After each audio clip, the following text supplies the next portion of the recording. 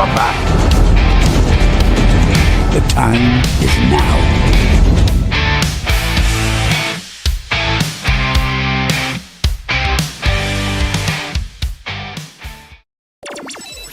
NUFC Talk Drive Time with Tim and Peter, the Toon Twins, weekly live on NUFC Talk Radio, the voice of the Toon Army.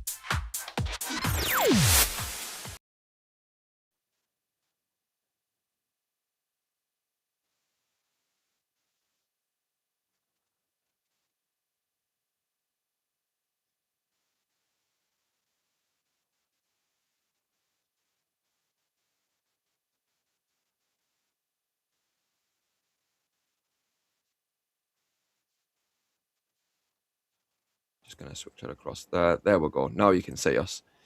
So before we get into the Chelsea match, let's kick it off at 12:30 UK time.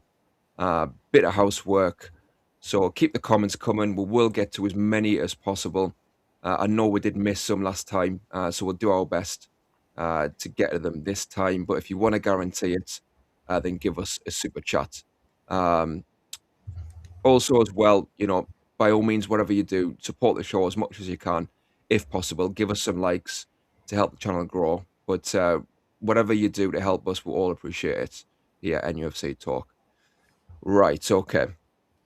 So, yeah, everything's all sorted. We had some technical hiccups last night, didn't we? That I wasn't totally privy to, but obviously I was on standby waiting for the show, and it never happened. And we've got on this morning. It's all sorted now, and yeah, obviously had to just catch up with a few things there that second there this morning, but we're on the screen. It's working fine, so let's crack on. Have a great show. Okay, how are you all doing? How are you doing, Peter? Doing good, mate. Yeah, nice one. How are you doing, Doctor? I'm doing very well, guys. Nice to be on the show. Thanks for inviting me. Excited about today. Yeah, definitely. Right, so before we talk about Newcastle, all things Toon, and the Chelsea game, I was going to ask you, Doctor, so a bit about yourself. So you mentioned before about your parents in Newcastle. What got you at Newcastle? Were you living in Newcastle earlier? Tell us your story of how you got into supporting the team. Sure, no worries, mate. So yeah, basically my dad's a doctor as well. So he was working at the Freeman Hospital. So I grew up in Newcastle. And I was saying earlier, I went to the Royal Grammar School in Jasmine. So basically this was in the 90s. So it was a time where obviously, we were playing quite well with Keegan. Yeah, so it's just kind of automatically drifted towards supporting Newcastle. Before that, when I was younger, I was lived in Burnley near Manchester. So I was kind of, as a youngster, just following football. Leeds was like the closest team that was, good. So I was just kind of, wasn't really a proper supporter, but just when I moved to Newcastle, as you guys know, because you're Geordies, everything is consumed around football. So I was living Jasmine, like literally 10 minutes from St. James's Park. Yeah, so that's where I caught the bug, and the rest is history, as they say. Yeah, nice one. Yeah. Good stuff. All right, so Chelsea then, it's different game to Fulham. I thought with the Fulham game, after the doom and gloom of the Derby game, it was nice just to see us get back to winning ways. And that was a painful game, obviously, last weekend. So, like I say, it was a nice tonic just to see the lads go out. And, it wasn't the most amazing game ever, but it was nice to see us get over the line and play some nice football. And yeah, I think we showed persistence in that game. Today is a different kettle of fish, potentially with Chelsea. But what are your thoughts, Doctor, on this game coming up? Yeah, I think obviously just touching on the Fulham game, it was a good result. I think the performance was okay. It was much better than obviously against Sunderland, but it's still a lot of room for improvement. I was happy that Wissa got minutes and we had slightly different play. He was on the last man and creating a bit more. Chelsea, I was just doing some research before I came on. So Chelsea are inconsistent as well. I think they're 6 points ahead of us. So it's really a crucial game if we want to stay in touch with the top 4 and 5, because if they beat us today, we're going to be 9 points behind Chelsea, which is not good. Chelsea, are very dangerous. So I think they won the last two games. They beat Everton and they beat Cardiff. For Cardiff, Maresca made quite a lot of changes, so he rotated the squad. So they're going to be fresh for today. And they have a lot of dangerous players. Obviously, you got Cole Palmer. He's coming into form. You've got Moses Caicedo, Enzo Fernandez. They've got strong defense. So yeah, it's going to be a tough challenge for us. Definitely. What do you think, Peter? He tends to rotate quite a lot, doesn't he? Yeah, Chelsea manager, just from what I can see from looking from the outside. So, like you say, Doc, they're probably going to be quite fresh coming into this game against Newcastle. It will be a challenge, like you say as well. It's a 6-pointer really. If teams want to get into that Champions League spot, then yeah, it's a big game. I thought earlier this week, I was questioning, can Eddie Howe motivate the players like he used to? And to be fair, I thought they stepped up against Fulham. And like you say, it was very kind of nitty gritty type match. It wasn't pretty all the time. But I thought they showed a lot of resolve to get that win. They could have, some teams might have kind of crumbled a little bit given what happened the previous match after Sunderland.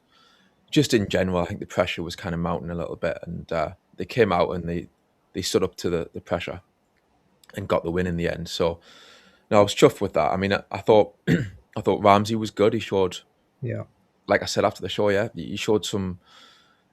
I like his tempo, and he's nippy when he gets the ball.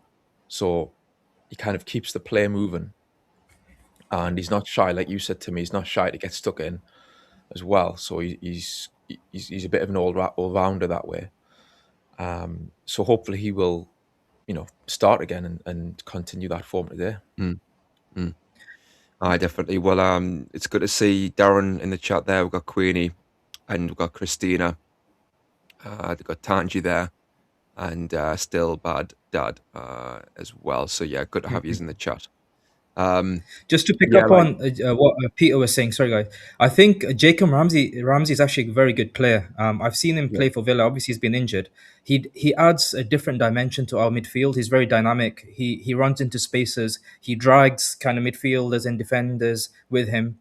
So I'm a bit disappointed he's not had more minutes because I think he has been fit. So I want him to, really now have a consistent run in the team because I think yeah. he can create a lot of chances for us. I'm with I you agree. like on that. Yeah, because I think with Ramsey, one of the things, maybe from Eddie Howe's point of view, is the physicality. So obviously we know Eddie Howe loves Joe Linton, partly because of the physicality that he brings. And I think for somebody to step into his place, they need to bring that as well. Again, in Eddie Howe's eyes. And what we saw against Fulham was that I think Ramsey can bring that, not to the same level potentially. Every player is different, but he was combative, like I said, Wednesday night. And if he can bring that side of his game to complement what you've just said there, Doc, Yeah. then I think there's no reason why he can't be regular on that left slot in the middle three. I'd have him in. I agree, and I think he should have had more game time by now. And I think once he gets more game time, you'll see that sharpness in the box itself, Yeah. which I think he can add to his game. And I think obviously we can add to our game where we get midfielders scoring goals. So Yeah. we'll have the nice kind of build-up play. We'll have the physical elements that he brings. But if he can bring some direct assists or direct goals, then that would top it off. And I think, to me, it's the way forward to give that a go. But it's going to be interesting today with regards to players because of the fact that some of these players who I think we would all agree we want to see in the side played against Fulham 3 days ago. So you've got the question mark about rotation, haven't you? And do you rotate? Do you bring in players who you don't necessarily want to see in the side at the moment? Or do you go with fitness? Or maybe the players against Fulham are still fit enough to play against Chelsea. I mean, one thing I'd just say on that as well is that Maresca, from what I can gather, he goes the other side of the barometer to Eddie Howe in that I think a lot of Chelsea fans think he rotates too much. Now, I was reading one Chelsea fan that was saying that against Cardiff in the League Cup, it was a brand new 11. And even though they won the game, it was a struggle, and the only one after they put on some subs, some first teamers, if you like. So yeah, it's interesting. We've got two sides meeting today. I think the managers seem polar opposites in that way. But yeah, coming on to the rest of the team, we've got Miley as well, who was a standout against Fulham, and I was, along with many others, scratching my head as to why he was playing right back. Um, but I said at the time, after post match, and I'll say it again, I'll give credit if it works out. And we've seen Caicedo for Chelsea themselves. We've seen Szoboszlai for Liverpool, centre midfielders who go across to right back, fill in that position. But during the game, they're flexible in that they can go into number 6. And I thought Miley obviously performed that role really well. Would you play him there again against Chelsea today? Go on, Doc. Yeah, so yeah, I agree with you. Miley played well, but the thing is, it was quite a weak Fulham team. So Mm, I'm not a big fan of playing players out of position. I think players need to be playing in their best positions, especially against quality opposition. So Chelsea, they've got a lot of attacking players, and I think defensively, Miley might struggle if he plays at right back. He's technically very gifted, but in these kind of positions, I was actually listening to a podcast with Ashley Cole. I don't know if you guys have seen it, the Gary Neville Carragher, a really good podcast. So he was talking about how much work he had as a youngster in playing on the left as a left back. So defensively, he's going to be suspect against quality opposition. So I mm. personally wouldn't play him. I'd play him in midfield, but I wouldn't play him at right back against strong teams. Who would you play?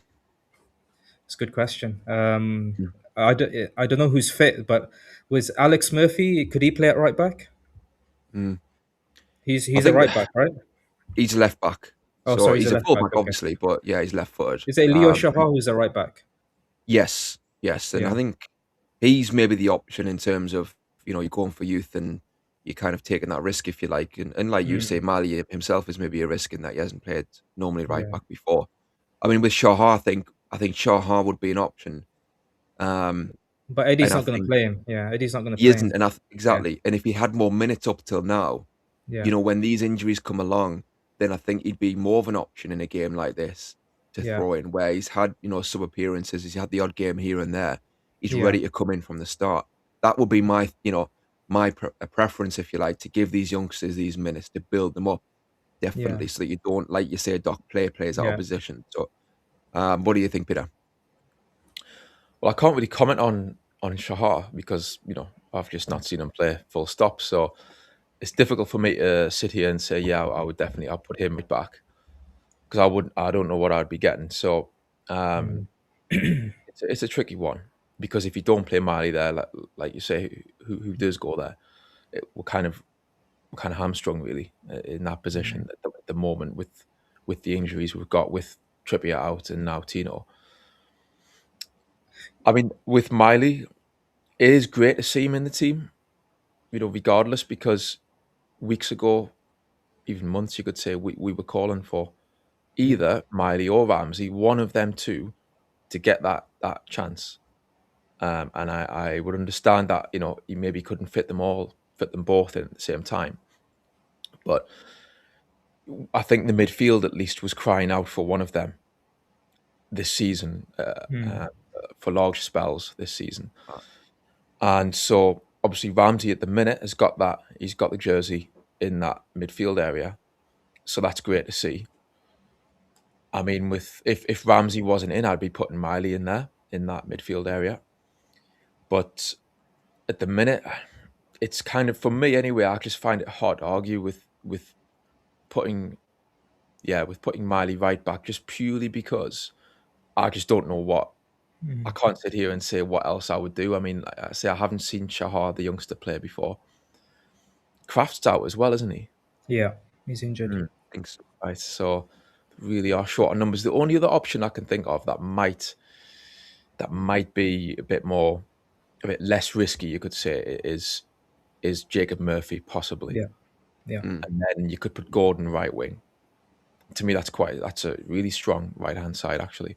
mm, So I would probably think about doing that maybe, but you're trying to balance it out. I mean, on one hand, some people might say, well, Miley played so well against Fulham in that position. What's the risk? He's sure he can do it, but like you said, Doc, obviously Chelsea is a different kettle of fish, so Yeah. it's a tricky one. Yeah. I think one of the criticisms I have of Eddie is he hasn't given youth a chance. Even I think Miley, he only came in because of injuries, right? I think Joe Linton was injured, and this is why like we had opportunities to blood in youngsters like Shahar and Murphy, so that we don't get into these situations. The other option is to go at three at the back and then play kind of wing backs. That's the other option. So you could play, so you don't need Miley at right back. Just play three at the back, and then five Yeah, in yeah. midfield and two up front. Aye. Yeah. I think either way, we've got a conundrum, haven't we? Because I think either way, we might have to take a hit in some way because you're not going to have the quality that you would normally have with Tino. You're not going to really have a right back who is who's kind of what you're going to get. Like you said, Doc, you could play wing backs, but again, you kind of take a hit in that we're not playing our favoured formation, our favourite style of play, if you like. I think with Shahar, I mean, I haven't seen him play it, but Eddie Howe himself has said he's been training with the first team in and out for the last year. So if he's been training with them, then obviously he's got something about him, So Yeah, that's why I think, certainly this season, like you say, Doc, I think give him the minutes so that when we have injuries, he's ready to fill in. yeah, I mean, Miley, obviously, I think Miley will be playing there, won't he? If he's been training, all week, yeah, he'll be there. And, like I say, either way we'll take a hit because it's not his position. But fingers crossed, if he can do a job and No. bring his own qualities, especially when we have the ball coming into midfield. I was going to say, like, sorry, just what I was going to say is basically that, when we've got the ball, at least you can say, look, okay, it's not an ideal scenario, but he himself brings a goal threat, Miley, in a different way to what Tino would or Kraft would, or It's true. I mean, fair enough, Trippier's got an eye for goal, but yeah, I mean, Miley really does have that instinct, I think, to get in the box and get on the end of things. So, if you turn it on its head and look at it the other way, it could be a positive if you want to kind of look at it like that. Defensively, yes, it's a big risk, no doubt, but hopefully it'll pay off offensively.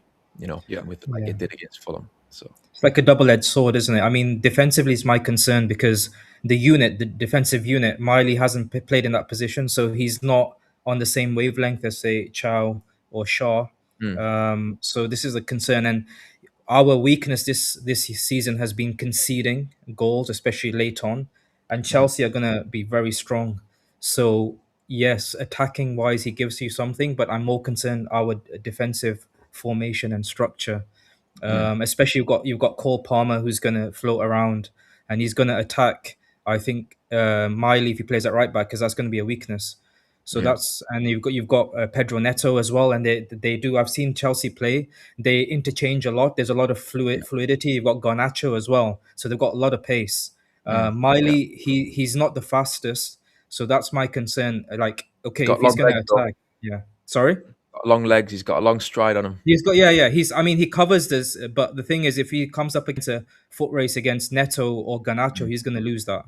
Yeah. Especially positionally if he's weak. So I think we really need to be careful.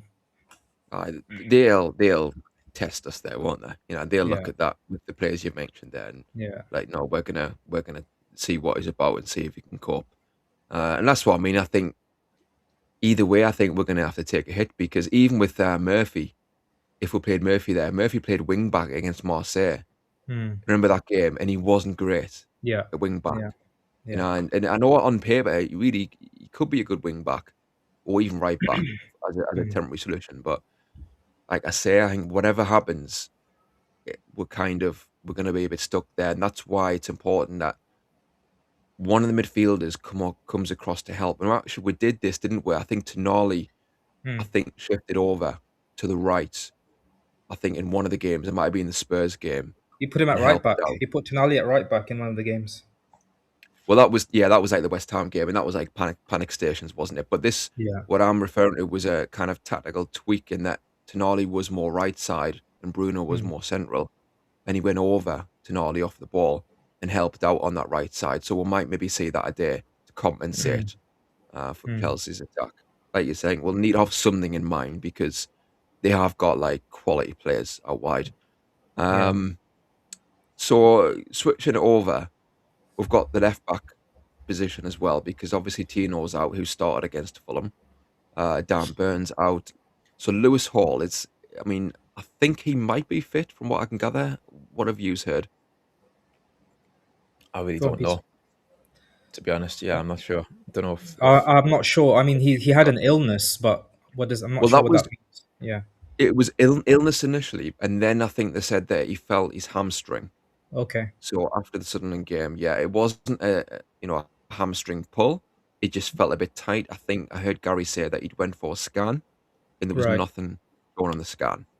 Mm. So, he feels something, but there's nothing showing. So maybe it was a bit of tightness, maybe a bit of cramp, who knows? So Mm. hopefully, fingers crossed that he's okay to play today. And he is Mm. actually okay. He doesn't start and then pulls up, after 30 Yeah. minutes. Yeah. So that'll be massive, like if he can fill in there and do totally. his stuff left back.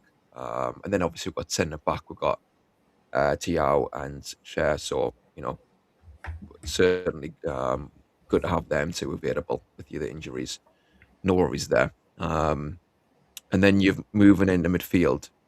So yeah, we're kind of coming back to what was said at the start with Ramsey. So we've got the midfield against Chelsea, and with Joe Linton, I think I don't know if he again is fit or not. Obviously, he wasn't playing against the Magnums, wasn't playing against Fulham, although he was on the bench, which tells me that Eddie Howe is itching maybe to get him on, and he's building up his fitness or carrying a knock that they think he can't play through, perhaps. But then you got Bruno. I thought Bruno was really good against Fulham, to be fair to him. And I've gave him stick this season. You know what I mean? I'll and again, I'll call it out if a player Yeah. isn't playing well. But I thought against Fulham, like you say, Peter, with the pressure on, I know it's Fulham, but he stepped up. And so certainly have Bruno in against Chelsea. Denali looked more like his old self when he came on. I thought he gave the ball away at times as well. But generally, I thought he had that bite to his game again. So I think you've got to play, like I said before, tactically as well. I think you've got to play Tonali against Chelsea today. So it's that left slot again, So with Ramsey playing those 90 minutes, I think it was 90 minutes. What would you do, Doc? Who would you have in that left slot? So I think people who've listened to me, I'm a big fan of Harvey Barnes and a nemesis of Anthony Gordon. Yeah, yeah. So Sorry, Doc, sorry, just the yeah. midfield three. So we'll come on to Oh, that. midfield three. Sorry. Okay. Yeah. Yeah. I mean, I think you got to go for your most technically gifted players, which are Bruno and Tonali. They have to play, in my opinion. I wouldn't play Joe Linton because Chelsea have a very fluid, dynamic midfield, and so I think Joe Linton will struggle in terms of again pace. So I would go for Jacob Ramsey, plus Tonali and Bruno. But I think you're right. I don't think Eddie's gonna play Ramsey. I think I've got a feeling he's gonna put Joe Linton in because he always puts Joe Mm, Linton in, especially against like top teams. yeah, yeah. Mm. What do you think, Peter? I've got that same midfield written down here, Doc. Yeah, I would Yeah, personally, I'd do the same. Bruno, Ramsey, Tonali. I yeah, think that three in the middle would be your best bet yeah, against Chelsea today. It's pretty strong midfield that, yeah, and yeah, I think maybe you could still argue defensively, and it's more about it's not necessarily about the personnel, but defensively, we know Eddie sort of like doesn't like to have a sitting number six, so that I think will always kind of leave us open a little bit. But yeah, I think Ramsey showed that he's more than capable of coming in and making an impact. yeah, And it's about time, really, that he was given a run in the yeah, team. yeah, Given the fact that he was signed for like nearly 50 million. So Yeah. yeah, him, Bruno, Tonali, that sounds good to me. Like, we'll see. Like you say, maybe he will bring in Joe Linton, and if he does, then J7's got to step up and prove us wrong. mm, But yeah. but we'll see. Yeah. What would you do, Well, Timmy? I think with Ramsey, like I mentioned earlier about fitness, he played 90 minutes against Fulham, the rotate, etc. But I think the fact that Ramsey hasn't played loads of football this season for me means that those 90 minutes under his belt really should give him sharpness Yeah. rather than tiredness Mhm. going into this. So I don't really see that as an excuse to not play him against Chelsea. And yeah, obviously, I think I'm on the same page. I think Joe Linton, like, the thing is that normally in days gone by, this is his perfect game. And these are the games you have him in where he is combative, he covers all the ground. Tactically, he can be switched on as well. He does what Eddie Howe wants him to do. Do you know what I mean? Whether it's filling in for the full back at times in Mm. terms of coming across, or moving up a left wing, even at times. He knows what Eddie Howe wants. And in these big games where you kind of shift things around a little bit and you have to cover so much ground to compensate, for the top teams, if you like, and also that physicality. Um, it is the game that he kind of thrives in. But I think with the context of the fact that he hasn't been great this season, he's been in and out, it's been stop-start form. And the Ramsey factor as well is you've got a player there who's sure he's physical, not obviously as physical, but he's sure he can put his foot and he can hold the ball, he can hold players off. We need that dynamic, I think, and we need to evolve as a team as well. And Joe Linton now is years older than what he was, so Yeah. it comes back to that evolution. So yeah, I would certainly have Ramsey in. He deserves his chance, you know what I mean? There's big move for him, and he hasn't had much of a look and had an injury at the start, and I think he needs that confidence, if you like, to have that run in the side. So that's certainly what I'll be doing as well. I'll just have a look at some of the comments here.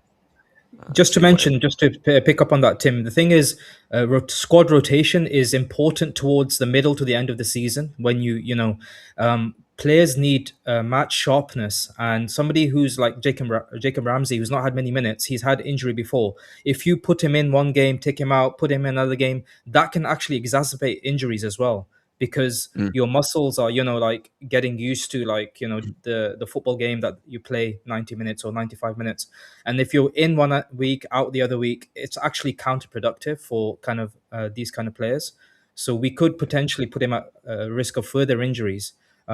yeah, And like, I think our criticism is that the kind of the in-game management and kind of team selection, you have to play Ramsey, in my opinion. J7, he adds dimension, but the thing is, he's, as you said, he's a lot older. He's got slower, and he's prone to giving yeah, the ball away. If you give the ball away in midfield against Chelsea, you're going to be struggling. yeah, yeah. That's it. I think as well on the ball, like, like you say, he can be clumsy. I mean, I think he has improved at times. Joe Linton. Again, I've been harsh on him over Mm, years gone by in terms of his technicality. I think in tight areas he has improved at times, but I think there's still a lot of moments where he gives the ball away yeah, sloppily, and he needs a few touches as well before he yeah, decides what he's going to do. yeah. Whereas Ramsey is sharper in that way. And yeah, Mm, in terms of like the rotation, um, maybe that's why Eddie Howe kind of, you know, plays these players, and that he maybe agrees in one way that he wants players to be playing all the time so that they have that sharpness, they don't get injured. But the flip side is that if players sit out, they don't get the chance and it goes yeah, stale. And like you say, they yeah, come in out the cold yeah, and they're going to be liable to get an injury, and then they come out and come in mm, again. It's like this stop-start nature. Like you yeah, say, if you're saying it contributes towards injury, then you've got to get that balance right. And I'll just refer before we move on to what I've said before about Rafa Benitez. And I quoted Benitez when we did the show about a month ago, and he got stick when he first went to Liverpool because he made sure that a lot of players got um, decent game time at the start of the season. So he yeah, rotated, but it wasn't kind of bringing in players from the cold. He rotated a lot, so he shared the minutes out. mm, So for the first sort of 3 or 4 months of the season, and it was later on in the season when he settled more on a mm, first 11 and rotated less. And what mm, that meant was that players had the sharpness and the freshness over other teams because the players who we'd settled on, they hadn't been worn out, but they were also sharp. They'd played a lot of minutes, but they'd been taken care of, if you like. You know what I mean? So they had that freshness going into the second half of the season. And Benitez's teams were notoriously strong second half of the season, and I mm, don't think that was a coincidence. So I think that's where you've got to be ruthless, and you've got to make sure that, yeah, like from Eddie Howe's point of view, you love J7, but you've got to give Miley's fair share of minutes. You've got to give Ramsey's fair share of minutes, so that whoever you settle on at the second half of the season, everyone is sharp and not coming in cold, like you say. Yeah, I'll just go through some of the comments here. So I'll just start a few. Bear with us. So Queenie says Miley lit up the pitch and his efforts paid off when he headed one in.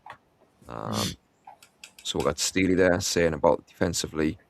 So yeah, Murphy. So Murphy can't defend at all, so not an option at right back. And yeah, I think it's either way, it's a risk, whatever you do, and certainly defensively, it's a risk with Murphy. I think sometimes he has switched off track and runs. Queenie says that I do want to see more of the youth squad used. They have to get the chances, otherwise, what is the point of a youth squad in the first place? Yeah, I totally agree. I think you've said that, Peter. Like, they're there for a reason. You know what I mean? Like, what's the point of them?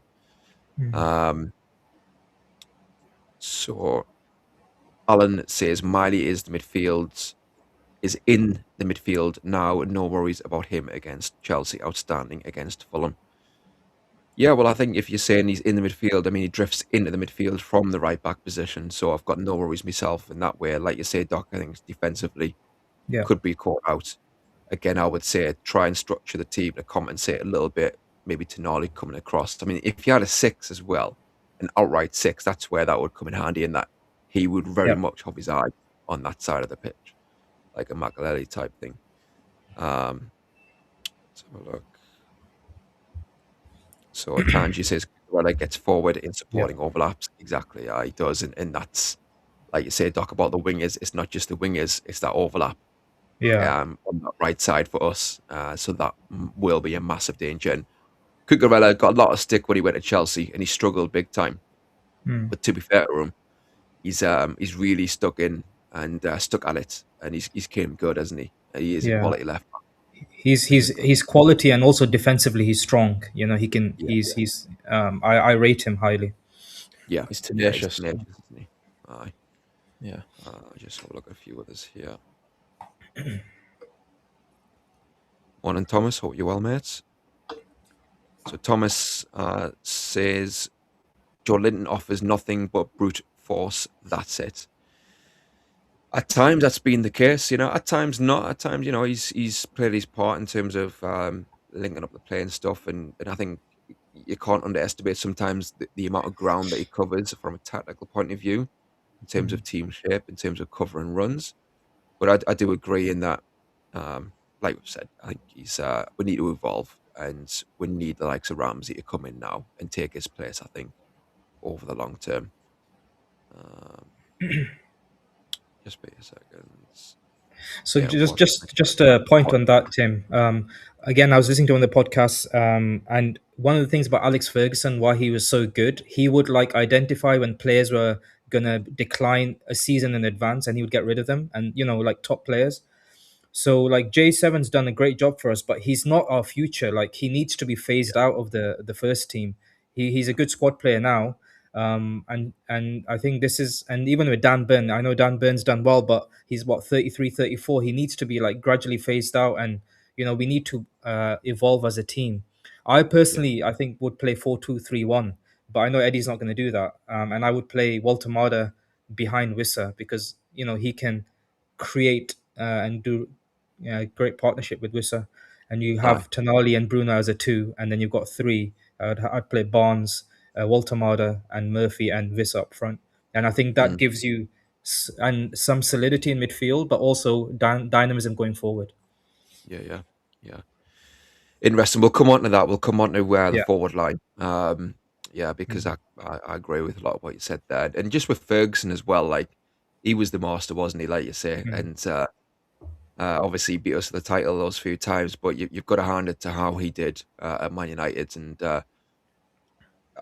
totally spot on, mate, in terms of, you know, that kind of having that foresight and being proactive in that, brilliant players, been superb for us, but you've got to just see what's down the track. And you know, Joe Linton, for example, I think he should be viewed as a squad player, like you say, in terms of great for certain games, but it Yeah, doesn't mean that he starts regardless who you're playing.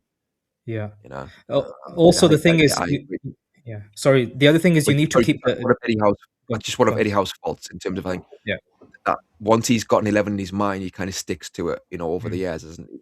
As yeah. opposed to picking a team as to who you're playing, who the opposition is. Yeah, Yeah, go on. yeah. Just to mention, I'm sorry, I've been watching a lot of football podcasts. So Scholes mentioned this, and also Nicky Butt, that one of the great things about Man United was that you were not guaranteed to play every game, and Mm, he mentioned that every season Ferguson would add like world class players into the squad, and that would freshen up the squad and push players to excel. So Nicky Butt said he wasn't a great player, but he said playing again with top players like Eric Cantona.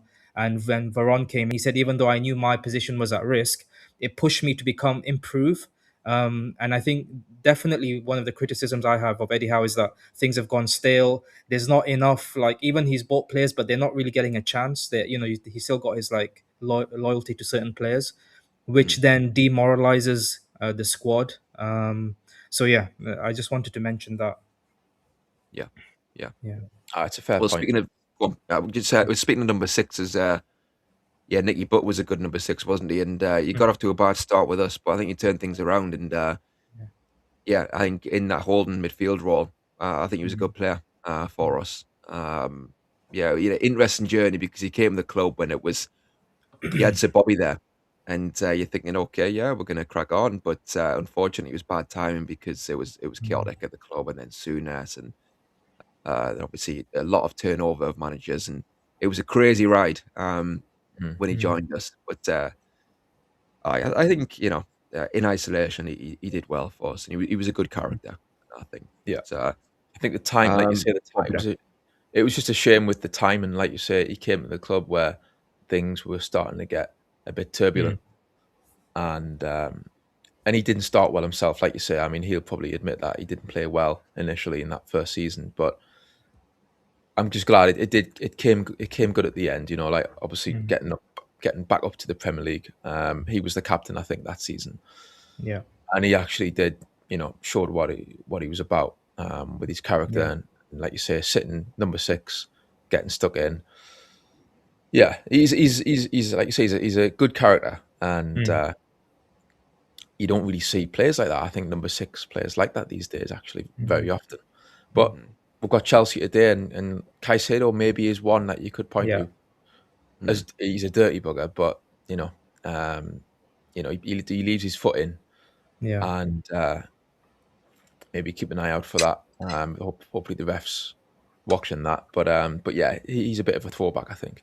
He's a sort of player I'd love to have in our team. Caicedo, yeah, he's quality player, quality Mm. player. Yeah, at risk of getting reds, but definitely he's technically very gifted. Positionally, he's very strong. Covers the back four very well. Mm. yeah, definitely. So speaking of being guaranteed a place, etc., we'll go over to the left side on the wing. So go on, Doctor. You were saying about Gordon v Barnes. Yeah. So this is I'm very passionate. I think I call him Anthony Frauden. I'm sorry, but uh, Mm. so you guys have seen the stat, right? Since January, he's had one goal Mm. assist and one non-penalty goal. I mean, Yeah, guys, think about that. That's almost I 12 know, months. And I know. and and how many minutes is he? It's just shocking. It's shocking. So he's very comfortable because he knows he's going to get picked. And the other thing is that he doesn't add to the team. It's very much about him as an individual. He's a quality player, but we have to think about the team. We don't need to think about Anthony Gordon's feelings. And for me, Barnes, if I'm Barnes, I'm banging down Eddie's door and saying, "What the hell's going on?" Like, look at Barnes' stats compared to Gordon's. And Barnes has got less minutes. He's probably the best finisher at the club. I think he's a brilliant finisher. He has his weaknesses, but as a team, he adds much more. And you have to play your best players. Like, if you keep dropping Barnes for Gordon, that's going to affect his confidence in the rest of the squad. And I think Barnes and Hall have a good connection. Barnes creates more for Walter Mardo when he's up there. So yeah, that's Yeah, my thoughts. I think Gordon needs to be, in my opinion, sold because I don't rate him. Um, Mm. he had one good season really, and then after he got a new contract, he's gone downhill. Mm. Yeah, aye. Go on, yeah. His Peter. head was turned. His head Mm, was turned by Liverpool, I think, and Yeah. For me, he's never really recovered from that. Yeah. Like you say with Barnes, you always, I always feel confident whenever Yeah. he's in on goal or he's kind of like cutting in or he's in the box. Yeah. I'm confident he's going to score, Yeah. and he's got that technical ability. Like you say, he's a team player. Yeah. He sets up goals. He's not just for himself. Um, and also, like I said on the show earlier this week, he had less starts last season than Gordon, yet he still ended up scoring more goals than Gordon. Mm. So that tells me, surely coming into this season, should he have not been the main man for that left-hand side from the Yeah. get-go? Yeah. Given the fact, like I say, last season ultimately his stats were better with less games. So Yeah. yeah, I would hang my hat on Barnes for that left slot, no doubt about that, and be interesting to see what he does today in that area. Mhm. I mean, even Mourinho commented. When he played Benfica, he praised Barnes. He said, "If you've got the quality of Barnes on the bench." So I mean, Mourinho obviously he's an elite manager or was an elite. If he can identify somebody with quality like Barnes, I don't get why he doesn't get an automatic selection on the left Yeah, yeah. side. And this loyalty for Strange, isn't Gordon, it? he's gonna die on that sword, on that hill, or on that sword, Eddie. Aye. Mm. Yeah, But the thing is that Eddie Howe signed Barnes as well. Do you know what I mean? It's like it's weird, but yeah, I think going back to Gordon at the start of the season in the summer, I remember watching the Black and White podcast that the Chronicle yeah, does, and they were talking about transfers, and I put a comment on then, and I said, for me, if we can get 70 million, I'd sell Gordon and use that mm, money elsewhere in the team. Get a new left winger, a young winger to compete with Barnes, and then use the rest of the money in other areas of the team. And yeah, the one of them came back. He read the comment out, and he kind of said he was like 70 million. He was like, I'd want a lot more than that. I was like, I wouldn't be doing that. And right now, you know what I mean? You You'd fast forward snap like someone's 4 months. hands off. Eh? You fast forward 4 months, 3 months. Exactly. You'd snap Yeah. someone's hands off for that mm, now, wouldn't you? 70 mm, million. So mm. like, um, not to say I'm here to say I told you so, but I've got to put that out there But guys, I because mean, do you remember we had the option to keep Anderson and Minte and sell Gordon when Liverpool were yeah, interested? We should have done. and I you mean, I do, know hindsight is 2020, but we should yeah, have done that. We should have done that. yeah, Look at what. you did have, Yeah, Yeah, I mean, if you think about Minte, you would probably take him over Gordon now, wouldn't you? yeah. I mean, he's doing So brilliant. Yeah, yeah, yeah, it's got it's more a tough about, one because, like you say, at the time, I'm not sure if I would have definitely done that. If you'd said to me then, yeah. True. you know, Yeah, sell. I remember at the time when Gordon was linked with Liverpool, and I was ticked off. I wasn't happy with that. mm, It mm, was kind of like it felt to me like, are we going backwards now? We're selling all the best players, but like you say, it's hindsight, and yeah, maybe it would have been ideal if Eddie had had that insight to have kind of that instinct to have seen that maybe Minte was the next in line for that yeah, for that kind of slot on the wing yeah, instead yeah, of Gordon. Because I would have definitely, if you ask me now today, I would take Minte over Gordon, no doubt yeah. about that. well, the thing is, The other. obviously, Yeah, yeah, obviously you could have played Barnes. You could have just said, Barnes, you're my exactly. man. Yeah, Minde's coming in on the right hand side, and that's our wings kind of sorted. Don't get us wrong, you yeah, would still sign some other players, especially younger mm, players, to compete. But yeah. it goes back to the Ferguson thing you mentioned. Yes. Like, yeah, Gordon's had a brilliant season, but what's his ceiling? You know, do I think he Yeah, can kick on more? And we've got a lot of money on the table here potentially. I've already got Harvey Barnes. Like you say, I've got Minter for one side. yeah, Um, maybe it might be ruthless, but I might actually go for that. I mean, I will obviously, I do have. I'm not going to go all in on that summer, in that I do understand that Gordon had a brilliant season, and mm, like you say, when the whole thing happened, when the move was linked, every Newcastle fan I read was kind of kicking off at the prospect. mm, So I mm. understand, but I think it's definitely this summer gone was the one where, for me, you've seen enough then to put your foot down and tout them around, if you like, and try and Yeah. get money. But So, yeah, what were you going to say, Doctor? yeah, sorry guys. It's a rant about Anthony Gordon. The other thing that really annoys me is why is he taking penalties? Uh, You've got Nick Waltemada. He's your center forward. He needs to be taking the penalties. If he'd been taking penalties, he would be on more than 10 goals right now. That boosts his confidence, and that just really, I don't know if you guys agree or not, it really annoys me that he's given Yeah. preference over Big Nick. I mean, we've watched the games, haven't we, Peter? And when it's a penalty, I'm like, oh, why isn't Voldemort taking them? And like, don't get us wrong, I admire a player who kind of has the bottle, if you like, to say, no, I want to take the penalty. I want to do it. I admire that in a sense, but on the other hand, one of the Geordie journos described Anthony Gordon after one of the games a few weeks ago where he had a stinker. He Mm, kind of used the word pretentious, and I think that's quite accurate in that. I think there's a bit of a main character syndrome, if you like, going on maybe yeah, with yeah, Anthony Gordon, yeah, and again, it's a double-edged sword in that I admire the having the cojones in one way to step up, but like you say, you got Voldemort there, and context in that the goals would do his confidence good. He's yeah, a new player, yeah, and clearly he's got the technicality as well to play to take a penalty because a lot of it, I think, for penalties comes down to technique. yeah, And you need to have your technique spot on. And for me, Anthony Gordon, he's practicing and training, perhaps okay, fair enough, but he's not the most technical player. And I think the one against Spurs, if Vicario just goes the right way, it's a mm, simple save.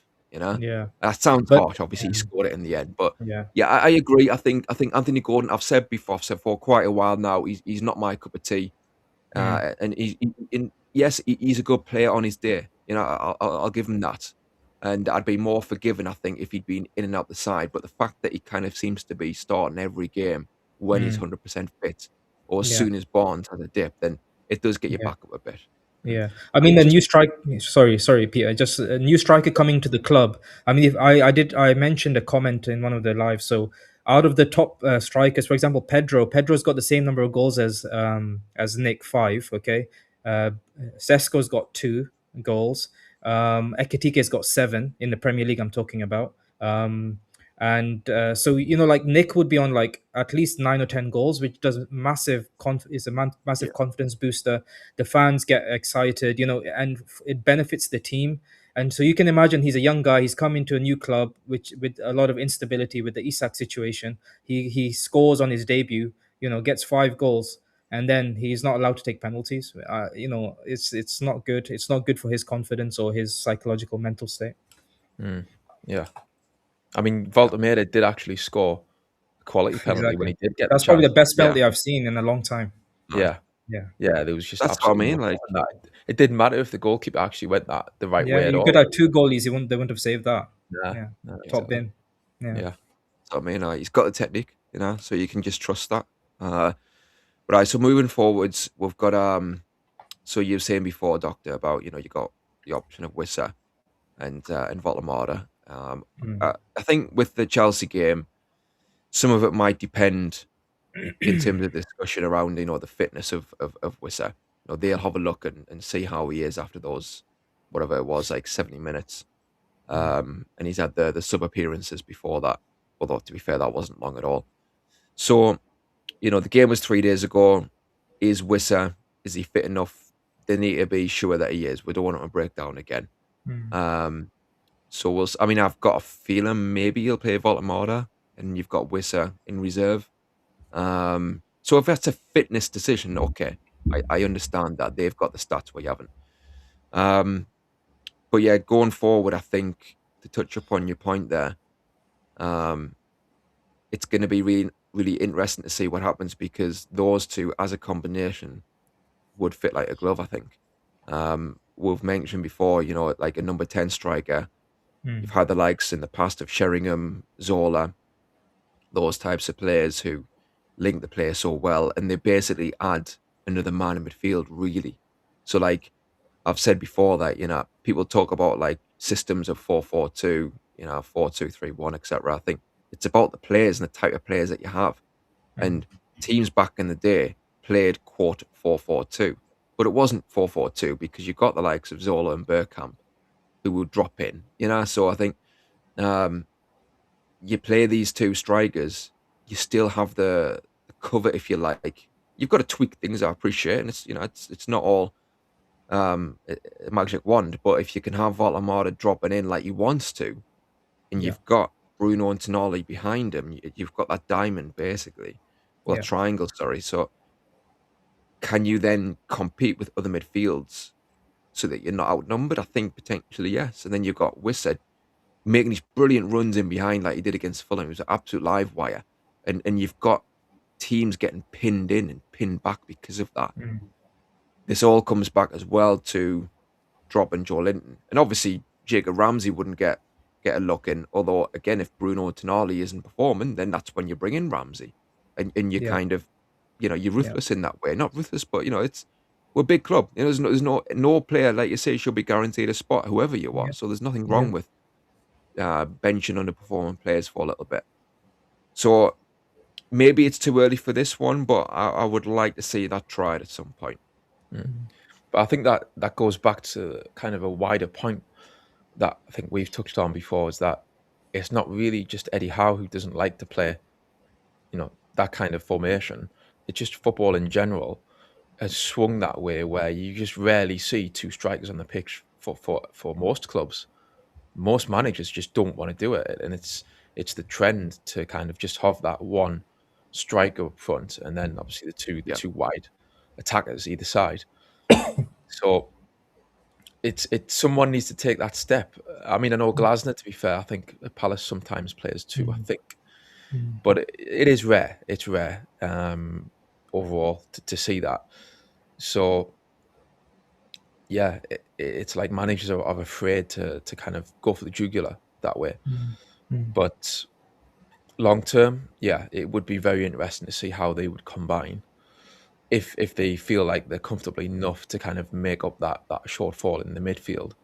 It's like you said, I agree. I think it's something that surely has to be tried at some point. And we act as if like it's a disaster or the world's going to end if we don't have the three in midfield. I think, like I say, a lot of clubs act this way. It's kind of like really sort of what's the word, but kind of reserved way of thinking that you have to have the midfield packed in that middle area. But we've watched football long enough. 4-4-2 was like you say the go-to for many years. That seemed to work out fine for a lot of teams back then. So, and also you've mentioned it already. If it's 4-4-2, if it is someone like a Voltameda or back in the day Sheringham, Bergkamp, they drop deep, they link with the midfield. It's not just two strikers standing up front, on their own. If one's on the shoulder, the other one will come short. Yeah. So yeah, but what I would say about today as well, though, is if he's not going to do, play the two, and I don't think he will. I don't think he'll do that yet. Then personally, I'd like to see Wissa start again. They, like you say, they've got the minutes, they've got the fitness stats. So I'm not privy to that. If there's an issue with doing that, fair enough. With regards to fitness, but if he is fit enough, I would like to see him continue in the team. He'll be sharp after getting that goal against Fulham, and he's got the momentum. And like I said, after the match, he stretches the defense, stretches the opposition with those runs, playing on the shoulder. It's just a different dynamic than what you get with Voltameda. And don't get us wrong, I love Big Nick, but there's times when, because he's an unusual sort of player in how he's built with his height, and sometimes he can look a bit kind of like clumsy, if you like. I mean, don't get us wrong, his technique is brilliant at times, when he can just like play the ball out wide first time. He's got that touch, but there's other times I think when if the ball's bouncing and with his height, he's kind of like trying to get a hold of it. The players are around him. Players can get tight on him. He's not going to spin in behind. So I think at the minute, Wissa is more of a threat, and I would like to see him start it there, but we'll see. Yeah. Just to pick up on that point. So the thing is, like, Voltamada, he's not like an out-and-out striker, in my opinion. So you're not really playing 4-4-2. He's very technically gifted. So if he drops into midfield, he's able to retain the ball. And then you've got the strength of Wissa, like, stretching the defense. So if you think about being a centre-back, you're not sure whether to go with Voltamada or stay back to watch Wissa running in behind you. Yeah. So you're kind of like that corridor of uncertainty, which then is brilliant for us to exploit that. So if Yeah. you know that's my opinion. So yeah, it's not like you've got I don't know, Les Ferdinand and Shearer up front. Like Ferdinand didn't really drop in. So Walter Marder has a strength. He's able to receive the ball, and then you've got Wissa behind, making a run. He can feed him in. I think as well, I agree. And also with teams playing, the two centre backs, like you say, Yeah, it'll confuse them because they yeah, won't be used to that. Like how many teams exactly. now, even some teams, if they're playing three centre halves, they'll get even more confused because Yeah, the way the game develops, they'll think, well, have you got him or shall I go and mark him or who's exactly. got who? And Yeah, it'll leave gaps yeah, because just opposition teams now, defenses are just so used to exactly. week in, week out in the Premier League in general, just coming up against that one sole One striker. And striker. I think Yeah, it will score them a little bit to yeah. see the two playing there. Thinking outside of the box, also you could potentially put Wissa on the left. So he has played on the left for Yeah, Brentford and also internationally. Put Wissa on the left, put Walter Marder up front, and then put Murphy on the right, and that could work as well. So Wissa cutting in, he scored a hatful of goals even from that position. that's true. Yeah. No, Yeah, that could that that difficult to mark as I've got a feeling that'll be the first way that he'll fit them both in will be The that. issue is he's not going to drop Gordon. Well, that's well. it. Then it comes back Yeah, to that left wing slot, and you yeah, think, well, hang on a minute. Actually, we've got Gordon there, and he loves Barnes. Gordon. So Yeah, yeah, Mm. true. Well, I think with Volamada, like what you're saying there about being, you know, at the tip of a yeah, triangle. Imagine Volamada linking with Bruno and Tonali. yeah, The yeah, technical ability that those three have in terms of keeping the ball, in yeah, terms of not being outnumbered in midfield. Well, how and not kind of getting bossed in midfield? How do you not get bossed? You keep the ball. yeah.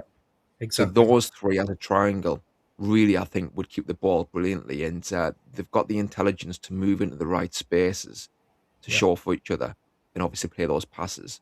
So, like, honestly, I really would like to see that at some point. Mm. Um, but yeah, obviously, I don't think Eddie Howe's going to do it anytime soon. And I think I've said before, it'd be nice for one of the journalists. I know he was asked kind of a little bit Mm. in some way in the last presser, where I think Yeah. the question was around, would you see those two playing together? But I would like to see it be a bit more to the point in that you would, Challenge him a bit more. Yeah. Mm. yeah, just say to Eddie Howe, look, um, would Voltamada be a great number 10, Mm. um, and a great kind of link with midfield so that you would accommodate both players but not get outnumbered in midfield? Yeah. Because that's the big issue, whether you Yeah. get outnumbered in midfield. That's the big thing. And Mm. if you of the two isolated, then obviously you can lose control of the game. Yeah. But I think if that's put to them, that yeah, actually you're not going to lose control potentially. Again, I know It's there's all two. about retaining possession, Yeah, isn't it? retaining Like if you possession. look at Yeah, City, how they play. City play by Pep's philosophy is if you keep the ball, the opposition can't score. So yeah, yeah, this pressing game, I think we need to get away from that. We haven't got technically the players to play that game. And if you look at the mm, top teams, none of the top teams really play this pressing high press. They do at certain times. They go in like phases, but it's not the only thing that they do. yeah, Mm. yeah. I think. Well, I mean, I agree. I think like with regards to like the pressing thing. I mean, I've called for Iriola and Hmm. said I'm a big fan of his. And Yeah. to be fair, he does play pressing. But the one thing I'd say about him is that he does have a holding midfielder. Um, in Hmm. terms of defensively looking out for that. And I don't know how much Bournemouth mix it up in that, they might rein things in, like you say, keep the ball for a bit and then do the press. I haven't obviously Hmm. seen them enough to give a judgment to that detail. But I think there's a time and a place, and I think you've got to recognize when you're doing it. And if it's not working, it's about adjusting, you know? Exactly. Exactly. Um, and yeah, I'm going to go to some of the comments here because I've starred quite a few there. So I want to just just go while sort of, you're looking there, yeah. to me, I just want to say as well about Wissa, and you called it when we watched the game. He seemed to anticipate the goalkeeper doing what he'd done when Hmm. he palmed the ball out, the Fulham keeper, that is. Hmm. He anticipated that before it even happened. And I think that kind of striker's instinct is what we've kind of missed in the 6 yard box, at least, that kind of fox in the box kind of thing, where I think Wissa just gobbled up that chance. And Hmm. I think some strikers will be on the heels a little bit in that situation, but he was, you know, Yeah. he's got that instinct to be at the right place at the right time. So that was brilliant to see. Totally. So I've got Thomas there saying on his day was like a year ago, Tim. So I referenced Anthony Gordon. And yeah, like I mean, you don't need to encourage me, you know what I mean, to criticize Gordon. Like I say, he's not my cup of tea. I would say he did play well against Benfica. He played well against Burnley, and he had some good moments. Obviously, set up the goal against Bayer Leverkusen. It's all the B's, isn't it? We need to play him against a team starting with B. But I think in those instances, it's like he's doing well in those times, but I think you still kind of have him on the bench as an impact player, and maybe over time he'll kind of refocus himself to do more over a longer period because it fits and starts. That was my point. And then when he gets a run in the side, it just fades away. And like you say, Doc, he knows subconsciously that he's guaranteed a place. Basically, Yeah. if he doesn't know that and he's on the bench, even if he's put in some good moments, it's a different dynamic. Then that's my point. So yeah, somebody else. So Gavin Fuller says Gordon stat padding. He doesn't deserve pens. I think Gordon doesn't want Nick to make the Rats look bad. Now, there's a theory. Trying to look Isaac up that guy. So he's secret mates with. He's wanting to join Isaac, isn't he? Liverpool secret mates with him on the blower.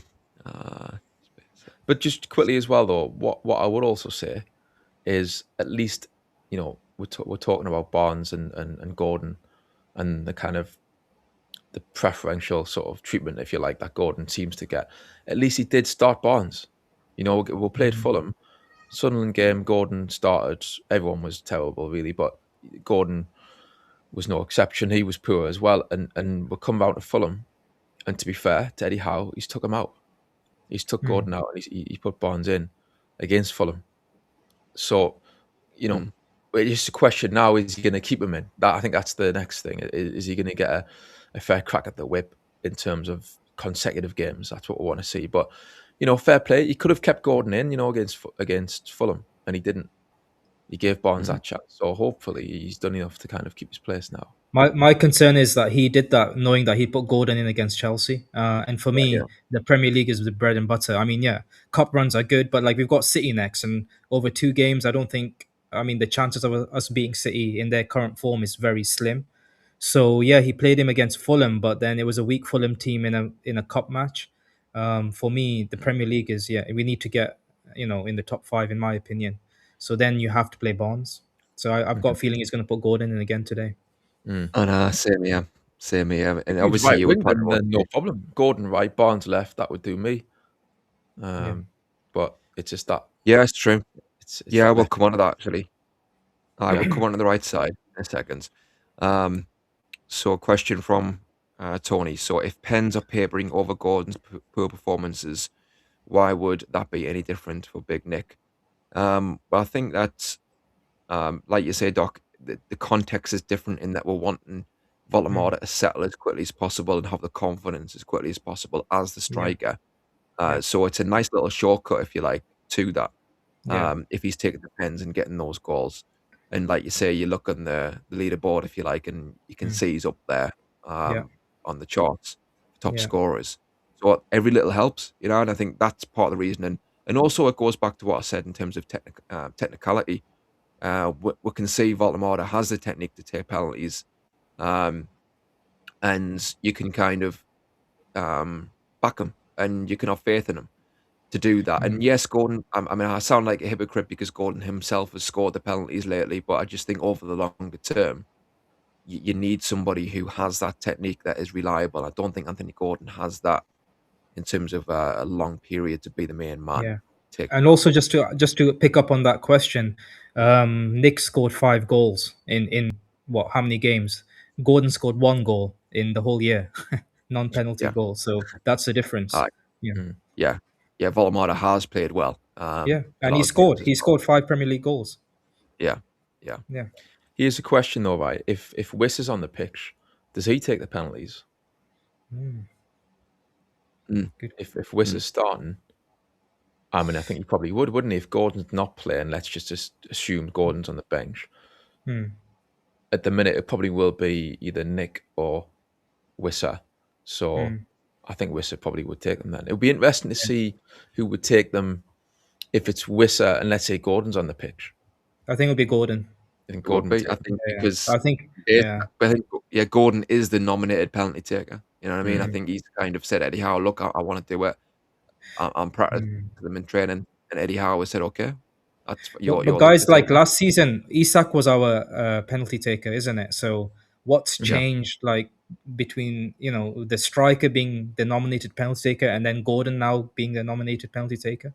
So I think somebody Well, should ask that they would question to. say because he's good at them because he Yeah, scores. but yeah, But the thing is, Yeah. right, I'm going to go back to what you mentioned, Doc, in terms of Nicky Butt and Paul Scholes' podcast, because I was listening to some of that, and yes, top on one of podcast. Yeah. them, it's brilliant. Mm. On one of them, they were talking about penalties, and they were talking about how Paul Scholes didn't take penalties. Yeah, And yeah, Nicky Butt was saying that the reason for that, in his opinion, is because Paul Scholes was an instinctive player and an yeah, instinctive striker of the ball. Mm. And when you've got time with a penalty, with Mm. that run up, Mm. it's going to be going against the grain in terms of that type of player. Whereas somebody who's a thinker and somebody like Voldemort, who is happy in them kind of slow moments, if you like, to outfox the keeper, again, I think is why he's the perfect man to take the penalties. And yeah, Gordon is an instinctive player that he yeah. acts on those moments as opposed to measured finishes. And that's I, why I think at yeah. some point you might catch up. The other thing is also, like, I wouldn't have an issue if Gordon's performing and contributing and creating goals and like playing well. But if you have an underperforming player, which everybody can see, and then he's been given the option to score a penalty, people become cynical. You know what I mean? Yeah. This is the issue. If he's playing well, then I have no issue him taking penalties. But another question for you guys: which other team has a nominated penalty taker that's not their centre forward? Well, City did have that. What was in the Community Shield? Who was I've forgotten But who it was. Haaland takes all their penalties. Yeah, He didn't in the Community Shield. maybe. Yeah, I don't know. Was he He playing? missed it as well, ironically, or didn't at all, actually. Aye. Or what? I- Sorry, it wasn't Community Shield. It was FA Cup final Aye. Mm, against Palace. Remember they got the penalty and they missed. yeah, but that's a one-off, though, isn't it? Like I'm saying consistently. Genuinely, it's a Haaland striker, was isn't it? on I the mean, pitch. thing is though, I like think I think they've changed that up because Haaland was on the pitch, and there was a lot of question marks at the time. Like, hang on, Yeah. why did Haaland Why is take he it? not taking the penalty? Yeah. Yeah, he clearly wasn't the kind of maybe Well, designated taker, but that probably I think like you say, Doc, that's changed now. He seems to take them Yeah, now. and also I think Yeah. Pep's a thinker, so I can't remember, but maybe Haaland wasn't performing that well in that game, so he's like, okay, let me put him on his toes and give it to somebody else. You know what I mean? It's not like he's always like pushing players. I think. Well, to be Yeah. fair, the Yam Yam there has said about Bruno Fernandes, and he takes them for Man United. But he misses a lot as well. Yeah, he Yeah. does. Yeah. Yeah. Well, I think it comes. I mean, yes, it's strikers a lot of the time, but I think it comes back to the type of player that you have. For example, like, well, actually, I'm going to go back to the podcast again because they mentioned about Andy Cole. I don't think Andy Yeah. Cole took any penalties, None. even Yeah. though he's a brilliant striker. Again, it's about that instinct. He was an instinctive striker. Mhm. So I think it's about the type of player. So Nobby Solano, for example, I would have no qualms at all of Nobby Solano being the penalty taker. Back in the day. Obviously, Shearer. Well, Shearer didn't need Solano, but Yeah.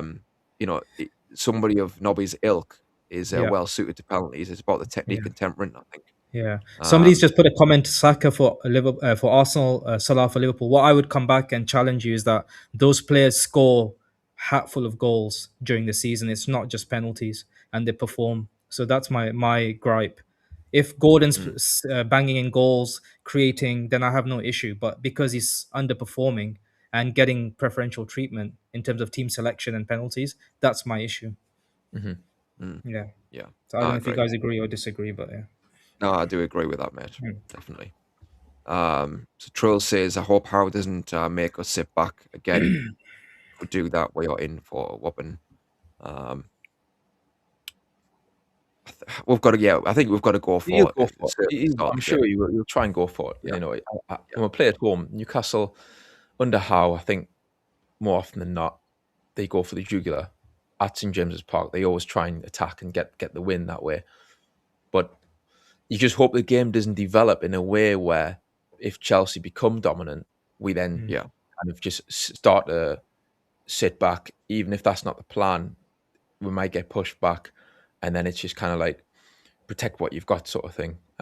They might, sit back too much, and that's what you don't want. So we'll see. It's up to us to assert ourselves and kind of try and dominate the ball enough that doesn't happen. That's it. Like, it's how the game pans out, and not to accept sitting so deep and inviting them on. So Gavin Fuller says Eddie is missing a massive trick not playing to Wissett and Volamada together. He said yesterday the strikers could get isolated, but let me just put that back on. But Nick drops deep. Our striker is isolated, playing 4-3-3 with no number 10. Yep, obviously we've covered that earlier. Exactly what we said. Volamada, Yeah. yeah, exactly. He'd drop in and give you that midfield support, but also you got Vissa there with the link as well with Volamada. So I think it's set up nicely if we had them together. We'll see. Wazza says are we expecting Chelsea to concede yellows, reds, and pens today? Hopefully. I mean, like we've mentioned earlier, Caicedo is a quality player, but he's certainly got a red card in him. So yeah, maybe wind him up. A few comments here and there. And obviously, you got Bruno against Enzo Fernandez, Brazil against Argentina. So I think that could get a bit spiky today. Yeah, a bit So tasty. Yeah. Bruno's got to keep his head, but yeah. So Thomas says 100% Peter. I'd start Wissett without a doubt. I think he gave us that dynamic, and I think if his fitness is permitting, then I would like to see him today. So Wazza says, actually, does Wissett not have a claim for pens? Yeah, we've covered that there. Yeah, I think he does. Certainly over Gordon anyway. But it'd be interesting to see with Brentford how many he took for them. I'll just go further down. Yeah. So I've started one earlier. Where is it? Yeah. I'll just check to see if there's maybe any team news. Yeah, go on. I think the team news will be a quarter past, so yeah, it's a minute away.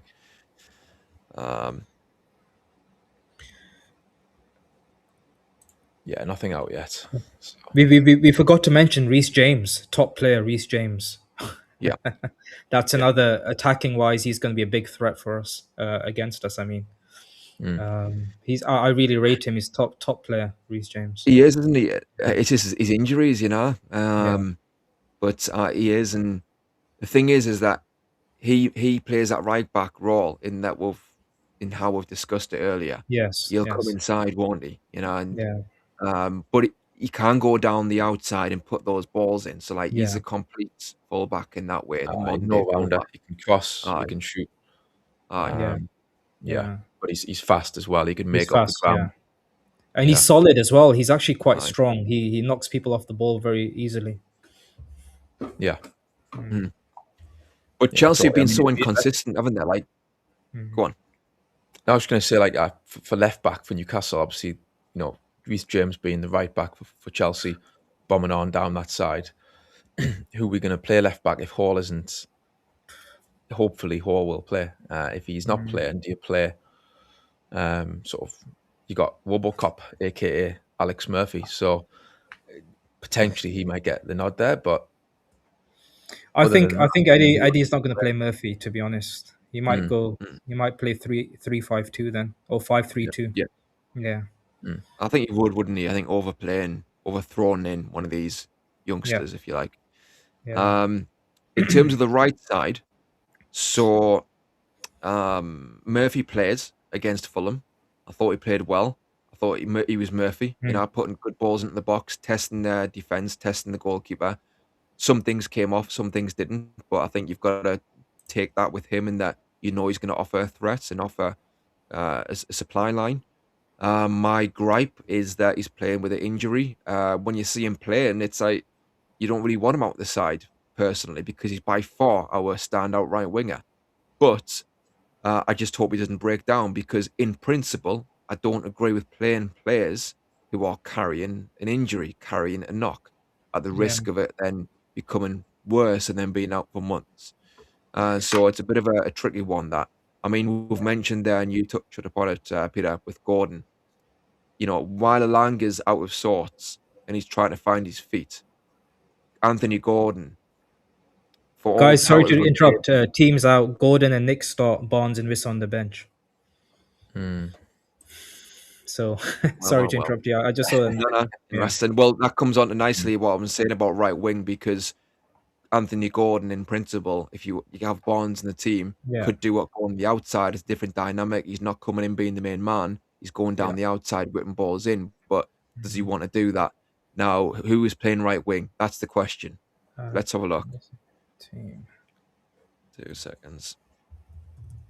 Have Hopefully you got it's a team not there, Elanga. Doc? No, I just saw the notes. I'm getting. I saw a comment. Let me just check. Okay.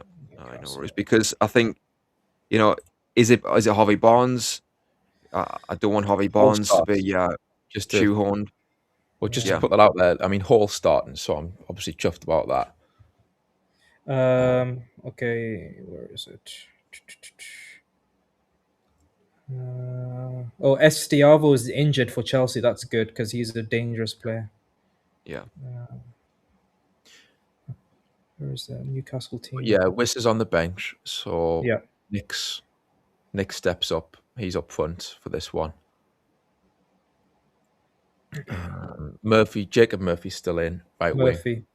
Yeah, There you go. Okay. There you go. So there's the answer. So So Miley's playing right back. yeah. So you got Lewis Tall left back, Miley right back, Tiao chair centre backs, Gordon left, Murphy right, and is Joe Linton in? No. no, Joe's, so Ramsey. Ramsey. Yeah, Jacob Ramsey's playing excellent. Good. Yeah. Good. that's Yeah. brilliant. Yeah, So Ramsey, Tonali, and Bruno. Yeah. And sorry, who's up front? Walter Marder, Nick. Yeah. Volamar. Okay. Yeah. I don't think he was going to play Wissa because of the injury. I think he's going to Yeah. bring him on 20, 30 minutes to go, most likely. Yeah. Uh-huh. And I reluctantly understand, because you don't want Wissa to break down after the amount of time we waited for him to come back. Yeah. So fitness wise, I've kind of pleaded for caution with the likes of Tino. So I can't really kind of say the opposite with Wissa as much as I want him Yeah. to start. So if they think that he could break down, sort of thing, then okay. But he's Yeah. going to be a good weapon to come on, certainly, to then pin Chelsea back. Obviously, we discussed at the start of the show about Anthony Gordon. Who would we play left wing? For me, Barnes would be left wing. He played well against Fulham. He should be sharp. I know you want to rotate. You don't want players to burn out, but I think Barnes should have been okay to start the game. It's not as if he's played every game this season. So yeah, once again, I think Anthony Gordon gets the nod, and it is frustrating. And we'll see what he does. He might have a good game, but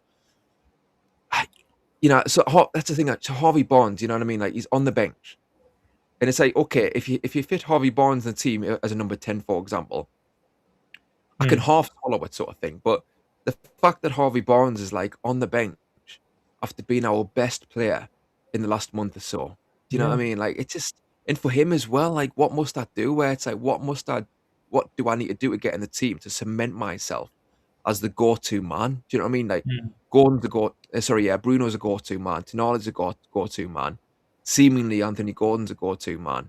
So why are these players of that category and Harvey Barnes isn't? Harvey Barnes has done enough to be in that category. It is frustrating, like, yeah. Yeah. I mean, yeah, if I'm Harvey Barnes, I'm asking to leave, to be honest with you.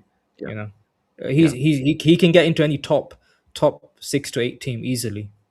I agree, mate. I agree. Yeah. Like, and he's not, everyone's cup of tea, and I know he's got sort of some weaknesses, and I know, like, Wynn's mentioned about he goes out of games, and Gary's mentioned that as well as to how he's kind of not always in the game and doesn't assert himself maybe as much as he can. But I understand that, and I agree. But I think he would offer, any team that quality that he has in terms of the final third, in terms of those crosses and finishes, and he's done it all his career. Have you seen, even when he was playing for Leicester, he was a brilliant finisher. You know.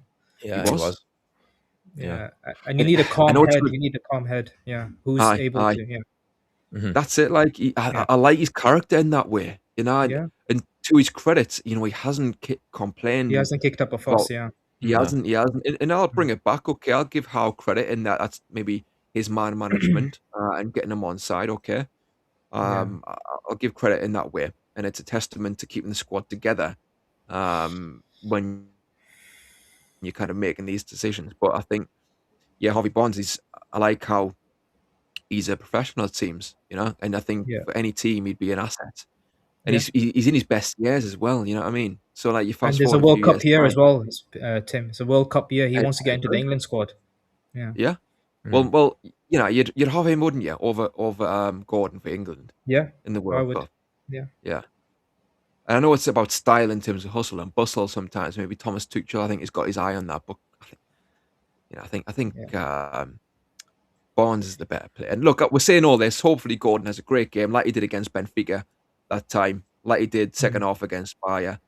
I hope that happens. But I just think long term it is frustrating, like obviously with Mm. Barnes, because you want your best players to be in the groove and to feel wanted. You know. Yeah. Exactly. Uh, Yeah. It's psychological. Yeah. aye, Mhm. aye. Mm. So I mean, Christina said there, talking to Gary, saying I was just thinking the exact same thing. If we play both of them, as in Wissa and Voltamata, we have nobody on the bench. Even though I'd love to play them both, if not for that. So, like, yeah, that is one of the sticking points. Ideally, Asula will be fit, and even though Asula isn't necessarily proven, he's an option. Whereas right now, you'd have no strike on the bench if you played We've both got Sean Neve Voltamata. on the bench. Why does he not give Sean Neve a chance? He's not going to do any worse than we have been doing. He's playing Gordon up front in certain matches, but should give a youngster a chance. Mm, You yeah, I know? mean, you could even put Barnes up front as well. Yeah, he could put Barnes up But front. Yeah. Yeah. yeah, yeah, if you want to bring off a striker, if you're playing Put them him as a both, false nine. Put him as a false yeah, nine. Yeah. yeah, aye, exactly. no, This that's is it. this is my criticism. He doesn't like. He's very rigid. He doesn't want to think outside of the box or change. Um. So anyway. I mean, the thing is that the rest of the lineup is spot on. That's what I think. That's kind of the frustrating thing in one way is that we've said the midfield, we've called for those three to start, and he's done that. To be Mm. fair, so like Mm. Ramsey, Tonali, and Yeah. Bruno, I think that's really strong Strong. Yeah. central midfield, and I'm Mm, glad that he's kept Ramsey in. So Yeah. that should hopefully help kind of dominate the middle of the park against Chelsea, and Mm. like I say, dominate the ball enough to try and control the game as much as possible. Yeah, so I mean, I was thinking he might have kept Willock in and reverted, put Ramsey back on the bench, but no, he's kept him in, so that's good. Hopefully, Mm. he will again show what he's got. Like we've said before, I think he's got a lot to offer, Ramsey, and he Yeah. deserves the chance to to kind of show that in a not just in flashes, but in a run in the team. aye, So fingers crossed that pays off today, yeah, and then hopefully Tonali is going to be back to his usual self. Because if he is, like I said, those three could really dominate that midfield. Mm. mm, true.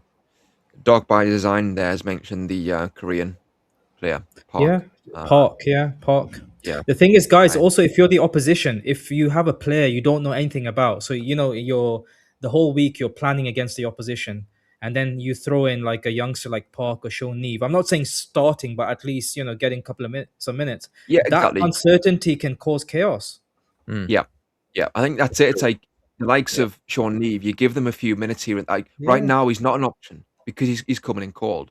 But if the start of the season he's had a yeah, few minutes here and there, then you get acclimatized to match day. You get acclimatized to the big stage, and then when you're actually given the nod, it's not as much of a leap. So I think I agree, Doc. Like mm, utilizing the under 21 players in that manner, in terms mm, of these minutes here and there, it helps you when you get these injuries to then throw one of them in one of the games. yeah, Um, before we hand over in 5 minutes, I'm going to switch it up a bit. So obviously we discussed the Chelsea game. Fingers crossed we'll win, but we will. I think it's going to be tough. I think it's a tough one. I think Chelsea are really up and down, but on their day, I think the players that they have, I mm. think can hurt you. And I'm not sure we'll win today, to be honest with you. Um, before I'm going to ask you a question. Before I do that, what's your prediction for the score? Go on, Peter. I'm going to say 2-1. Newcastle. Yeah, I'm always a bit nervy before the match, regardless who we're playing. But the nerves kick in. But at the same time, I like to be positive, and I like to try and back the lads to do the job. So I'm sending those positive vibes out there. I'll say 2-1 Newcastle. For me, I'm a realist. My heart say obviously I always want Newcastle to win, but I think thinking logically, the strengths and weaknesses of each team, the form. Yes, Chelsea are inconsistent. I think we might lose 2-1 or 3-1. Mm. I think Cole Palmer's gonna be man of the match today. I just got a feeling he's gonna run the show. Mm. Yeah, I mean, I Unfortunately, do kind of. Yeah, he'll be someone that is going to do damage. I think you're right on that. Yeah. Cole Palmer. Yeah, he's. I do feel the worst. Aye, I mean, maybe a 1-1 draw, but I've got reservations about today. Put it that way. Now, Doc. Yeah. So taking things back a bit, okay. There might be an obvious answer, but I want to ask you, what's your most memorable moment as a Newcastle fan? Very easy for me. Tino Aspria's hat trick against Barcelona. That's my favorite moment Nice. as a Newcastle fan. Nice. That 2-0 down, and then Tino scores a hat trick, Aye. and the whole stadium singing Tino. That's my favorite moment. Aye. Yeah. Yeah, watched I on don't TV. think that one. Doc. It was epic. Were you there for that match? No, I wasn't there. I was actually like in the city centre, and I could hear the singing. Yeah. I mean, I wasn't there myself, but Yeah. obviously I watched it on TV, and even if you watch it back now, the atmosphere just sounds unreal. And it was an unreal Barcelona team as well. It wasn't like a weak Barca team. No, exactly. They had all the stars. Luis Figo, Enrique, Rivaldo, Yeah. Sergio. Yeah. You got Was Sergio got Ronaldinho skimmed, didn't he? playing? By Yeah.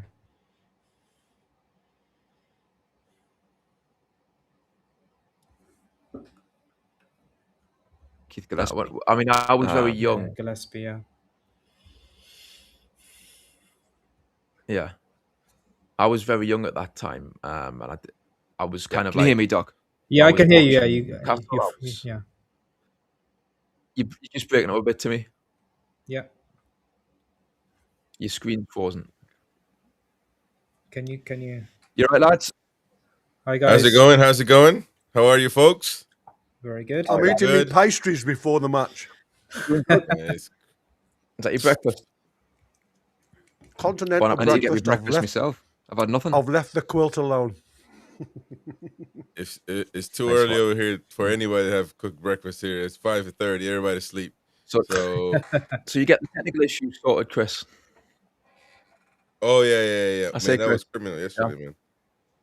That was, I don't know. It wasn't our fault. It was the softwares, and they fixed it. So, but they fixed it a little too late. Yeah. So, but we're back at it. So yeah, that was good. Nice one. Yeah. Before you go on, Chris, thanks, Doc, for coming on today. Really enjoyed it, mate. Nice one. Yeah. Thanks, Yeah, guys. Loved it. good- Loved good it. stuff, it was really man. good. Good show, good build up, to say the Indeed. least. So, thank you very much, folks. And did you guys mention your predictions? I think Doc said. Did Yeah. all of you do that? Yeah. Yeah. I'll It's say a bit 1-1. difficult. Yeah. That was my prediction actually. I say 1-1. we lose 2-1. Yeah. I fear a lot. What? but- There was one on the bright, one on the fence, and one on the dark side. Look there. There you go, man. See now, speak now, and hear now. That's it, like. Happy birthday, Fabian Schär, by the way. It seems like it's his Yeah, birthday. indeed. 34. So there you go, man. Oh, if only I was. Still a ban. Absolutely. Still not rare, but football is aging like dog years, so 34 is quite a bit. He's at old this enough point to in be time. Wynn's grandson. He's win in football years, man. He's win. But yeah, there you go. Thank you, lads. Appreciate it for doing the build up, Cheers, and away the lads. Hopefully we win. Who knows? Aye. Come on! We usually beat Chelsea anyway at home anyway, so Yeah. I wouldn't see it past them to do that. Chris, I'm gutted Anthony Foden's playing instead of Barnes. Gordon. Oh yeah. Yeah. It's that's a weird one. Poor Yeah. Harry Barnes. That's all Yeah. we can Poor say. Harvey Poor Barnes. Harry Barnes. I know. Wicked. I know. But he's just not. He's just not Eddie Howe's favorite, and that's just plain and simple. There's Right. no way. There's no way around it. It's obvious now. Yeah. Yeah. I think he sees him on a much higher kind of level than what we see him. Like, for Yeah. example, when you had the Snake, up front last season, he was guaranteed to start pretty much because he was that good. Yeah. Bruno, more or less, obviously, there's times maybe you need to take him out, but Yeah. in general, you want him in. I think he sees Gordon as that kind of player on Yeah. that level of those players, whereas we don't see it that way. I don't think he's as good as those players. What I'm confused about is we've got like data guys, we've got head of data analytics. So the management team get fed the data for each player. I mean, like we said, Gordon scored one goal, non-penalty goal since January, one assist. You can't justify it, can you? Yeah, how can you justify that? It doesn't make sense. Yep. Thank you, Warwick Queenie, for gifting 5 memberships. It's going to Jillian. It's going to Two Coin a Phrase, Giniesta as well, Nick 83, and Benny Bennington. So thank you very much, Queen. Appreciate you very much. Thank you for that. Can I just add a penny's worth while you've done that, just to the response that the lads have just questioned there about Harvey Barnes. Just want to take you back to a couple of days, Wednesday, if I may. Both of the players come on, Ilanga and Gordon. Did you see any change in the team Not when a they entered positive the change. field of play? We got worse. So there you go then. So why bring them on off the bench if they're not going to improve the team? So you want players that can come off the bench and start. The last thing you want is 2 players coming into a game that are void of confidence. So you may as well start one and have one. To be fair, he's been an absolute blinder and been a superb player coming off the bench. That's still no excuse not to start him. For me, he should have started. But I think when you're coaching a team, you need effective players, teams that can affect the game. That's what it's all about. It's not about picking a favourite all the time. It's about if I continue to bring on players that have no effect in this game, then I might as well only have one sub. I get that, honestly, just before you go, Chris, I get that, right? And I understand in general, right? If it had been more of a rotation over the years with Gordon and Barnes, then yes, it's like, you know what, I'm going to throw a curveball, if you want to call it that. And Barnes, you're on reserve to be my weapon off the bench. I understand that. It's just that what I would throw back at you is that Anthony Gordon did play well off the bench against Spurs that time when he came on. He did. And it looked like he had something to prove. So I would maybe lean in towards that and say to Gordon, prove us wrong when you come on. I need you to be fired up that way. That's the kind of my thinking in terms of this game. But I know there's a pace element as well, but yeah. Yeah, it's the metrics, isn't it? You've got to look at, like I say, game changers. And like I say, when you look at the amount of times that Anthony Gordon has come into the game and changed the game, it's minimal. Ilanga's totally void of confidence at the moment, so you can't rely on Ilanga to even start the game. We've tried that. He's such a bitty type of player at the moment. Whether he can make and achieve what Newcastle want from him, I'm not sure. But for me, when you look at it, the only way you mix a team up to get 100% is to fire one up from the start, to give him that kick up the backside to say, I'm going to put you in, but trust me, if it don't happen, there's a guy on the bench here that's willing to take your place. Yeah, but the thing about that is, man, that you can't say that. You can't say that to Gordon because Gordon knows he'll start anyway. So that guy on the bench stuff ain't gonna work with him because he's always gonna play no matter what. But like I say, I think sometimes you've got to step away from he's a number 1, he's a number 2, he's a number 10. I mean, you guys were. It's like I said, you were talking about Voltemade just not being a number 10, and then you're willing to throw Sean Neve on there and Harvey Barnes up there, who obviously in between them, Neve has still got a lot of growing to do at that level. And I think you're going to see, as we've seen in snippets when he's been in the games, he's not strong enough yet. And now Sean Neve is playing in the number 10 role in the academy. So, like I said, sometimes as much as you can throw something out there, it sounds good on paper.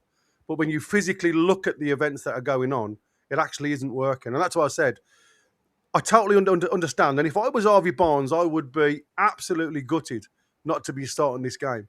Because as you've all said, what do you have to do to get into this squad on a regular basis? Because to me, he's probably been one of our outstanding players this year. Yes. The answer at this point is nothing. There's nothing Harvey Barnes can do anymore. He And that's needs to leave. He needs to leave to progress his career. well, listen, I wouldn't put it past him that he's gonna be like, look, man, I'm not starting here. So if I go to Man City, for example, if I go to Chelsea, You can where you understand. would say why he doesn't start, it's much more difficult to start. Well, it's Yeah. much more difficult to start here, and you're killing it. So might as well go to Yeah. a place where I might win a championship being on the bench. Yeah. You know, that's the And that's mentality. the trouble, isn't it? Yeah, that's the Yeah. problem. You don't mind if you've got players around you that are absolutely skinning it. Exactly. When you've got players that just aren't performing, you start saying, "Well, hold on, you know." And that's the trouble. And I also understand like where Eddie Howe's coming from, because he still have to have players coming off the bench that can affect games. Now, if we're looking at Gordon being a confidence player, sitting on the bench isn't going to do his confidence any good. So, what type of effect are you going to get from Gordon when you really need him if you're chasing the game? So, like I think said, you're stuck between a rock and a hard place, aren't you? Sometimes. Aye, true. It's true. It's a fair point. I think, in a way, though, that's where I would just bite the bullet and say, look, if Bonds is kind of like more often than not going to be the main man, and if Gordon kind of doesn't want to, if he's ineffective that way, coming off the bench, or if he even kicks off, if he throws his toys out the pram, whatever, then like Timmy said earlier this week, then you've got your answer. Then he's not. You then move him on, and you bring someone else in who wants to kind of dovetail with Bonds. Gordon on the bench is a. I'm not saying that I would even entertain the thought of managing a player or beating around the bush with a player like this, but Anthony Gordon eventually will be a ticking time if he doesn't get started. And and by the way, by all means, if that's the case, then he needs to go. It needs to be. I'd be looking for options to sell him anyway, regardless. Yep. So, but he's a ticking time. With the Toon New situation, to be fair, I buy it, but I also don't buy it because, look, man, he's a spare tire. How many times really do you need a spare tire when you drive? You might need it once, but do you need a spare tire for the spare tire type of thing? What are the odds that one will get hurt, Guatemala or Wissa, and then you got to use Sean Neve? Maybe there are there, but it's about that risk. Is it really waiting for having Wissa or Guatemala on the bench? When are they really going to be hurt for me to be able to need a level of quality on the bench? You're kind of like waiting for a disaster to happen, which I'm not saying that it shouldn't, but like I think that's where I think that's where reward. Sula comes in. If Asula was fit, you've got more leeway then. I'm not saying Asula is like the answer in terms of being a star player for us, but he's an option that could come off the bench and has came off the bench and been effective at times this season. So I think if he gets his fitness, then you've got more leeway, I think, to be starting Wissa and Voltamata. I know there's talk of Asula being sold. So if he is sold, then we need somebody else to come in to fill that void. And then, like I say, you can have the two up front. But realistically, guys, he's not going to play both up front. Even if both are fully fit, this is the issue. He's so set in his ways. He's rigid. He's not going to play both of them, in my opinion. Well, I think what you have got though, you have got something in your armory to throw in there if you're chasing the game, and I think that's sometimes you don't want to show all your cards as a coach in the same pack. A lot of teams now set up with this 4-2-3-1. Newcastle, they know are going to come at you with a 4-3-3. But if you've got somebody like Voltamada who can just come off the bench and go and sit in the hollow and play alongside Wissa, you can change it up a little bit because he can be that advanced midfielder if you want him to play there. I think the problem is with Newcastle, like I say, we are one striker short of seeing that on a regular basis. When I say like a striker short, I don't want to see Sean Neve being on the bench as a possible, Asula on the bench as being a possible, because you can't ask these boys to play 3 games a week without really testing them, as in physically testing them. So you need replacements in the 2 areas that you're going to be trying to dominate in the park. So you need a decent striker on the bench and you need a decent number 10 on the bench because you can't rely on that unless you're willing to change the system halfway through a game. And we've seen how poor Newcastle respond to that. Gary, I don't know if you were listening earlier. What I mentioned was 4-2-3-1, and you allow Walter Marder to float in that 10 position. If you're centre backs, you're not sure whether to follow Wissa running in behind you or to drop in and follow Walter Marder into midfield. So that confusion will create a lot of opportunities for us. Absolutely. I mean, like I said, I think the problem is Walter Marder. He's such a good hybrid. You know, he's neither one or the other, but he's an excellent both, if you like, or certainly one that you can stand in there and you know he's going to do a job for you. So that's what I'm saying. But who do you bring in if you get a change? If you're going to build up a system now of playing a 4-2-3-1, which we all know is against Eddie Howe's philosophy by the looks of it, if you now start to bring that into form, which the academy has, so will it integrate into the first team coming very soon? Now we've got Walter Marder? Possibly. But what we also need to go and do now is dip into the market and get replacements for these two people that play in these really high-profile roles. If you look at the likes of, you said Cole Palmer, very good player who can isolate teams in that 10 slot. These players that can play that role really well are very few and far between. Yeah. The other thing is, Gary, you could also, if you look at Arsenal, he plays Marino up front as like a false nine. So you do have the option of putting, like, for example, Barnes in that kind of position. If there's an injury to Walter Marder or Wissa, it's kind of like thinking outside of the box a little bit. I mean, Marino's been cooking it for Arsenal. Yeah, but you've also got to have the delivery. And I think that's the other thing that you guys are missing out on. It's not the person who's up front. If you've got players on the wing or literally from midfield that can throw the ball into the right spaces, then trust me, Doc, even you can score goals. Well, no, that is true. That's why I argue Walter Marder. But the thing about false nine with Harvey Barnes is Harvey Barnes will create his own opportunities as far as he's not. Exactly. Without the matter of fact, he probably doesn't need Murphy Crossan. Actually, he needs the ball brought outside of it. So it's a very good thing. But I think one of the twins wanted to say something. Sorry, I just on today. I mean, with regards to Wissa, obviously we're not privy to the fitness kind of data that they've got. So I don't know what the issue is there. Maybe there's something there that kind of tells them the need to hold back a bit on today. But like you say, Gary, hopefully he can do some damage coming off the bench. I think that's a pretty good sub to have. It's an excellent sub to have. Yeah, nice weapon to bring on if we need. And he's a different weapon, and I think that's something else. You've got to understand that Walter Marder's great at that close control. He has to bring 2 or 3 players to him, and like I say, for me, having Ramsey there now, that'll get closer to Walter Marder in that middle of the park. I think. That's the problem for me. I think what we've seen with Walter Marder at the moment, with him coming a little bit deeper, we've got nobody that sits on a shoulder going through the middle up top. So there's no out ball. And once you've got 2 or 3 players then moving deep, and what Walter Marder's movements does, it actually brings players closer in. So it squashes that midfield. So we've got no out ball. And I think the beauty of having Ramsey there now with Walter Marder, one, I'm hoping it doesn't... And not stops Walter Marder playing his natural game, because we don't want to do that.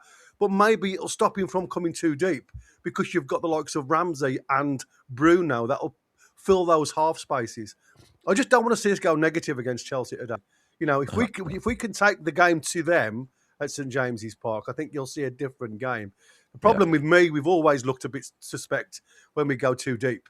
And unfortunately, I think the way these guys are going to set up today, Estevo's not playing, which is a godsend for Newcastle, I think, today. Because I think he would have shown us a different light. It's nice to see Lewis Hall back in the team, because he offers something different down the left-hand side. And again, I think you're talking about relationships, aren't we? Hall and Gordon bombing down that left-hand side. I think that gives us a different outlook, a different animal. We've got to have a little bit more protection on the right-hand side for Lewis Miley, who, again, I think will give us something different than the likes of Tino does. He's got more control. He has a better cross on him. So what you get from the right-hand side is good crossing ability. What you get from the left-hand side is good legs. So you've got areas, and I think Reece James will come and play alongside Casado in the 6th slot, because that's where he's been playing recently. And you'll be up against Garnacho. Fofana. Yeah. No, it'll be up against Yeah. Fofana as their right Fofana, back, I think it is. Yeah. So like I say, you've got to, and again, what you have to do is isolate their weaker areas. Cucurella's just come back from suspension on the right hand side, so with Murphy, we know he hasn't got the legs to beat Cucurella, but with Miley and Murphy both being able to pass a ball a bit deeper from areas, I think you won't need to take them on and beat them down the line. I think you'll utilise the ball from a deeper area into the box. You've just got to have players to aim at. The Chris? fact that yes, Chris, got a text, big capital letters from Win. Queenie, here we go. Queenie 5 members. We We've done it. acknowledge it. Of course, we did. Yeah, we did do it. Yeah. No. Thank you very much, Queenie. Of course, earlier on that was massive, helping us out. So appreciate that very much once again.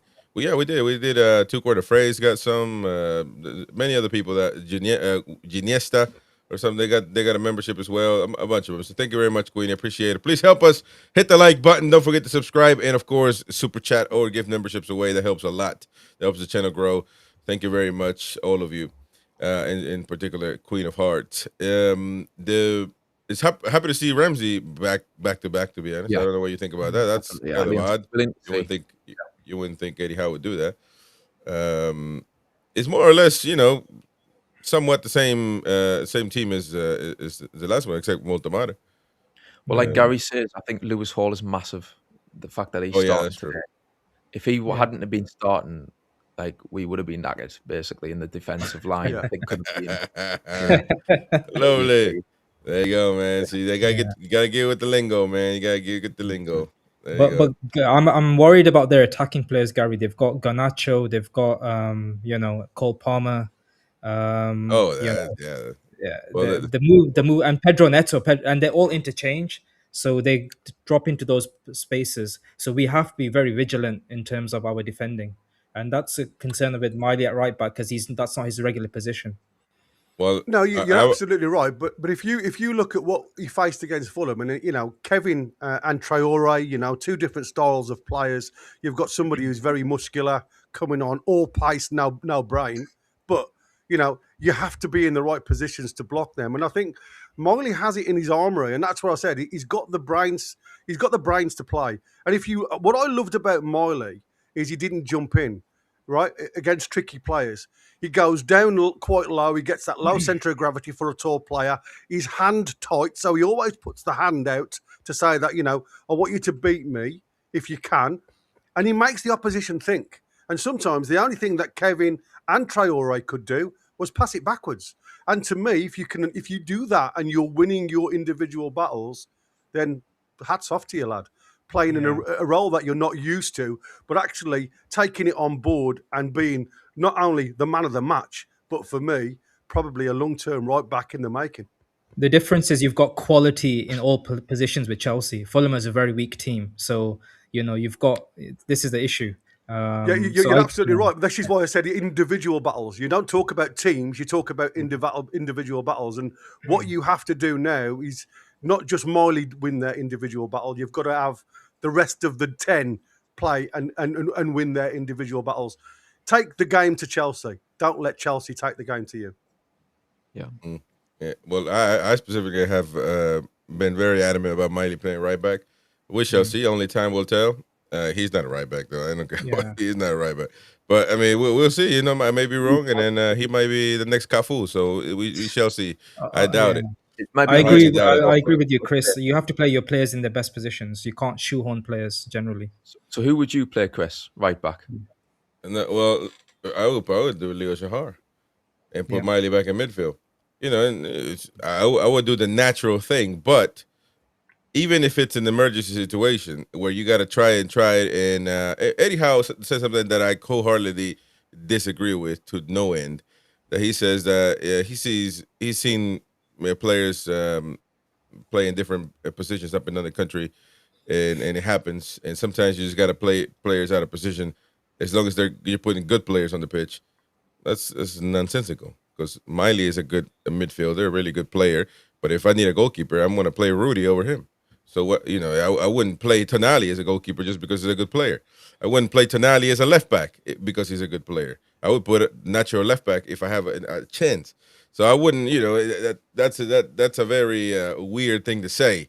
But listen, I think with the way the game is, Chris, I think with like fullbacks now moving into the number 6, I think it does add more of a possibility for somebody like Miley to at least on a temporary basis play that position. Do you know what I mean? Like, he can come in and do his stuff, and like Gary says, if he's got the nous defensively, when he has to drop back in and faces up these players, then maybe, I mean, it did work obviously against Fulham, and maybe it will help us in the next few games. I mean, I do agree, not in terms, I mean, you said there, Gary, maybe he's a right back long term. I mean, I'd like to see him in midfield long term, and going forward, I want to see the likes of Shahar come through, definitely long term. Yeah, but you see, you guys are shoehorning him into a right back. If you look at the way he played against Fulham, he was the number 6. What I mean. That's what I mean. He come from a right back to a number 6. He did so, the perfect Caicedo, and everybody would have Caicedo in the team. You know, Yeah. and Caicedo plays right back for Chelsea now and again when Reece James has been injured. You can, there's 2 areas on a field of football that are specialised and specialised only. That's a centre forward because they win your games, and a goalkeeper because they save your games. So everywhere else, you can play players if 2 things have to happen. They have to have the approach to the game and the mentality to do it. And 2, they have to have the physicality to also play in that position. And at the end of the day, we've seen the likes of J7 come from a centre forward and play in midfield and look like a different player altogether. And that's what I'm saying. You can't just look at a player and say, oh, I'm going to put a goalkeeper in, a centre-back position, because that's not going to work. There's specialised areas. Everywhere else on the field, you can adapt a player to it if the approach is right from both manager and player. Yeah. Seeing how it went against Fulham has given me a bit more optimism with just that being a short-term solution with the kind of crisis we've got at right back with the players we've got out. When I saw the team sheet before the match, I was just like scratching my head. But the way it panned out, I think Miley really did rise to the occasion, and he really sort of like, he carried out the instructions, obviously, that were given to him to a T. So the Doc's right. Chelsea is a different kettle of fish today. So it's going to be another challenge to see if he can step up again. But he's even at the young age he's at, he's got the experience, I think, to kind of deal with the pressure that Shahar wouldn't have. It's a bit of a 6-pointer today as well. So I can understand him kind of sticking with this for now. Like Timmy says, in the long run, we'll want to see him in midfield. But like you say, Gary, he's playing not as a traditional right back, and when we've got possession, he can do damage. So yeah, absolutely, it's a balancing act, isn't it? It's not an ideal scenario. Don't get us wrong. I'm just crossing my fingers that it'll go well today as well, like it did against Fulham. Guys, for me, sorry, Chris. For me, like if you're let me do the super chat first. Yeah. Warren, thank you very much, mate, for the super chat. It's going man to man. Who wins these individual battles? Says Washington. Thank you very much, mate. And we'll talk about that soon. But yeah, Chris, I was just going to say, for me, if you're a youth player, what is your incentive to do well? Because you've got a crisis in the club and you're still not getting a chance. If I'm a parent, I'm taking my kids out of Newcastle, man. I'm going to Sunderland, probably. If I'm in the Northeast, because that ain't going to happen. Your young players are not going to play. But listen, every manager has that prerogative, though. So Miley's playing. Yeah, but that wasn't by design. It was by chance because of injuries. And by the way, that's because Joe Linton is hurt. Exactly, and also Ramsey and because I guess he's a right back now, so the right back is hurt. I mean, I look at the situation now, and you say I'd get my kids out of Newcastle. I think the biggest problem is because we haven't had the opportunity to develop the academy as a lot of other teams have around us, and I'm not being funny. How many times do you see Premier League teams vying for the top 8 play academy players in centre backs, in right backs? You very rarely do, because you're reliant on the tried and trusted to maintain that formation. You can get away with it, like you see the likes of Arsenal that'll put Dowman on a little bit higher up the field, because at the end of the day, he's just a fresh pair of legs with different ideas. You know, you'll see Rio for Liverpool again, a little bit more of an attacking winger. He doesn't defend, just wants to get him out there and attack. Just go and enjoy yourself for the last 15 minutes. It's totally different areas of football where you're going to throw players in, and that's what I said. For me, I like the sound of Shahar. I've seen him a couple of times. He looks a steady player. He looks capable. I didn't realise he can play right and left hand side. So again, he's certainly one to have in the armoury. I'm just not sure at this present moment in time, with the amount of actual time he's had, he's there yet mentally. He's been training with the senior side a long time now, the same as Alex Murphy has. But there's a difference from having to play bit parts and then coming from the start, from the cold. And that's where I think that's where Eddie Howe, exactly. And that's where Eddie Howe is. That's what I said. I think if Eddie Howe could again have this crystal ball and turn the clock back, he probably wouldn't even send targets away to Middlesbrough on loan. You know, because none of us at that time saw this crisis, because all our injuries are in one area. Well, because it's an anomaly, you would assume that not even in an extreme situation, a young kid will get a chance. That's the problem. It's not about starting a kid for no reason when you got everybody fit. But that's the. And by the way, people going off in the chat about me saying I will go to Sunderland. By the way, it happens all the time. So just wake up from that nightmare. If you're in the Northeast, even if you're in Newcastle, if you're trying to make it professional, you only got a few teams to choose from, mate. It ain't that hard. You've seen it multiple times, back and forth all the time. Little Geordie's going to try out at Sunderland, or little Sunderland, little Mackems coming to Newcastle. It happens all the time. So it's not an odd situation. But go on, Peter. I just basically with regards to players like Shahar, the youth players like that, I think today would be a big ask. It's on other occasions where I agree. I would have liked to have seen, and Murphy's another one, Alex Murphy, that is. Alex Murphy, There's better games, I think, where they could have, better suited games where they could have came in, had a few minutes here and there, just to kind of get used to the environment, show what they've got, where it's not like a 6-pointer like it is today, from the start. Putting them in, Shahar right back today. I think, like I say, I can understand why he's kept with Miley, given how it went on Wednesday, rather than putting the pressure on someone like Shahar. I mean, I've never seen him play it, so again, it's hard for me to even comment on whether they should be coming in or not, because I don't know. I mean, we don't see these players most of the time, so they do. Eddie Howe does see what level they're at. So. But yeah, there's other games in kind of, I would say, games gone by this season where, yes, I would argue there's times where they should have started, maybe against teams, your Brightons and Brentfords possibly. There's more better suited games, I think, where they could have came in and had a run out here and there. Thank you, Anna Maleka, for the super chats. I'm going 1-3. Hope I'm wrong. So there you go. Going 1-3 to Chelsea, it looks like. Yeah. Chelsea are a good team, man. So this will be a good test for the Miley right back thing, and but that's my only hope for these type of moves are that Eddie Howe for once learns his lesson and doesn't try over and over and over just for the sake of doing it, because we've seen Dan Burn already, and Dan Burn has been to a time scapegoated, to a time slated far too often. Sometimes it is what it is. And but it's not necessary, because if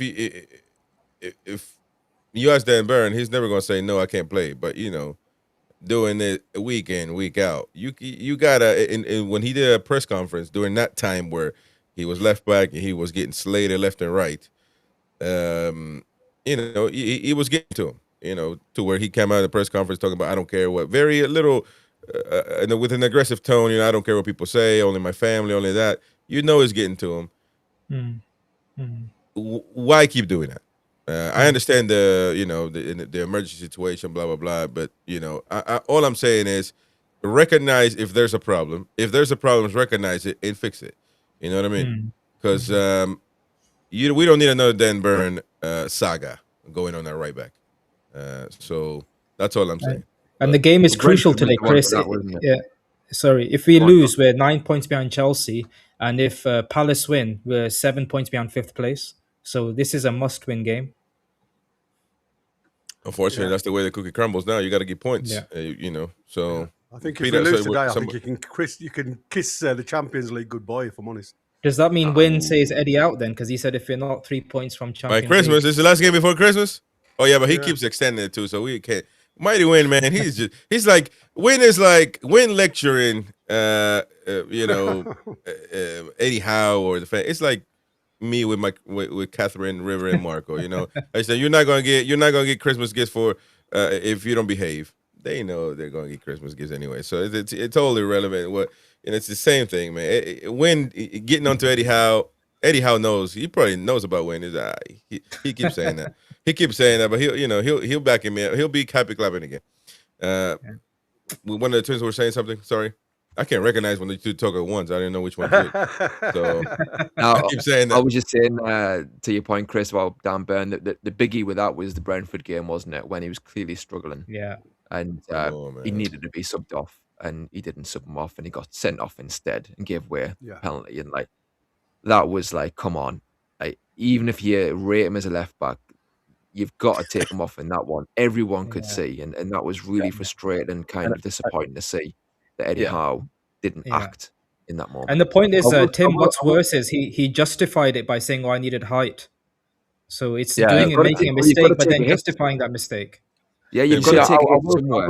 I mean, and I will say that I think for me, Dan Burn, he had a run at left back where initially I honestly don't think he'd done too bad, right? At left back, it was just those last two games at left back where it fell apart. Before that, for me, I thought he was steady in that position. I don't think he was getting exposed as much as what kind of people were saying. But it did then come home to roost in especially that Brentford game. And I think there was a match before that, I think West Ham as well. It started to become shaky where his pace was becoming, or lack of pace started to become a problem. And I think that's at that point you think, okay, he's filled in, he's done a job. But yeah, it came to a point where you thought it's getting a bit rocky now. Maybe now bring in Alex Murphy. And like you say, I do agree. The Brentford one, I was tearing my hair out just like you. Honestly, when that happened with the penalty, we could see it coming a mile off. So I agree with you on that. Yeah. He committed 2 penalties actually that game. I think one didn't get called, and you know what I mean. So but listen, that's all I'm saying. That's all I want really. Just recognize when there's a problem, and therefore make the adjustment, if you will, and not so much wait and wait. That to me will be obviously will be a problem. But we'll see. Chelsea is it's going to be a difficult game, though. I think so. We got Eddie Howe, ladies and gents. So let's stick around and listen to him speak as he previews the game. That big late win in the Carabao Cup in the week just helped to ease some of the pain after what was a really tough defeat in the derby last week. Yeah, it certainly helped us. It was a big game for us. We're into another semi-final, so there's a lot to look forward in the future, but I think the immediate challenge is to improve our Premier League form. So, yeah, following the derby, which was a big disappointment, today's a big game. What areas of your team's performance do you need to see better today? Well, I think from our last Premier League game, definitely our attacking impetus, the numbers that we attack with, and just our general attitude with the ball has to be better than it was that day. So I think that's the big challenge. Moving on. And there you go. That was Eddie Howe there. Any thoughts on that quick little cameo of Eddie Howe? Nothing really. Common sense, isn't it? He's not wrong. The attitude was, he's identified there that I was... Sorry, Peter, we didn't let you eat, man. Sneaking that brekkie in. He thought it's Eddie Howe for 5 minutes, man. Let me get this in. Knackered, man. We knackered you, man. Yeah. No, but you were saying? Sorry. Yeah, just he's correct. The attitude was shambolic, and that's what needs to be obviously rectified. And it was on Wednesday, but that needs to continue. Hopefully today, like we've all said, massive game today. So I'm glad that he's said that, because that will go a long way. I think playing at home today with the crowd hopefully behind the team. If the attitude is right and we start the game with the right attitude, where we're at it, we get into them, we start fast, midfield tries to dominate, then like I say, that will go a long way. So fingers crossed. Yeah. They turn up and they show that will to win, and they roll the sleeves up, and show the character that I think we know that they've got the character to do that. It just went missing too many times this season for whatever reason.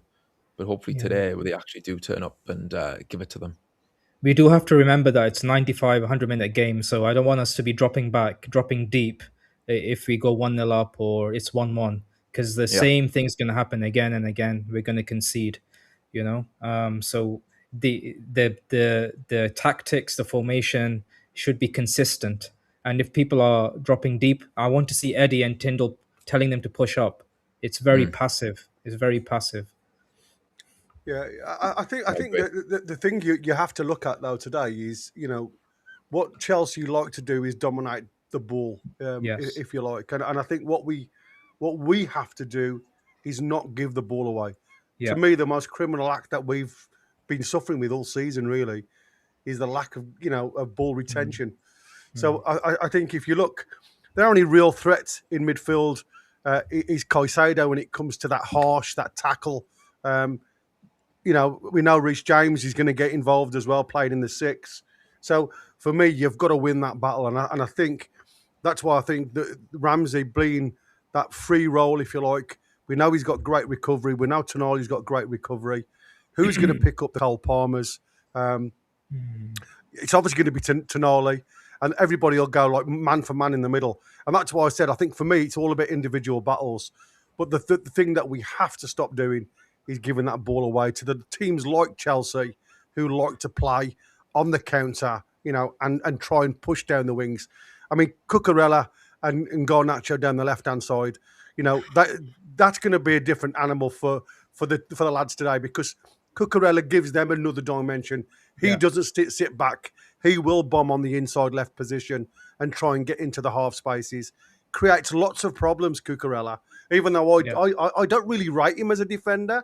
I think he's got a weakness. He's not the ideal player. He's like a Jack Russell to me.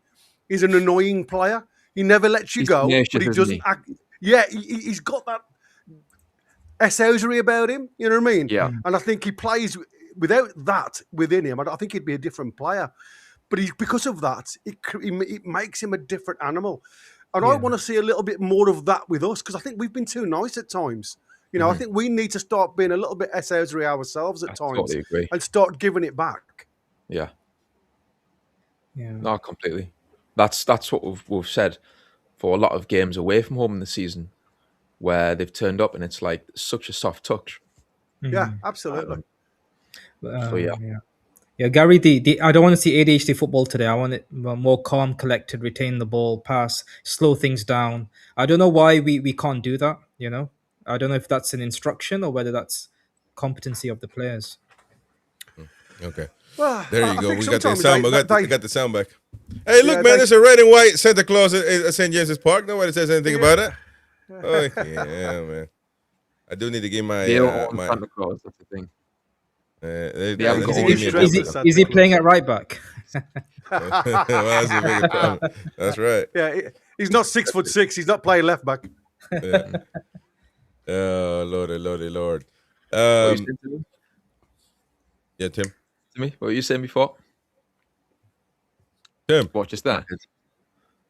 You were trying to say something before. I was just saying the Mackhams don't own Santa Claus, so Oh, that's exactly my point, mate. Exactly my point. Relax on that red and white crap, man. Yeah, I agree with you 100%. 100%, mate. I do need to get my black and white Santa hat though. I do like the NUFC. That's old school. I like that, man. But it's sold out. It's knackered. You can't get it. It's absolutely sold out. So there you go. One big. No. It's sold out in. Well, I don't know if with Newcastle. I don't know if they sell them outside of in the dodgy areas. Yeah. But at the Granger Market, they probably got it. But I will definitely check that out. But as far as the website of the Newcastle's website is gone. But a big one is going to be Tonali as well. You know, Sandro Tonali, best player for Newcastle United. We know he needs to.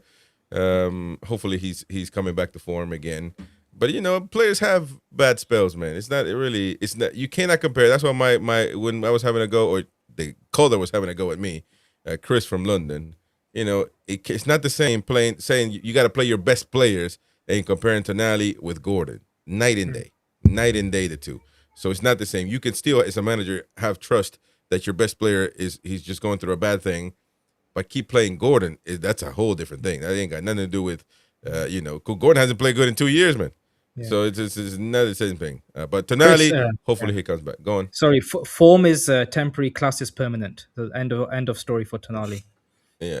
Apparently Gordon's cut his hair, by the way. So we'll see if that makes a difference.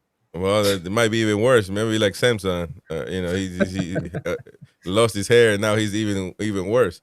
So, or the other way around, I don't know. But I mean, you know, I haven't seen any pictures. You would assume he would have it would have been out there. But what else as far as the lineup is concerned? Do you guys see that? I mean, Bruno's there, of course. The bench: Rudy, Joelinton, Wissa, Barnes, Ilanga, Willock, Murphy, Shahar, and Neve. So those are the bench players for Newcastle United. Well, Chris, we're talking about keeping the ball. I think Shen and Thiaw actually are going to be quite important in terms of keeping the ball and having those passes in midfield. I thought Thiaw against Fulham, again, I know a different animal, but some of his passes in the midfield were quality, as they have been all season. And as opposed to kind of giving it away with long balls, etc., I think that can help us today. And obviously, Cher can pass it. So, yeah, I'm kind of confident in that way. Then obviously, you've got Ramsey, who can keep the ball better than Joelinton and can release the ball quicker than Joelinton. So I'll be keeping my eye out on him.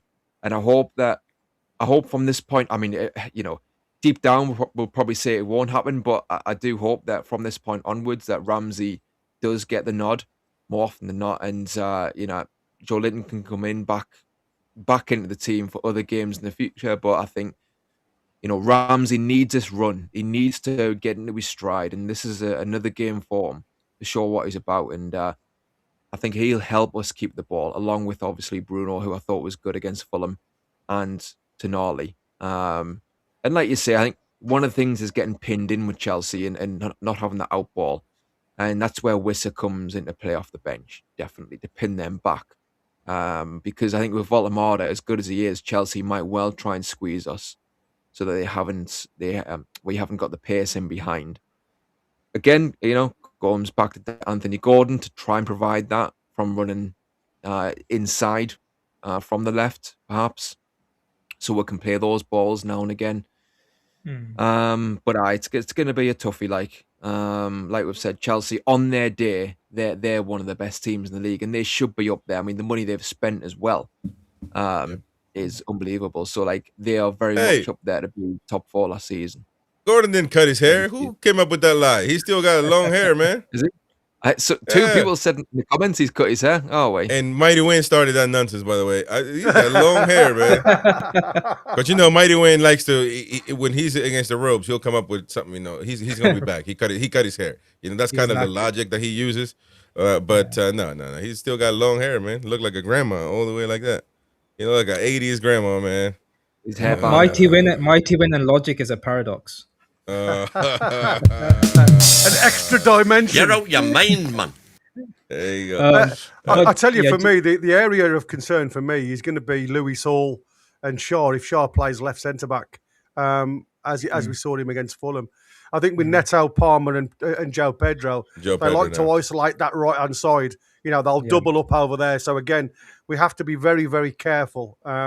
and what's happening over on that right-hand side. So we don't want to get isolated, and we certainly don't want to see players running, into the half spaces without being challenged, because that to me was criminal at Fulham. Watching players run from deep and players just allowed to run. I think that's something that Newcastle have to get better at. I'd just say as well, Gary, like Lewis Hall. Sorry, Chris, just Lewis Hall. Obviously, we love him. He's a massive talent and needs to be in the side all the time, as far as I'm concerned. But he has had moments this season lately where he hasn't stopped the cross, and it's led to problems. And it was against, it might have been against Spurs. It was against another team. I've forgotten who it was, but yeah, it just didn't stop the cross. And I think, but like, even in the Mackems, if you're looking at the Mackems, I mean, everybody points the finger towards Lewis Hall, and it was just one time out of the whole game where the shape of the team changed, and Lewis Hall playing more of an inside on that left-hand side of the penalty area. Sometimes for me, I always say when you're coaching players, you have to have what they call board yardage. So when you set up, you have to work out the amount of distance you need to travel by the time the ball goes from player to player to close the space. And through the first half, we did that absolutely perfect with the Mackems. Everything was tight. The only play they could do is go backwards. For their goal, if you notice, because of that poor header from Anthony Gordon, who then had to follow the ball rather than mark his player, which was their right back, who was on the width. By the time he got out to Xhaka had an easy option just to lay it out. Unfortunately, what Hall hadn't done is anticipated the poor header from Anthony Gordon.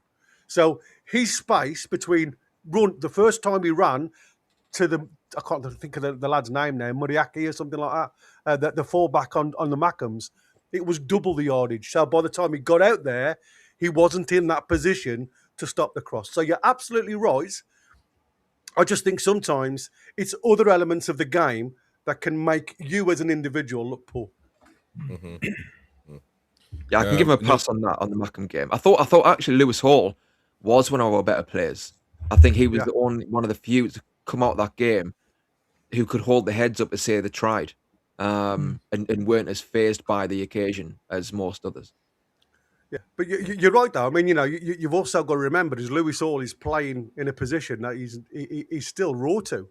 It's only his second season as a fullback. He's again, you talk about players that you play a player into a position. That's Lewis Hall come from a midfielder to play as a fullback. So there is players that can do the role. The likes we talk about Miley. Has Miley got the mentality to run and do that job as a right back? Well, it proved it with Lewis Hall. We all say that he's probably one of our shining lights going forward. Yeah. Looking at the table here, Newcastle United with 22 points, 12. Chelsea 4th, 28 points. So you guys saying that if we lose tonight, if we happen to lose, if we win, this will be great because that'll be 25 points. We'll be 9 points behind them. There's a 6-point difference. 9 points. Yeah. It's 3 games. Yeah. With half the season gone. Yeah, but you're relying on other teams then to lose, aren't you? That's because if Palace win, Palace are 7 points ahead of us. I'm not expecting Champions League, really, I think, at this stage, as much as I want. Normally. I think it'll be nice, but I think... But that's the problem is, though, that then we start saying, we don't expect it, and then we are settling. We need to ask questions. We need questions answered, because as Mighty Win says, it's the whole season to go in his favor about finishing Champions League last season when we needed Aston Villa. He doesn't recognize that. So, but with this, looking at this, it's the whole season why we didn't finish in Champions League. It's not because the other teams were absolutely better than us. There's no way we could have been there. Actually, matter of fact, if we would have gotten the points where we needed to in certain games, we would be up there with them. We would be fighting right now for Champions League. So questions need to be asked. Playing Champions League and not, or being somewhere else in Europe, it's night and day. So the amount of money you lose, players that potentially won't come in, players that potentially want to leave, it's a massive, massive drop off. More than what, because fans, we can say, listen, look at Mike Ashley, look at Steve Bruce. We can talk about all that, but you're not going to tell players that want to come in or players that want to leave about Bruce or Ashley, because they don't care and they could care less. They could care less. So, you know what I mean? What are you doing now for me to stay or me to come to Newcastle United? And that is the biggest hurdle for Newcastle moving forward. And, you know, so that's going to be a big deal, man. That's going to be a big deal. So, I try. I mean, you know, we might beat Chelsea though. It's not really. Yeah, it's a strange season now, Chris. I mean, like I say, this reminds me so much of the Leicester winning the Premier League season, because apart from Arsenal, who have been the most consistent, everybody else has been beaten by lesser clubs than you expect. And it's like I said, nobody really is running away with this league, you know, and that's the frustrating part. You put 3 or 4 wins together, and you're literally back in the mix, you know, and that is how close this Premier League is this year. And I think, you know, like I say, unfortunately, where everybody else is having bitty moments, it means that Newcastle, bless them, also in that vein, are falling not away from the big boys, but, you know, another couple of losses, and we are closer to the relegation side again than we are Champions League. And I think that's how close this league is at the moment. But Gary, we're 11 points behind Villa. 11 points. If we lose today and they win, that's 14 points. Yeah. So I think we are drifting away. The fact that Villa's got 33 points, I mean, that's it, man. Just Villa. Forget about Arsenal, Man City, you know, they you know, say they're absolutely miles better than us. But Aston Villa, man, I don't think they even spent this summer. They had PSR problems. They didn't really sign many players in the summer as well. And they started shaky, but they fixed the problems. PSR problems. They wanted William Osula, for God's sake. William Osula. He was about to go to Aston Villa before he was about to go to Germany. Germany, not back to Germany, but Germany. You know, Crystal Palace, man. Crystal Palace. You know what I'm saying? And forget the Maccas. Everton above us. You know, and it's all marginal, to be fair, but the main thing is Aston Villa. Aston Villa are our competitors in this particular.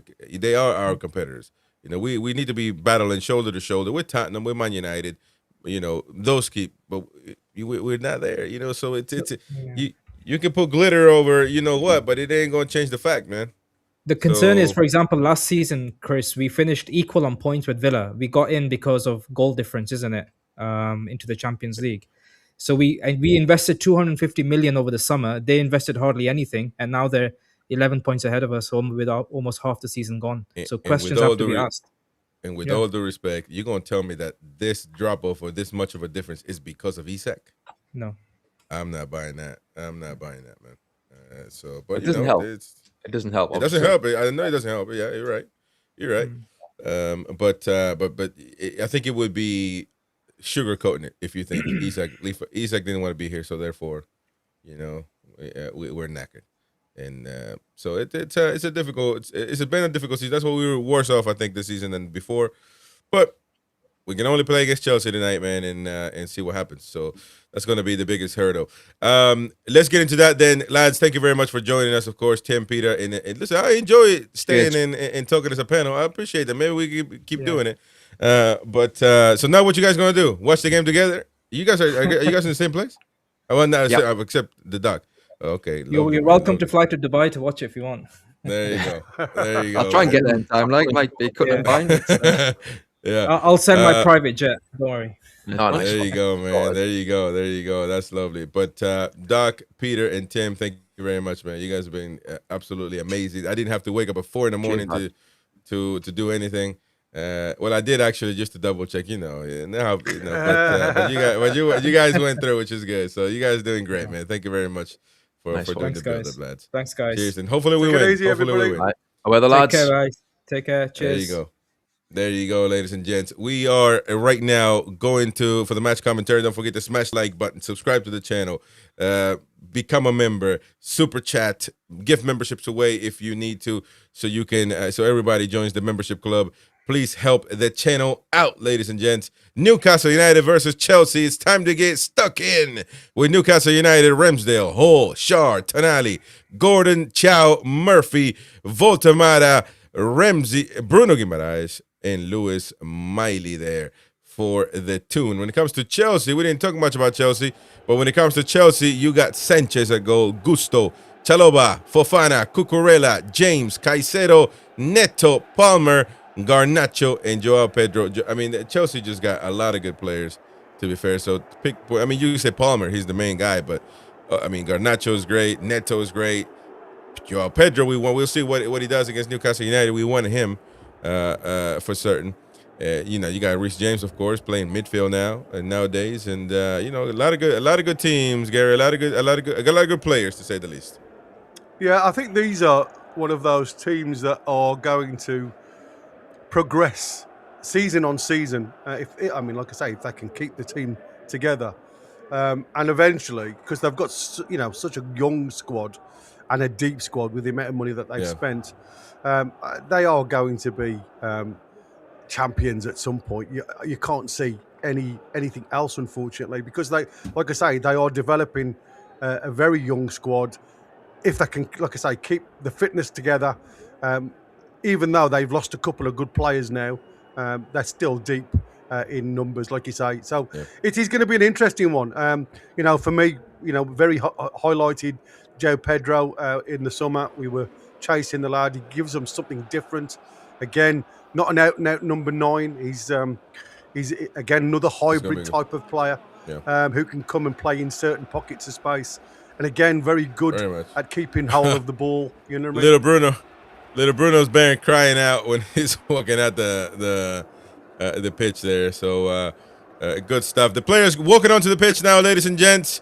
Don't forget, hit the like button first of all. Subscribe if you're new. If you haven't already, hit the bell for notifications and enjoy. Stay with us and enjoy the match.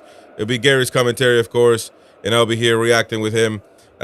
Enjoy. You'll have the timer so you can sync with us, and we can enjoy the game. Try not to spoil, or please don't spoil, especially with goals, because obviously, a lot of people listen and watch just us, so with the commentary, so just don't spoil it with them. Hold on, wait, and then react everybody together. St. James's Park alive, local hero out once again, back at St. James's. Bring it around St. James's Park. We certainly need a win when you put yourself in this situation where you need points now. Well, you just got to go out there and get them, no matter who's in front of you. And to say the least, against Chelsea at home, we've been getting points left and right. So last time they won was probably 5 years ago or something like that, if I'm not mistaken. Yeah, I mean, to be fair, we the last time we played 4-1 when we did. I mean, we totally took them off the park. I mean, and it was a great game, to watch as a spectacle. So, like I say, there's a lot out there, and for me, like I say, there's a couple of players that I want to see rise to the occasion today. Notably, Gordon. Like I say, he owes the club more than one, and certainly today, if we can see half a player that we know Gordon's got, then hopefully, with Lewis Hall and him down that left-hand side, we can cause them trouble. I mean, like I say, Gusto coming into the side, with Reece James coming into the 6. Like I say, he's got a bit of pace about him, so we know it's not going to be a pacey game. But if we can play into the channels, especially with the likes of Ramsey being on that left side of midfield, I'm hoping you'll get some nice triangles and movement. And for me, like I say, it's about ball retention, but it's also about movement off the ball and off. I think we have been criminal at times about not really showing for our players. There was even against Fulham, when Tonali come on, he was running down the right-hand side. He was looking for the ball out, and there wasn't a single player that showed for him. And I think, lads sometimes, because you've got a good player on the ball, expect miracles. Expect that you're going to beat 3 players. Doesn't always happen. It doesn't matter how good you are. So you've got to be able to be there on the angles to show. And I think that's something that Newcastle need to be aware of today. Because like I say, a ball out to me today is going to be the way Newcastle beat Chelsea. They've got to have movement. They've got to have ball retention from the likes of Voltemada. They've got to have runners from the likes of Gordon and Ramsey from that left-hand side. The pace on the right-hand side just isn't there. We know that with Miley, Bruno and Murphy. So for me, what you're going to get from the right-hand side is more delivery. And hopefully Bruno can get into them half spaces and take shots from around about 20 yards. St. James's Park, looking great. A bit foggy, it looks like. A bit cloudy. Not cloudy as in rain, but cloudy as in foggy, maybe. Maybe. But it looks great, ladies and gents. The player is now on the pitch. Mighty win. Kip time. It looks a bit And misty there we go. at St James's Park. So Yep. here we go. Chelsea all in blue, traditional colours with their white socks. Le Bleu. Le Bleu, kicking left to right as we look across at the east stand. To be honest, if you're colorblind, you can't tell whether it's white or blue. Maybe. Maybe. So Yeah, maybe. why I mean, not your the tea Mac? was dark. You can see it's a little bit darker. Yeah, There exactly. you go. We kicked off. Ball all the way back to Sanchez, and he goes long. Again, just deep in there, looking out for Reece James there. But again, it's Gusto now with the ball up in the air, nowhere particular. And again, Bruno just helping that. Sorry, it was Murphy just helping that ball in the air. It's fallen to Anthony Gordon, who's into that half space. Cucurella again with Murphy chasing him down, passes it all the way back to lovely. Sanchez, who goes long again down this right-hand side looking for Neto. Neto with a little head on, trying to find Pedro, but Fabian Shaw sees the danger and hooks it down the line to Anthony Gordon. Good inside to Ramsey, but Ramsey again just, he does well there, Ramsey, to be fair. He gets the ball back, plays the ball back into Miley. Bruno that was, and he goes back to Ramsdale. Ramsdale out now to Shaw. Shaw just, again, on the half press, Chelsea, in the Newcastle half, the three players up top, just trying to squeeze Newcastle. It's out to Chow on that right-hand side. Inside now to Voltemada from Bruno, who's gone on a little bit of a run down that right-hand side, and unfortunately wasn't picked up, but the ball's come through to Casado. Played inside there to Palmer, who goes outside to Garnacho now with his first attempt at a run at Miley. It's inside the box with Palmer. Little dink over the top, but it's just gone over the bar. And Ramsdale had it covered, I believe, to that one. But again, dodgy moments. I'm not sure whether that was a cross or a shot there, Chris. Well, it might have been a cross, to be fair. Not accurate. But the first challenge there for Lewis Miley, who does well to stay in front of Garnacho, which is good. By the way, just a reminder, folks, the ads for the match have been turned off, so you won't be interrupted for match time. So stay with us and hit the like button, folks. Oh, wait. Yeah, long ball again up towards Voltemada, but again, it comes all the way through to Chalobah, back to Sanchez, who goes long again looking for Pedro. It's fallen to Tonali in the centre circle, and again, the Reece James is going to be a good battle in there with Tonali. Ball over the top for Neto to try and get on the end of. Ramsdale comes and gets that one and clears it for a Chelsea throw. Again, the ball not quite strong enough to get back into the box, so he does what he should do and just get the ball gone. 2 balls on the pitch at the moment, so we're just waiting for the 1 ball to be kicked off. Gusto now with the ball, deep in the Newcastle half with his throw. Throws backwards towards Chalobah and Fofana. Cucurella now goes onto that left-hand side with Garnacho. Garnacho coming deep into the his own half to try and keep that ball going. Again, Reece James there does well to ride the tackle from Gordon. Gordon does well though. Tonali picks the ball up. Bruno on the outside to Murphy. Murphy now picks the ball up. He's got a chance to put the ball into the box. Yeah. Box is going to be out. Oh, it's off the ball. Good shot. Yes! Voltemada on the back stick. Misses the first chance, but gets the second chance. Great ball in from Murphy though, to be fair. Great build-up play. What do you think about that, Christopher? Like a proper centre forward, ladies and gents. There you go, man. Lovely, lovely, lovely. What a cross. And Malo Gusto is down with the win. So, but regardless, Voltemada, great way to push the ball. In good bounds there he got, of course, by himself. A shot straight, rocketed into a goal. That was lovely, man. Lovely play. Yeah, I don't know how Gordon missed that. There. Yeah, I guess I don't know how Gordon missed that. I mean, it was a hell of a good save, to be fair, from Sanchez, but the deflection falls straight into Voltemada's path. And it was, like I say, a tap-in, really. But he still had to put it over the player who was lying flat on the ball, on the ground. So, well done. Great composure in front of goal. I mean, this is... Oh, he didn't even touch it. I say Gordon didn't even... In actual fact, it looks like Gusto had pulled Gordon down. Yeah. So it could have been a penalty anyway. Yeah, it didn't look like... It was a good save, though, to be fair. Whoever touched good it save, last, good it was save. a great save. And I'll tell you what. I mean, the thing about Guatemala shot there, he has to go up. And you know how those can go. They can either go in or go into the third stand. You can get the sandwich out, and that's it. Yeah, exactly. Because the defender was laying on the floor, of course. That was a good. And Newcastle United already on the board. Hey, but that hasn't been the problem, man. Scoring is never the problem. Going up is never the problem. It's about maintaining the lead. Yeah, it's true. I mean, like I say, it's just good to see it. Sanchez now goes long again. Chelsea looking for a quick return, but again, it's headed back towards Voltemada, and Cucurella just gets the ball clear, but Voltemada there was offside, so it's a free kick back to back on the halfway line for Chelsea. Again, it's Cucurella.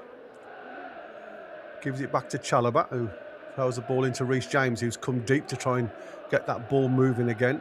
Lots of blue shirts in front of him.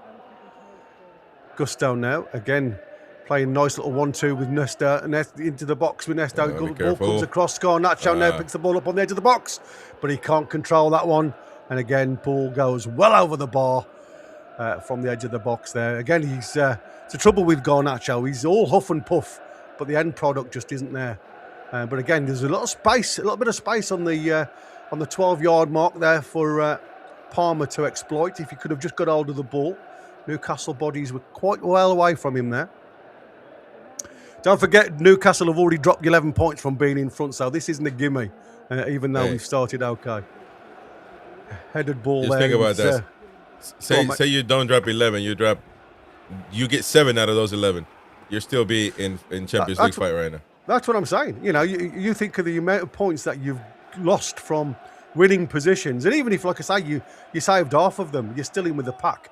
Good ball down that right-hand side for Murphy now. Murphy just trying to waiting for the players to get into the box to give him some support. Milo Gusto. Miley comes to give him some support, but again, Cucurella gets the best out of him there. Again, delaying the possession, and Gusto's down again. Yeah, I don't know what's happened with Gusto. Miley picks the ball up. Out to Murphy. Murphy drives the ball into Anthony Gordon. Oh, just over the bar. And Sanchez is screaming at the referee because there's a man down. Yeah, he doesn't have to stop the game now. That's what I said. That's the rules of the game now.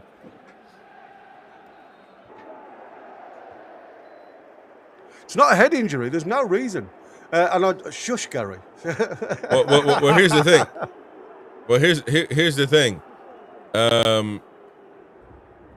You as a player don't have to assume that the play will be stopped. You got to keep going, man. Yeah, you got to act as if the referee's not gonna. Yeah. Yeah. See, that's where we've been criminal in the past. I don't know what happened there, but no. And there's no way the referee should have stopped that play. No way. It was still within the play. It's not like it was 2 minutes later. He just dropped down. Yeah, that's a trouble. You see, Chelsea have got a lot of hotheads. If the game isn't going their way, they can literally overheat somewhat. Corner out for, we must have got a touch on that Sanchez from that shot from Anthony Gordon.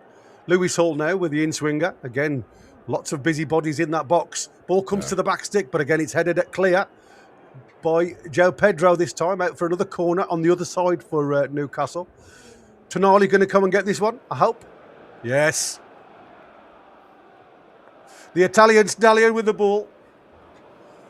Let's get this delivered to that near post again. Maybe Lewis Miley, maybe Shaw, maybe somebody else. Different setup, different set piece this time. Let's see.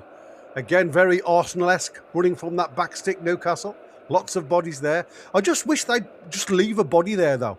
Not everybody running to the box, to that front stick. Tonali now with the delivery. A bit further towards Sanchez, but again, just over the bar. Again, trying to do an Olympiaco. Was it Olympico? Olympico. Yeah. Direct from the corner there. And it was close, you know. That was close to that near post there. And the bar on the angle. Sanchez with a goal kick then for Chelsea. Not a bad start for Newcastle, Chris. No. Really good. High press already. And that's with Waltemada on the pitch, by the way. Yeah, and that's a kick straight out. We've been pressing high, though, to be fair. Yeah, I just want to address a comment from Tony, if I can, because Tony said before that we don't. When Popey kicked the ball clear like that, Popey would have got a bit of a stick from that. And when Ramsdale's just cleared his lines there, we didn't mention anything about Ramsdale. It's not the same thing, absolutely. And I think that's something, Tony, that I wanted just to highlight. When Popey kicks it out, Popey's not attempting to do it. You don't even know where it's going. You just have to clean it. Exactly. You just have to clear your lines, and that's what Ramsdale did. It's totally different kettle of fish to when we have a go at Popey. And by the way, Popey's cost us 9 points, man. It's not the same, man. Howie.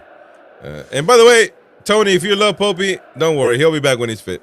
You didn't worry, man. He is fit, apparently. He's training. He's not on the bench. He's not on the bench, so you would. But when he's fit to be on, trust me, he'll be on there. We're all the way back with Sanchez again for Chelsea. Again, in his bright orange kit, Sanchez. Looks like one of these motorway maintenance boys. Miley all the way back to Ramsdale in his pinky purple. So nice highlighted colours for the goalkeepers. Doing okay at the minute. Miley down that right-hand side up against Garnacho. Goes long again, looking down that left-hand side from Miley.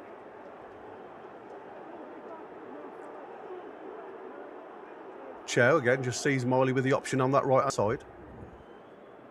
Plays the ball down the line, but again, it's not to anybody in particular. And it's picked up by Reece James again.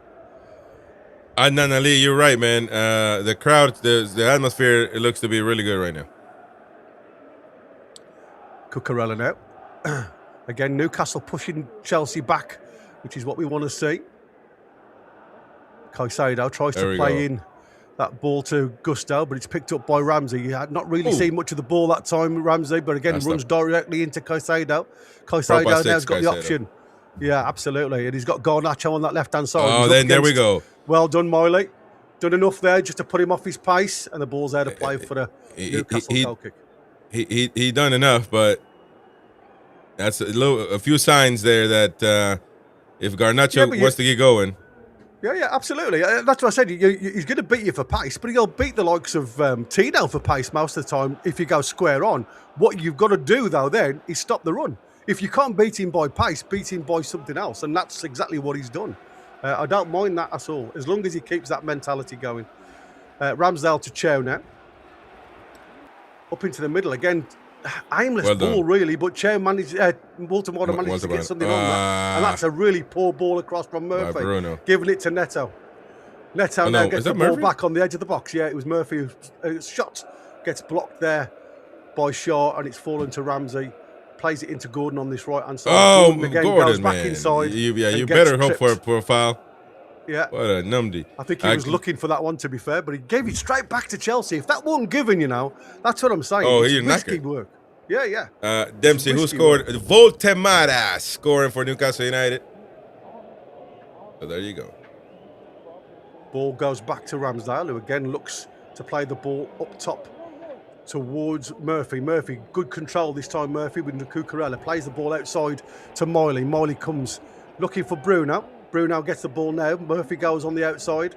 Bruno comes all the way back to Malik Chow, just keeping possession, Newcastle. Inside to Tonali. Tonali just inside the Chelsea half. Back now to Shaw. Shaw plays the ball centrally to Voltemoda's feet. Back into Tonali, but again, it's not a perfect pass. And Chelsea are able to get that ball back with Caicedo.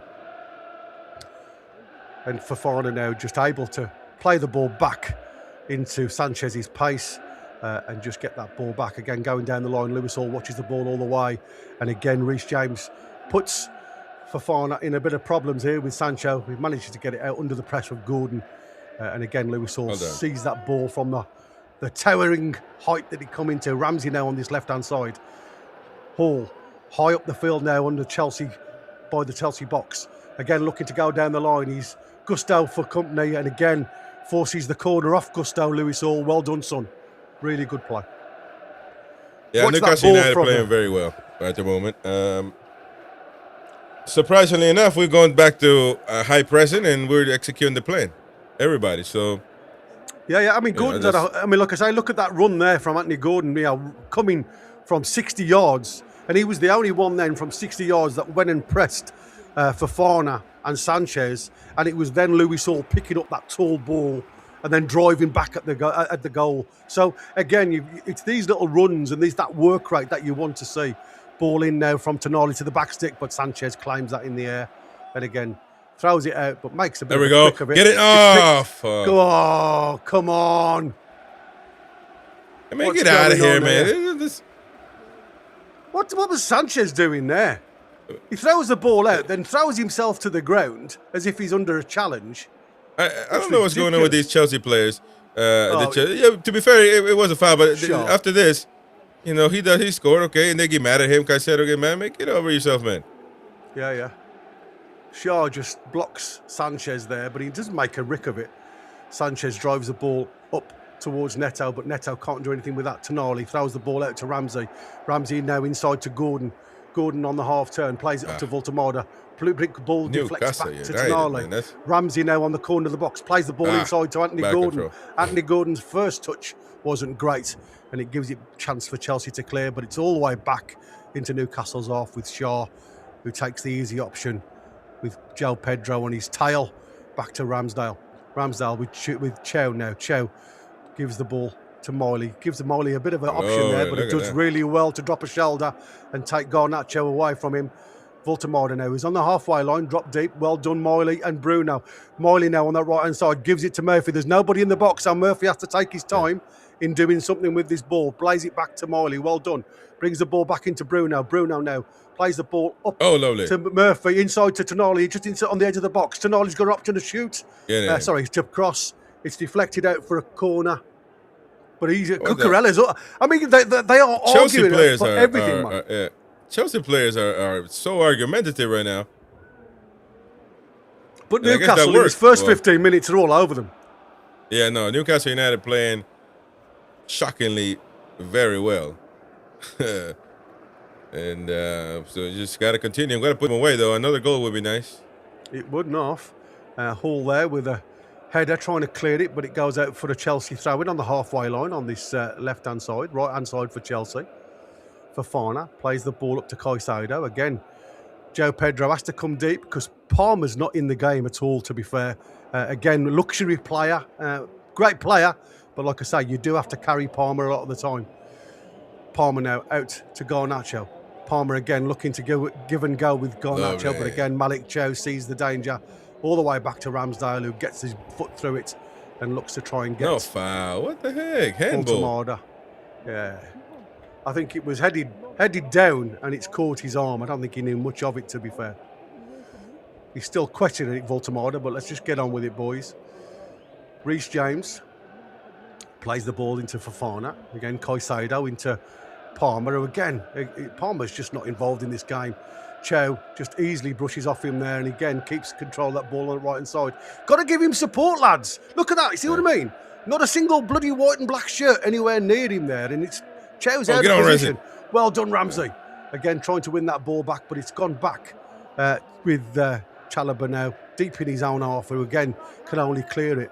Chow again sees that ball and gets a foot to it. Anthony Gordon now inside and trying to get... Everybody's battling for this ball in a black and white shirt, to be fair. It's out on the right-hand side to Neto. Neto plays it inside to Joe Pedro, just inside the Newcastle half, but again, followed all the way by Shaw. And see, that's the trouble. Shaw's following him. Well done, Anthony Gordon. It's gone straight through the ball there and player with gusto. I mean, Newcastle players are well up for it, and that's... Yeah, absolutely. And that's all you want to ask for, isn't it? Get in there, get involved. But got to be careful with that, Shaw, because Pedro led him on a bit of a dance there. But it was a half ball again from Pedro to Gusto on that right-hand side, which allowed Anthony Gordon to get the challenge in. Gusto now on this right-hand side plays the ball back to Fofana. Fofana again just looking for options, and again very static Chelsea in front of him. Palmer comes short to give it to him, back to Cucurella, and again it's just a half ball into the space and not picked out by anybody in particular. Gusto had made a diagonal ball, but again there's lots of options down this left-hand side if Newcastle can exploit it. And again Fofana's taken one for the team there because there was an option to get down Newcastle left-hand side, Chelsea right-hand side, because there was bodies over, and he's taken him out there, Gordon, just so we can get the shape back. Newcastle are on the ascendancy here with a 1-0 lead in the 20th minute. And like I say, really going man for man. And at the minute, if they can keep this up, and that's the big if, they're winning their individual battles.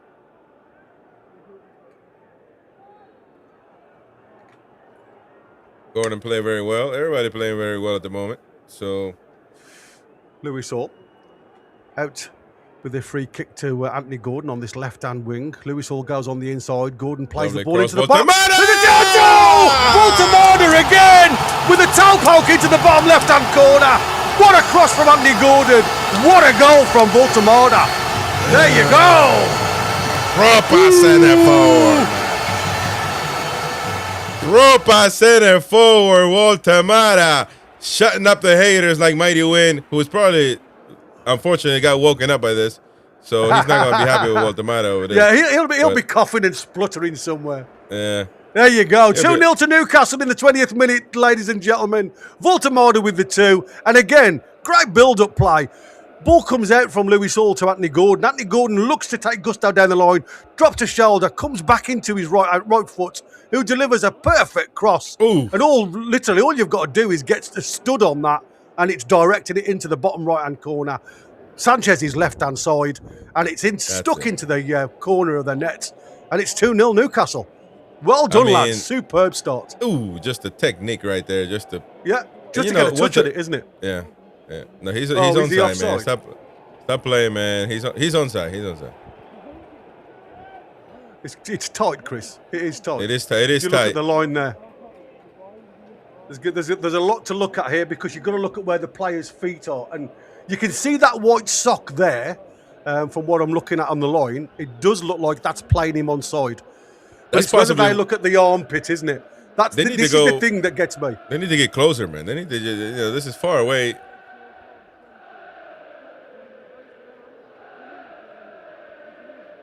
Because I mean, if you were looking at feet there, he's onside. But if they look at the way his body position is with that shoulder, he's onside by a country mile. You can see his white sock there.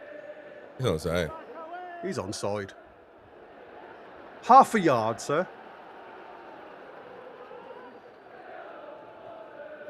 The only thing they're looking at now is his shoulder look. They're looking at where his shoulder is because of his body shape. And he still looks onside even from there. The guy, the defender on Voltemada could be keeping him aside. Also, the defender behind, I think Reece James is all the way behind. Well, that's what I'm saying. I mean, it's, from what I can see here, I'm just looking at the white socks and where his shoe would be. That to me, the tip of his boot, he's playing Voltemada onside. Come on, guys, you've got automated bloody offside system going on here. Why is it taking you so long? It should halve this. I mean, come on, man. You can't reverse a goal over this nonsense, because at some point you gotta say, look, it's not clear that it isn't onside. So the call was onside, and you gotta let it go, man. But I can't see even looking at it from this angle. It doesn't look. There it is, right there. You're onside. There you. It looks like it. I don't know. I haven't said anything. Is this onside? There you go. So the Premier League saying onside. Let's see. Will he say something? I can't understand why it took him so long, because it was miles. It's not even bloody that close. I mean, even I could see it from here. Look at that. Come on, you can see man. where his boot is. God's sake. Draw the bloody lines. Newcastle 2, Chelsea 0. Chelsea all over the place, fighting with each other, if I'm honest with you. Arguing with each other, arguing with the officials. Newcastle taking the advantage to them now. I can see this being 4-0 to Newcastle. I've said that now, haven't I? Voltemada de Kaiser for Newcastle. It'd be great if you can get a hat-trick today, though. It really would be great, because that would really... Amazing. Yeah, But I've been saying this for all year, man. Feed the striker and let's judge then. Tonight, we fed him, and he was there to score the goal. It's simple, like I said, it's not hard, man. Yeah, you're absolutely right. But we're also playing, if you like, Chris, again in that system where we're not isolating him. You know, we've got players in and around him, and I think that helps him out. And I think that's the type of player he is. He's great technically, we know that.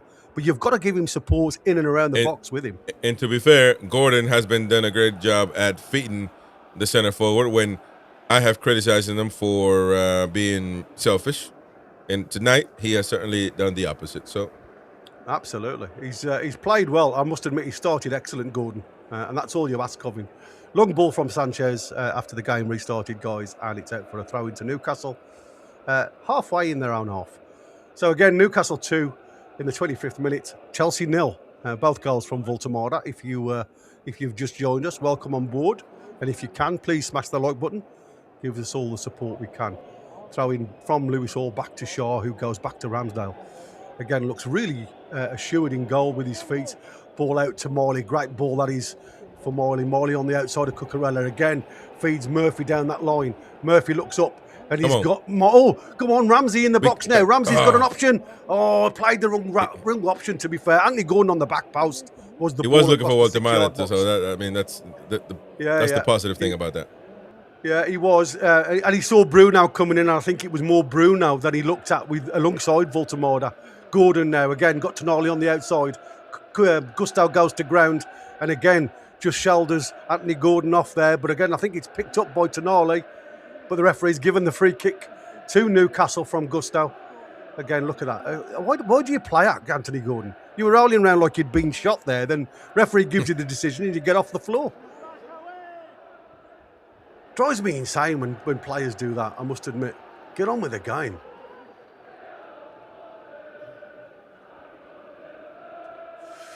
Tonali now with his free kick, I hope. Get some quality delivery in. Yes. Let's see what he can do. Won't be quite an Olympico. I can never say that bloody word properly. But it's deep into that left-hand corner flag area.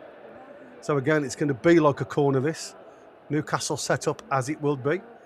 Lewis Hall comes short to try and draw players out. Palmer comes out there to try and again close that position. Ball comes. Oh, that's a poor ball from Tonali. Trying to get Murphy in, and Palmer picks that ball up. And again, well done, Garnacho. Again, under the challenge from Ramsey. Oh, lovely. Ramsey gets the ball and the free kick. But that's a wasted opportunity for me. It is. Trying to do something different. No, trying to do something different. I'm glad, they're trying to do something different. But that's a terrible challenge. Studs up in the air and it goes right down the inside of the ankle. The inside ankle of Ramsey there from Garnacho. Stud showing. Definite yellow card.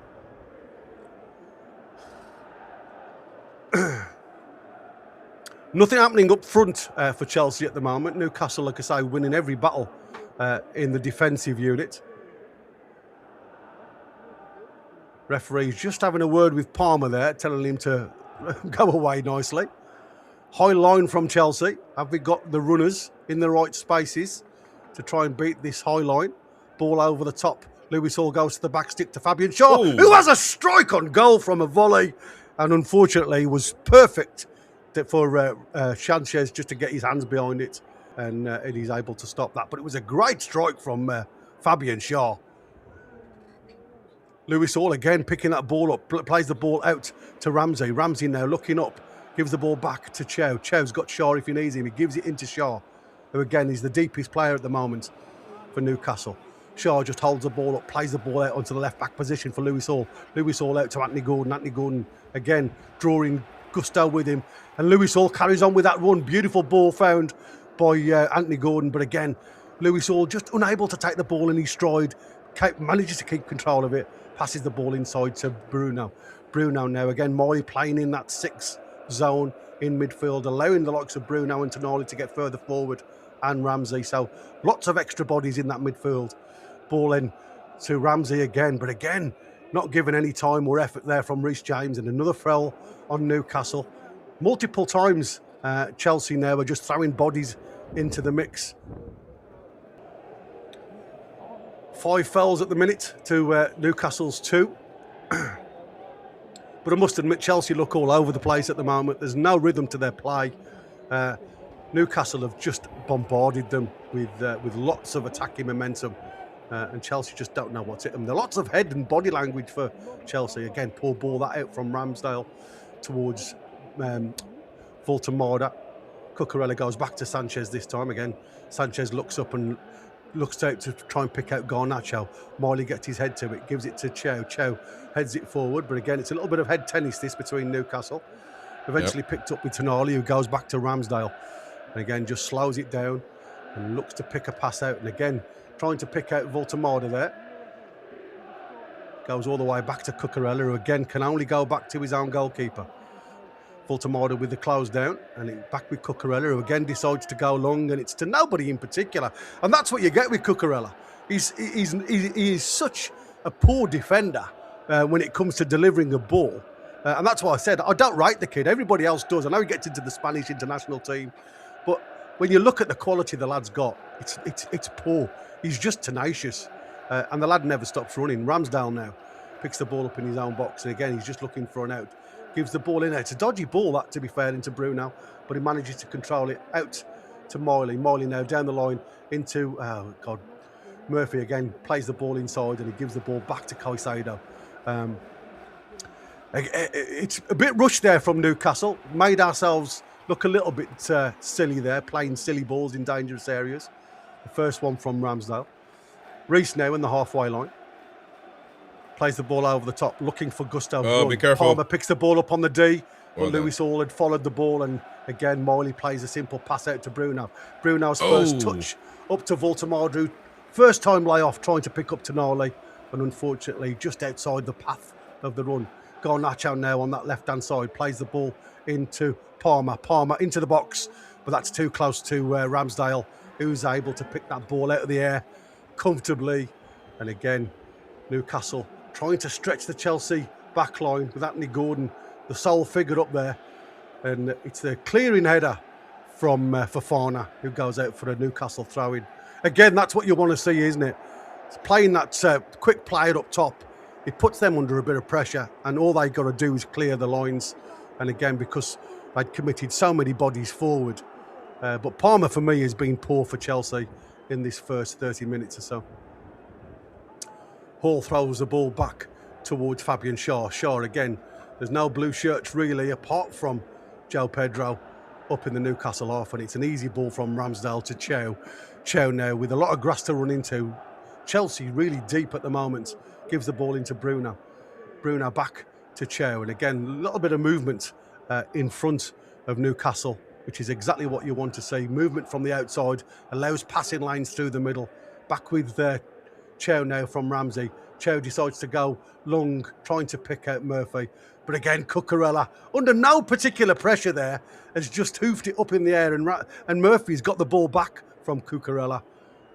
Really poor display for me, again, from Cucurella, who could have allowed that ball to run out if he'd have just thought about it, because Murphy was nowhere near that long ball.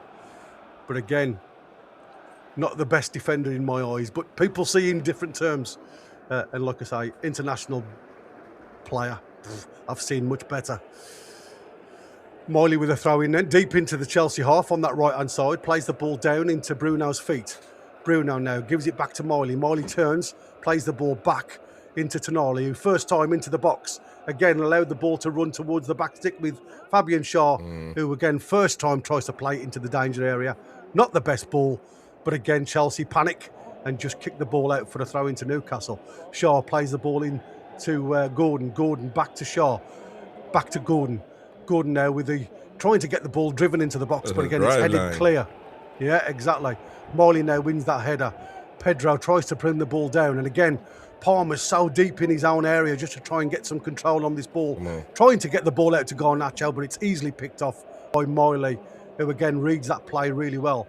Murphy into Bruno. Bruno into Voltemada. Voltemada now tries a little black heel in towards Ramsey, but again, poor ball. Again, poor ball from Chelsea, and again, Tonali's trying to lay it into Gordon. A bit too close to each other. Like Gordon, they give the ball straight back to Chelsea, and then Bruno commits a foul on Caicedo. And the referee has stopped the game because Caicedo is on the floor. Reece James, he's just having a word with the gaffer, Bruno. I mean, Bruno's not had the steadiest of starts, I must admit, but he's doing a job in that midfield. They're battling well, Tonali and Bruno, and the lads are just picking off the pieces in that midfield battle. Hey, that's a handball. Yeah, Fofana. It did come off Fofana's hand. That is a handball, man. Yeah, there was. That is a handball. Where that ball was coming from, because Voltamora back heels it, and he stabs it into the ground, and that ball jumping up does touch the hand of Fofana.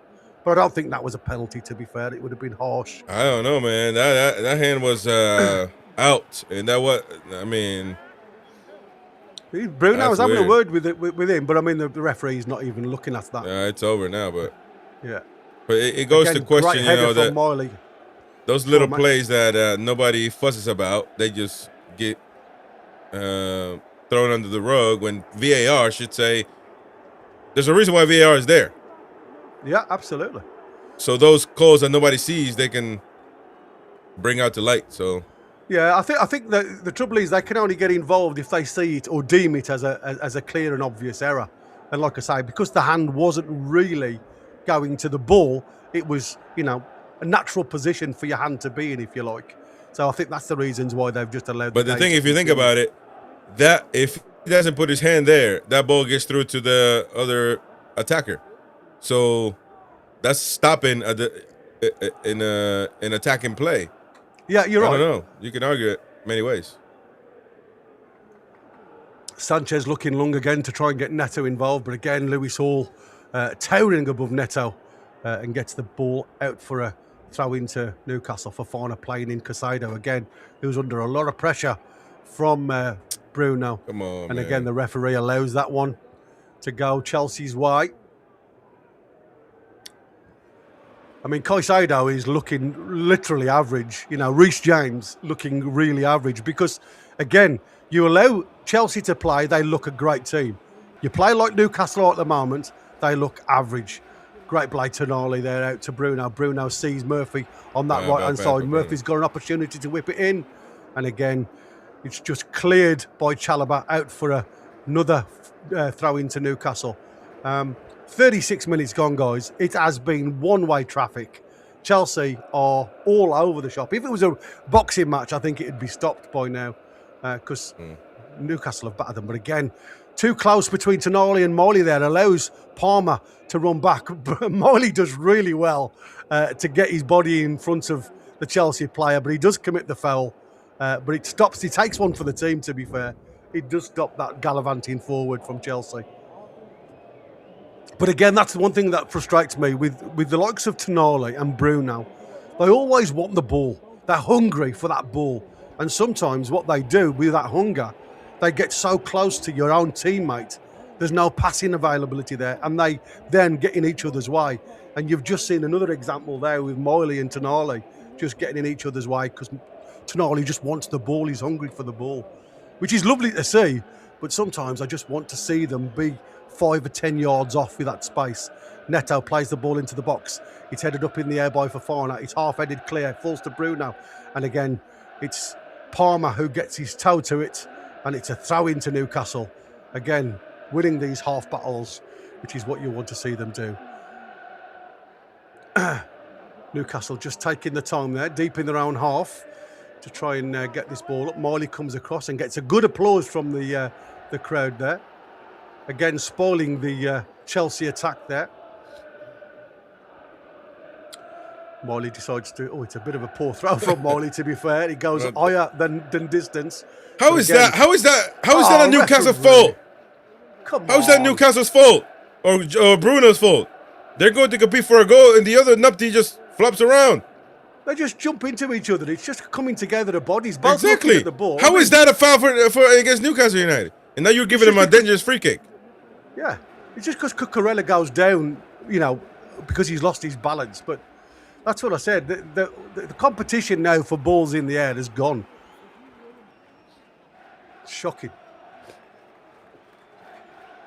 Neto and Reece James over the ball there.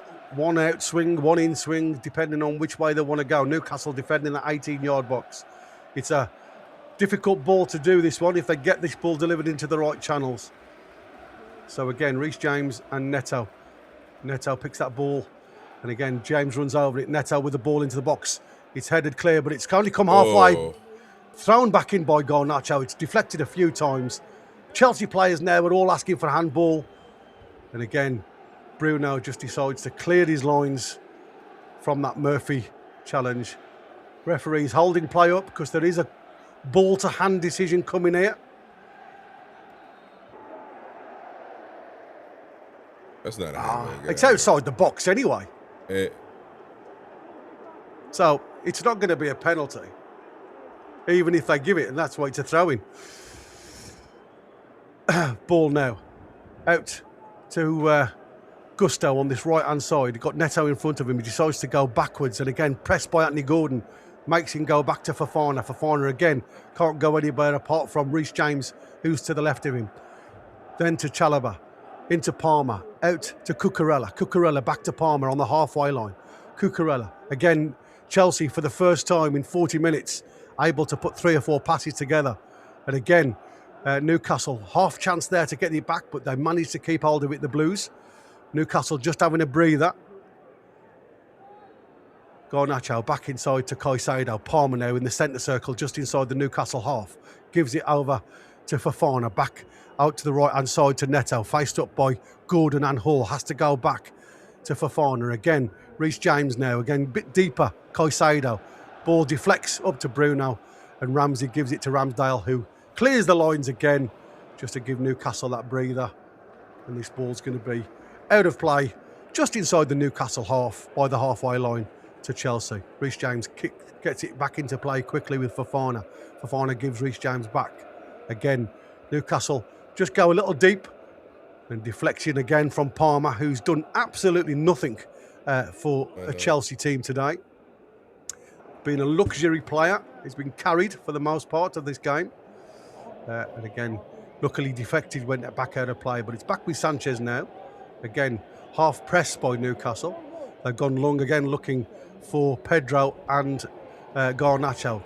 The lucky break has come to Chelsea though. Garnacho on the edge of the box, trying to get it onto his right foot, goes square to Gusto. Gusto now just trying to get the ball out of his feet, gives it to Neto. Neto picks the ball up, again trying to get a cross in. 3 players on him. He plays the ball back to Gusto. Fofana now. Again, Newcastle pressing and making Chelsea go backwards. It's a little dink over the back of this right-hand side to Gusto, though, again, who's challenged by Hall and Gordon. Plays the ball out to Neto. Neto gives it to Fofana. Chelsea really pressing at Newcastle at the moment, trying to open these doors. But it's again Newcastle putting that big black and white wall in front of them. Palmer out to Garnacho on that left-hand side now. Garnacho with a dink into the box. There's a bit There's a handball here. Yeah, there's a handball. That's got to be a yellow card if you ask me, because it looks like he got his hand in front of him and he's palmed the ball into the net. Neto. It's going to be a free kick to Newcastle. Bit of danger there for Newcastle. Ball fed into the back stick. There was a press anyway, and a push on Hall, but again there was a handball. There you go. As Neto heads the ball down, and then his hand then pushes the ball into the net. So it was never going to be given on 2 accounts. Free kick on Lewis Hall was the first offence that was given. So Ramsdale, deep in his box, goes long again, not taking any risks, up towards Voltemade, who manages to head this ball in play, and it's down the line with Anthony Gordon again, faced up against Gusto. Anthony Gordon now is doing really well. Gusto manages to get his foot wrapped around it, but it's a poor ball. And come on, lads. Blooming Bruno there. He's got an opportunity to pick that ball up. Now we've got Reece James running down that left-hand side. He's giving the ball to Garnacho. Garnacho running into the box. Goes to the byline, draws the ball back, and Tonali manages to get the ball on it. Gives it to Bruno. Bit of sloppy play there. Out to Miley. Miley down the line now, looking to try and get Murphy on. But again, that's going to be Chalobah all the way back to Sanchez. We had an opportunity there, Chris, just to win that ball back high up the field there, and there was multiple players beyond the lines there that we could have passed to, mate. Yeah. I mean, the high intensity, obviously, for obvious reasons, is not going to be there. You're going to have to manage some runs here and there, but as long as we maintain discipline and still attack, but maintain discipline, we should be all right. There's a man down. Perfect.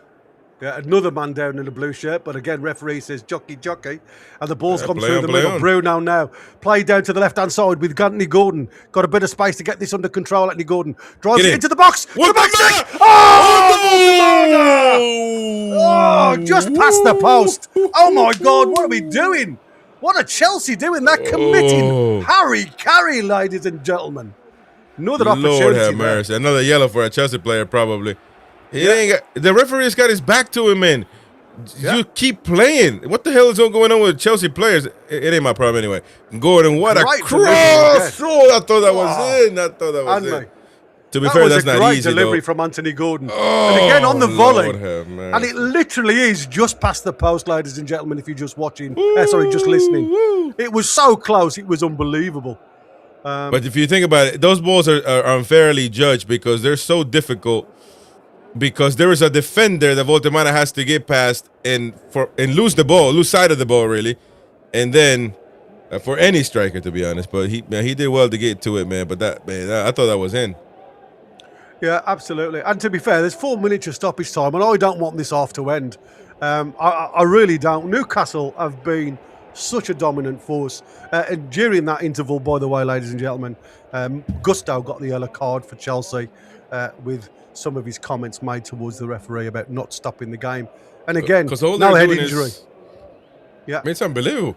I mean, bro, you're supposed to not trust that the referee is going to stop the game. How is... Yeah, poor ball out again from Sanchez, who puts them under a lot of There we pressure. go. Bruno Keep picks going. that ball up. Voltemada. Plays the ball into Voltemada. Oh, First damn touch it. wasn't great for Voltemada.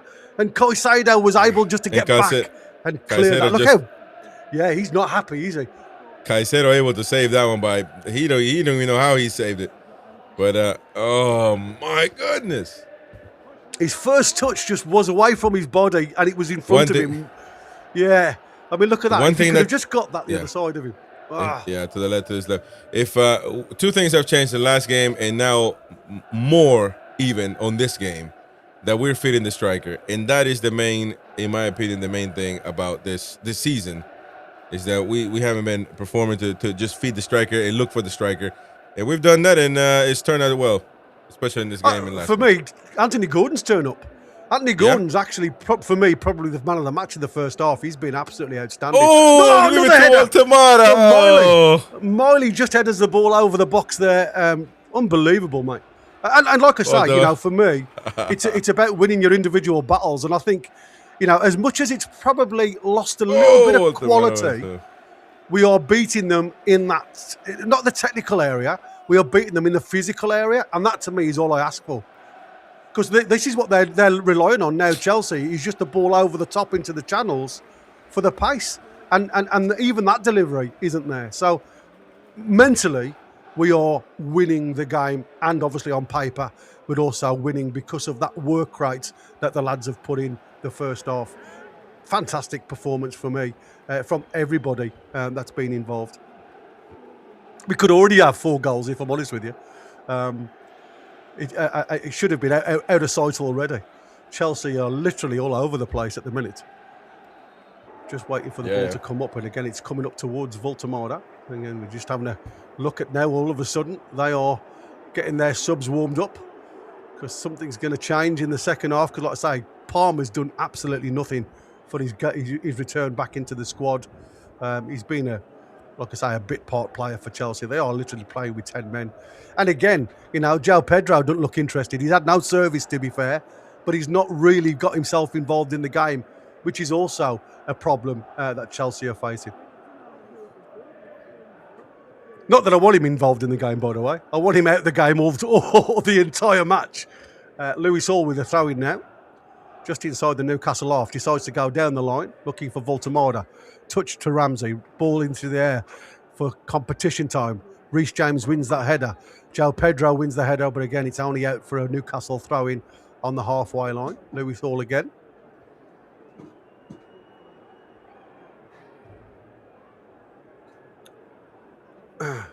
Lewis Hall again goes down the line, looking again for Voltemada. It's going to be a foul, man. Caicedo all over the back. Well, Fofana actually all over the back of him. Tonali there wins the header again. That was, again, just allowed to go on by the referee. It's fallen to Garnacho on that left-hand side. Lewis Miley pushes Garnacho wide, but again, Garnacho relying on pace. And again, Lewis Miley doing exactly what you've got to do and just put your body in front of player. You can't do anything about it. If you can beat you that way, fantastic. If you can't, you've done your job, son. Superb, Lewis Miley. Again, a couple of decisions there that could have gone Newcastle's way. Didn't. Referee allowed to continue. And again, Garnacho just trying to isolate Miley. And he, like I say, 3 bodies to cover him anyway, even if he'd have got round him. But that was great play again from the youngster. Playing out of position to a degree.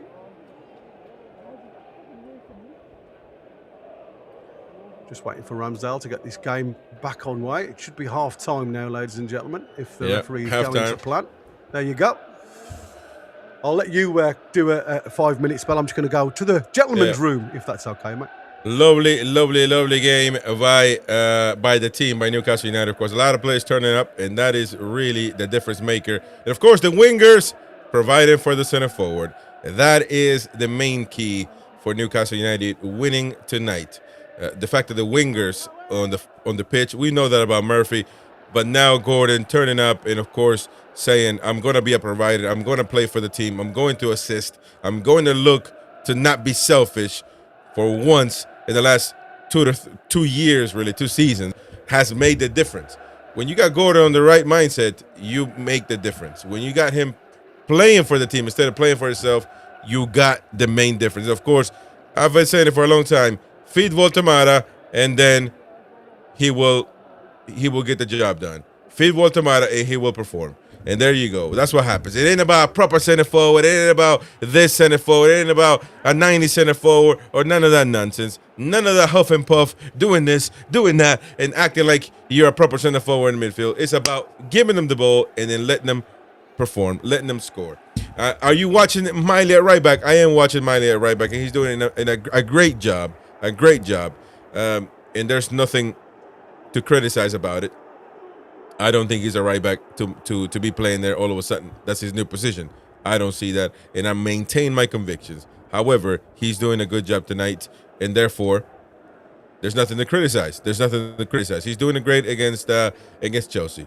And that's it. Plain and simple. And everybody's playing great, which is good. And we got to maintain that. And now the biggest test for Newcastle United is maintaining a level head and continuing to just, maybe not, the intensity is not going to be the same, but at the end of the day, you got to be able to maintain the lead. We cannot even let them score once, to be honest, because that's just inviting them to keep going. So more or less, we got to continue the same thing and continue to press if we can, but most importantly, be disciplined at the back and still be disciplined by attack, because we can't just let go and think that we already got 2 goals, that's it. No, we got to continue to attack and continue to look for the 3rd goal and put this game out of reach and distance for Chelsea. Thank you very much, all of you. Don't forget to smash the like button. Help support the channel. Miley using his football brain. There you go. Toon Nut says, in Eddie Howe we trust. Tony says, where are the missed chances? Were there missed chances and sitters? Well, one you can say for Voltemata, of course. He missed it. That wonderful cross by Gordon where he missed it. Difficult shot still, but I guess if you want to call it a sitter, you can certainly do that. Hugh Guy says, hair-raising performance by Gordon. Exactly. Voltemata, Gordon, Ramsey, and Miley stand out, says Connor. Exactly. Just a Jordy. Chris, just eat some humble pie. Guess how was clueless playing Miley at right back. I never said he was clueless, by the way. My only concern was, and is still, nothing changes, because I don't go with the rise and the lows, and I don't go with all of that nonsense. I don't go with emotion. I go with critical thinking. That when Eddie Howe sees, and everybody sees, that Miley, if and when it gets to a point where he is getting beat and where he is not performing, not only in this game, I'm talking about for games to come, that he realizes that it's time to put things where they belong. Put the toilet in the bathroom, man. That's all I'm saying, because it got out of hand with Dan Burn at left back. So let's not let it get out of hand with Miley at right back. That is all I'm saying, and that's all I've been saying since he's been playing there in the last 2 games. Toon says this is the best performance from Gordon in several months. Yeah, I would say the best performance in the last 2 years at least. Let's look at the highlights here before we continue to go with the comments here. I mean, what do you think? This is the first play, I think. Murphy already looking for Voltemara, and Voltemara with the poach. But, of course, that bounce right there. And, you know, for some weird, though, because it looks like Gordon doesn't even get a hold of it. Doesn't even get a touch on it. Well done there by Gordon for pressing, by the way. That's what I said. Anthony Gordon runs back. He gets the ball back. Tonali feeds Murphy. Murphy with a great ball. It passes Voltemada. And then Gordon and Garnacho not Garnacho, Gusto at the back post. One of them touches the ball. It's a great save from Sanchez. And then the ball falls kindly to Voltemada, who, again, you know, he's still got a body to clear. But again, for me, that is a great touch from Voltemada. Because, again, that's... Yeah, the second goal, like I say, it's a delivery of. I mean, that's just delicious from Anthony Gordon. The quality ball in, and like I say, all it needs, because of the shape of the ball, it's so difficult for the defenders, for the keeper, because even if Voltemada didn't touch it, with the shape of the ball, it could still bounce off the floor and get yourself, you know, into that bottom of the right hand side of the net, keeper's left. So you're stuck in no man's land. And again, the one that he missed was a similar ball from Anthony Gordon. And Voltemada then just doesn't get enough on it, and it just skims the post on the way past. So he could have had a hat-trick in the first half. But for me, Anthony Gordon has been absolutely excellent. And to a degree. Yeah, absolutely. And to a degree, I also think, you know, you've also got to think of the build-up play, where the lads have played, how the setup is. I mean, Ramsey has done well in his little cameo spells. Tonali, Bruno, Murphy's done his job. He's got balls in early. I just want to see us, instead of wanting the ball again, you know, and I pull out Tonali and Gomeres, who are our technical players. I want them to stay away from when we get close to each other, because that just, again, the likes of Miley, who's still naive, and I think that's the problem. I've seen Ramsey a couple of times in good opportunity to pass somewhere else, but because these two have such a persona about them, and they are quality players with Bruno and Tonali, the younger lads always want to give them the ball. They don't want to execute anything else.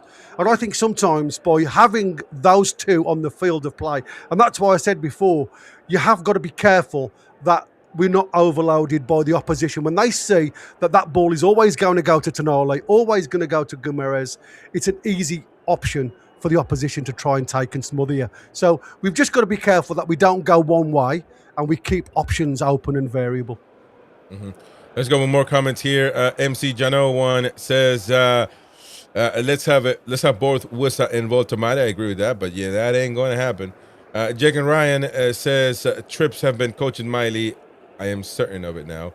What a half. Gordon's actually working for the team today. And say all around great half, but the second half is to play. Of course, I mean that's going to be the main thing moving forward. You know, how we manage this game. That's going to be the biggest thing. We are playing 3 at the back when in possession, and that's exactly the difference. I agree 100% with Mills because we say that Miley is a right back, and he is, but to a certain, really the vast majority of the time when we got the ball, which we have the vast majority of the game, Miley is not playing right back. He is basically another right midfielder, if you will. And that also leaves Murphy the chance to just be himself and not, you know, just he's the winger. Nobody else is competing for that spot. He's crossing. So it is working in that sense. But that puts things into perspective that Miley is right back on paper. He's a right back when defending, which is turned out really well. But when we have the ball and we are attacking, he's not really a right back, but a midfielder, which is interesting to see. And it's working for today's game. Yeah, I think. Well, again, you know, commentating, you follow the ball because that's what you have to do. And again, I have to go back and watch the game in full to get the full feeling of it. But the feeling that I get with the likes of Miley, and you know, I'm not saying that you're wrong when you play 3 at the back. That's all Mills based. I'm just saying what you get there is Miley becoming that natural 6. And what he does as a natural 6, he's sitting between the 2 centre halves. So yeah, there is 3 there, but it's just about what Chelsea can do in operation on that transition. So you have to block the corridors. And what you get then is you've got somebody covering left side, somebody covering right side, and somebody covering central. So he plays in that perfect position. But again, you know, coming from right side, and this is what we often didn't see with Trippier, because what Trippier would do is stay on the right of the three. With Miley comes and sits in the middle of the three. So for me, we're better balanced that way. Because all of them play in that field, in that zone, if you like, individually anyway. So I just think there's got to be, you know, the setup as it started in the first half has to continue in the second half for me. And what I don't want to do is the drop off. The main key is the players are going to be tired. The back and forth all the time with Miley is possibly going to tire them, possibly, just putting it out there. So Eddie Howe has to recognize that the second half is not the first half. The players are tired already. That constant running, all of them really, but in particular, you know, when you talk about the right back in this particular case, that back and forth never stops. So just identifying that's all I ask for. Identify if there's an issue and fix it with time before we have to. Because one goal for Chelsea invites them. It's a dangerous score, 2-0. So one goal will invite them to keep going. So let's not even give them the time of the day at the moment. Animal Lecter, shocked. Best game we played all season so far. Well, it'll be with Everton and Man City. That's 3 games. So it'll be up there with my fellow Yam Yam. There you go. Animal Lecter, fellow Yam Yam. Paul Wright says we have we've had a big kick up you know what, we've been brilliant. Keep it up. I dissed Gordon, says Paul Wright, or missed. Maybe I missed Gordon. No, I think he's right. I dissed Gordon because that's, you know, we all dissed Gordon because it was a fair comment at the time. But like I said, what a difference that player has been today for this team, and I think that is the Gordon that we want to see on a consistent basis. You know, we don't want to see this half-cocked Gordon come in and just wearing a shirt because he gets paid to do so. You know, that's the effort that he's got to start showing consistently. Becca says, I'm definitely shocked by this performance. I just hope we can stay consistent. But that's the case. And you were saying that you don't have a clue because you were thinking that we were going to get – it was going to be a difficult game. It's not about not having a clue. You were perfectly within your right to say that we weren't playing good, and therefore, you know, Chelsea might have something. And it proves my point that it's still – I still believe we're player-driven. We only turn up for big games, so we shall see when it comes time to those games where you really need to get those points against lower teams, and we don't because we haven't. So that's just a fact. So, but look, because we turned up for Man City, and then what happened after that? You know, it's just take the Everton game. We got to continue that. That is Newcastle United's problem. So it's not even scoring, like I said. You know, we can score. That's not even a problem. It's about managing and being disciplined in the game. Steve Waldo, is it me or does Miley get more involved as a right back than he does in midfield? Probably so. Maybe he does like that back and forth. Maybe he does like that. Yeah. Because, like I said, it's because you've got dominant players alongside you with the likes of Tonali and Bruno, and they're hungry for the ball. So you are naive to a point where, okay, you're my more senior player. I'll give you the ball. So you're absolutely spot on. He's more involved being away from them. And you're starting to see his technicality with the ball at feet and what he can give you with delivery of the ball as well. So you get better positional sense, if you like. I think that, listen, we can't just say he's a natural because we know he's not.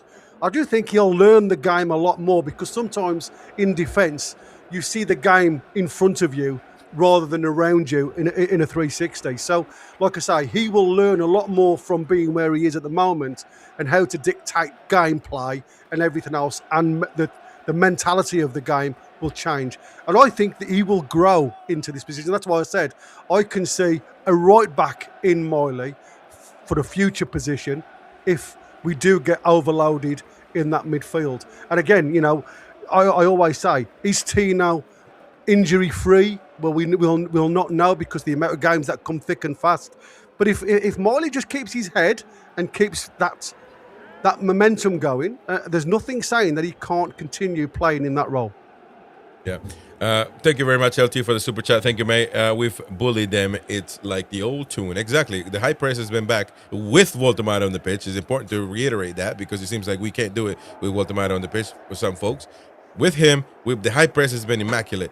So thank you very much, LT. By the way, the ads have been turned off. Adverts have been turned off for the match day. So please consider super chatting or gifting memberships or becoming a member yourself and supporting the channel. Please do that. It takes a lot of work to put this content for you, and so please help us out here. A lot of comments coming on, so we'll skip through some. The Butt Mayo says this has been arguably the best half I've seen from Jacob Murphy. He'll need to be present. Jacob Ramsey. So he needs to be present when they reinforce the midfield with Enzo. Enzo will come in at some point.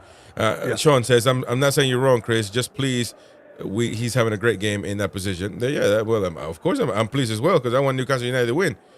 Brian Quinn, excellent from Eddie and the lads, just what we wanted.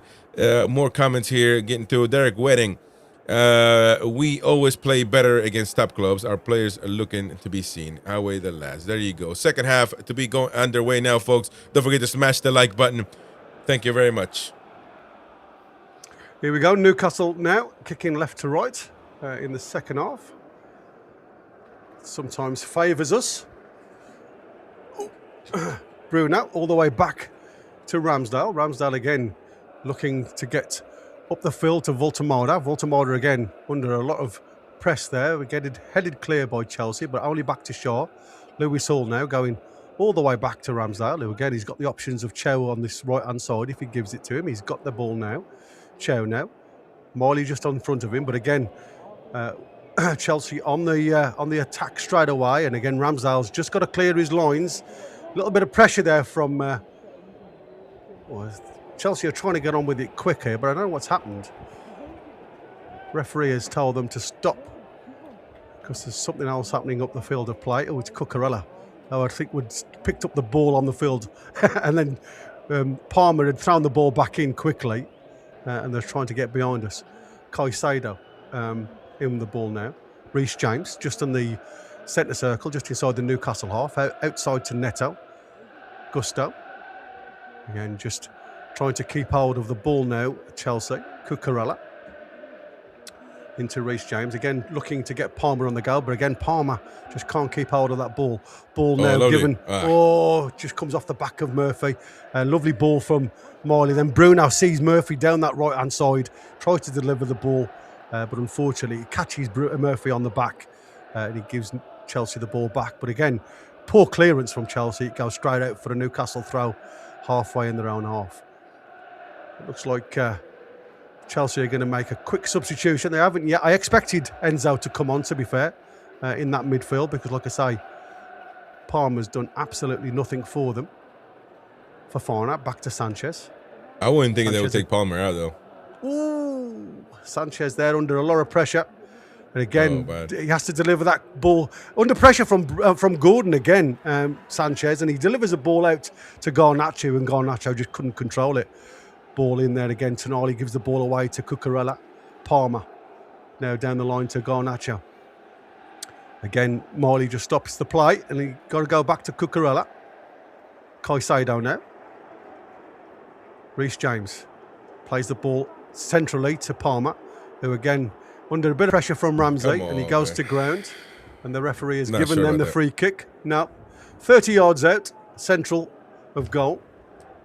Yeah, I mean, it wasn't anything particular from Ramsey, to be fair. A little bit of shirt holding, but I mean, that was the same for both players. It's just the fact that he went to ground. Bit of a dangerous position, this one, for these players, because like I say, they are good at the technical stuff. Dangerous. Yeah. Be interesting to see who takes this. Well, we know Reece James has got a good shot on him from this type of area, and we know Palmer can do something, and it wouldn't surprise me, if I'm honest with you, that Palmer doesn't get something, even though he's done absolutely bugger all game. But again, you know, we are creating a problem from ourselves there, because again, you know, there was a give and go for Tonali just to play a simple pass, and he's trying to create something down the line, and he gives the ball straight back to Cucurella. And something we've got to be better at in the most important times, especially the start of the first half, because like you said before, they get an early goal in this second half, it changes the mentality and the approach to both sides. Enzo just getting stripped. And why they didn't make this substitution in the half time, I do not know. Reece James with a free kick, and it's a goal. There you go. Told you. Reece James, quality free kick. That was down to Ramsdale's right-hand side, and it was superbly taken. Plays it with that instep and the shape of the ball, and it's dipping all the time. It's going down towards that right-hand side, and he's done exactly what we expected him to do from that range. I mean, look at no, that's a bad positioning, but nah. I mean, Ramsdale was way to the side, though, man. Yeah, well, like I say, you protect. I tell you what the problem was there. Look who didn't jump in the wall. Bruno. The ball went over his head, mate. Anyway, the ball's back with Newcastle down this left-hand side. It's 2-1 to Newcastle now. And again, Chelsea have gone down. And all the bit now is, and all the pressure will be on Newcastle in these next 10 minutes because they'll throw literally everything at Newcastle now. The mentality will change. That's why that 2-0, man. I told you, man. They scored once, and now momentum shifts their way. We got to stay disciplined, very disciplined. We have, and again, that's got to be well done. Neto and Lewis Hall, free kick there, down on the left back position. Again, it's funny how, one goal can change the outlook of it. I mean, it was a superb goal. I mean, you can't take anything away from Reece James, and Enzo, he's getting redressed now in his training kit. He's not coming on anymore because of that goal for Chelsea. They don't want to upset the balance. Hoping they'll get a bounce from that one. Long ball again, looking for Tamada. Ball comes to Ramsey, plays the ball into Murphy. Murphy back to Miley. Miley again on the half turn though, under a lot of pressure here from Chelsea, hunting him down. Well done. Oh, Murphy again. Stop giving the bloody ball away, and now all of a sudden we've got a break on from Chelsea. Chelsea down this left-hand side with Garnacho. Plays it into Palmer. Palmer into the box. It's half cleared. Neto now. Hall gets a foot on it, and Tonali's able to bring the ball out. And the ball goes now to outside to Anthony Gordon. Anthony Gordon goes in to the halfway line. He's got Tonali on the outside of him. Lewis Hall on the inside right position. Tonali comes in field now. He's got options if he wants to do it, but again, he's allowed to keep running. Bruno now plays the ball out to Murphy. Murphy, first time cross, deflected off Cucurella's face and out for a corner for Newcastle. Thank you. Thank you very much, Christina Cage, supporting the channel for ad-free match for all. Thank you very much. Thank Christina, you, buddy. of course. And please consider super chatting, folks. Help the channel grow and help the channel maintain itself. Yeah. Yeah, that's they're starting to push now, so we gotta. Yeah, I mean, well done, Lewis Hall, for keeping his eye on that, because Neto tried to bring the ball down and turn on the inside. He did have a free shot at goal there if Lewis Hall hadn't have stood his ground and not, and gone for the challenge, because he'd have slid out the way. Neto would have took him all out there. So it was well done from Lewis Hall. Pence Bilal says Bruno didn't jump, went in the wall. There you go. Short corner to Ramsey from Lewis Hall. Back to Murphy. Murphy out of his feet. Delivers the ball into the box. Caicedo with the headed clearance. Murphy back in. Miley picks the second ball up. Back to Murphy. Murphy now on the half turn. He's got Ramsey on the outside of him on this right-hand side. Ramsey now picks the ball up. Going towards the penalty area. Anthony Gordon more centrally. Gets onto his right foot. Dinks the ball out to Murphy. Murphy again got the option with Gordon. Gordon now going. Oh, referee. Hey, man, what's up with Have that? a word, sir. A coming together of bodies, and it looks like Caicedo was a little bit stronger than Bruno. Yeah, he was a little too much. That wasn't just. That was wrestling. No, but like this literally, man. Let's look at it. Oh, surely that's a penalty, man. Surely that's a penalty. Chalobah, I mean, he's nowhere near the ball. That ain't no 50-50, man. That is a straight. Oh, that is shocking, that, man. Yeah, Chalobah's no penalty.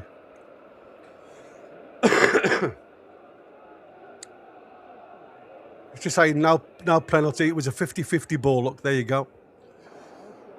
A coming together of bodies. But he wasn't coming together of bodies. Gordon didn't get the memo. Exactly. Yeah, I mean, Chalobah wasn't even looking at the ball when he took Gordon out there.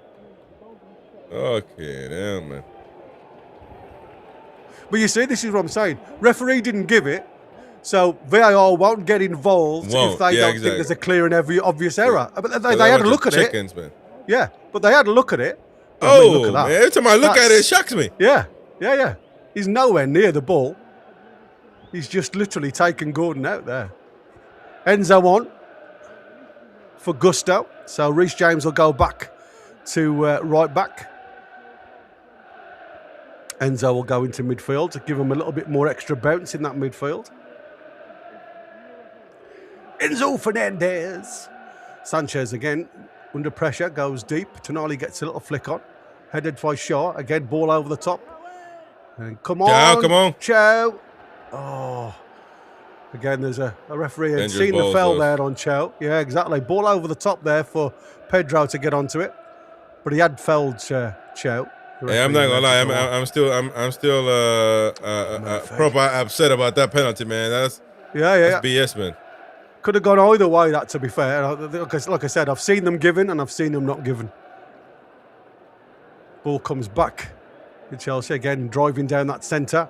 Palmer now picking the ball up, goes on the inside, but you've got to play it on the outside with Neto.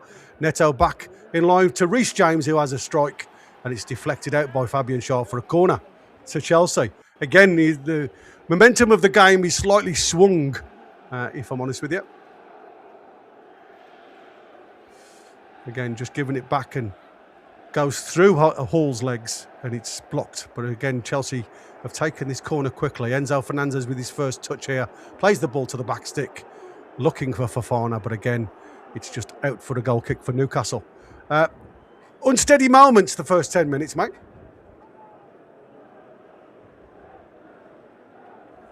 Keep thinking about the penalty, man. I keep looking at it, and I keep looking at it and thinking, I've seen them given. I really have, because like I say, he makes no commitment to the ball whatsoever. Little ball forward from Chow. Played back to Tonali from Voltemada. It's out to Marley on this right-hand side. Marley's got Murphy, who looks offside. The ball's deflected. Trying to find again. Marley trying to find Bruno. And it's out back to Sanchez. But again, competed well with Marley there. Caicedo. Fernandez. Again, Cucurella on this left-hand side. Palmer now coming deep. Plays the ball off Miley. And it's out for the throw into Chelsea, deep in their own half. Cucurella with the early ball to Pedro. Pedro on the halfway line gives it to Garnacho. Back to Cucurella. Cucurella inside to Caicedo. Caicedo again looking for the overloads on that left-hand side. Well done, Louis Hall. He'd read that play. There's a ball committed there down that left-hand side. Louis Hall. He's got Ramsey on the outside. Ramsey now plays the middle inside, but there was nobody there. Again, waiting too early. And again, we'd committed bodies forward on the transition. Chelsea now on the halfway line. Neto running. Palmer on the outside of him, Pedro on the inside of him, into the D, comes to Garnacho. Garnacho onto his right foot, back to, well done, great save from Ramsdale. Back now with Garnacho onto his right foot. Louis Hall gets his toe on it. Well done, Sorry, Louis Hall, Miley. Miley gets a toe on it again, plays the ball down the line to try and get us out the way. But referee has played on there. Man. Yeah, Fernandez gives it back to Reece James. Reece James goes out to Neto. Neto now. Gets it onto his right foot, dinks the ball into the box. It's headed clear again by Shaw. Up towards Voltemada, but again Caicedo and Cucurella are able to pick the ball up for Chelsea. And it's all the way back to Sanchez, who's sweeper keeping way out of his goal there. Caicedo. Enzo. Won the ball back there fairly from Ramsey though. Bruno. Right. Quite honestly, Bruno's been off today, man. Yeah, Bruno's been a bit slack, to be fair. Yeah, Bruno's been a little bit off today, I must admit. He certainly didn't jump for that free kick. He didn't get any height at all. And that's what you'd expect in the wall. You want that to be your first block as a keeper. And he just didn't make any attempt to get up there. There's going to be a yellow card given to somebody, and I think that is towards the bench. Maybe Harvey Barnes. Maybe it could be a moment for Wissa and Voltemada to just try to do something there, but we need to get out of our own half. We need to just get a control of the game again, with that press. Again, we've been a bit negative on the start of this half, and like I said, the referee has given them the opportunity to get back in this game, if you like. But you've got to take the decision and you've got to get on with it. But again, it's moments. Ball up the wing, well done. Murphy here. He turns Cucurella. Again, he hasn't got the pace to beat Cucurella, but the ball is deflected up for a throw-in to Newcastle, deep in their off. Well, one thing's for certain. They got the One yellow card, by the way. One thing's for certain. Playing like this for 30 minutes, you're going to lose. I'm telling you, because you're inviting them to keep knocking on the door, and you know my rule. The thing is, though, you see, it's like I said, they're committing bodies. If you've just seen there, you'd got Reece James committing from that left side. You've got Neto. But they gave the ball away, and what we didn't do is overload that left-hand side. And when we played the ball in, there's nobody there to pick that ball up. So we've got to be better, when we break like we do. Good ball out there from Ramsey to Murphy. Murphy looking for somebody. Oh, Murphy. He's seen somebody in the crowd there, Murphy, because there's no player there. Come on, man. We're wasting an opportunity like that, man. Absolutely. Well, the matter is like, what am I supposed to do with that? Yep. Well, what is anybody to do with that? Like I say, the only thing I could see in a black and white shirt is somebody in the crowd there. Again, Chelsea happy to try and play this ball. Reece James tucked into that corner, and Enzo Voltamada gets the ball, but it's come back to Ramsey. Ramsey tries to get it into the box, but his deflection goes nice to Chelsea's way. Again, Enzo puts Chelsea in a bit of difficulty here. Ramsey picks the ball up from Bruno, gives it back to Bruno. Dempsey. Oh, Bruno, what are you doing, lad? Come inside.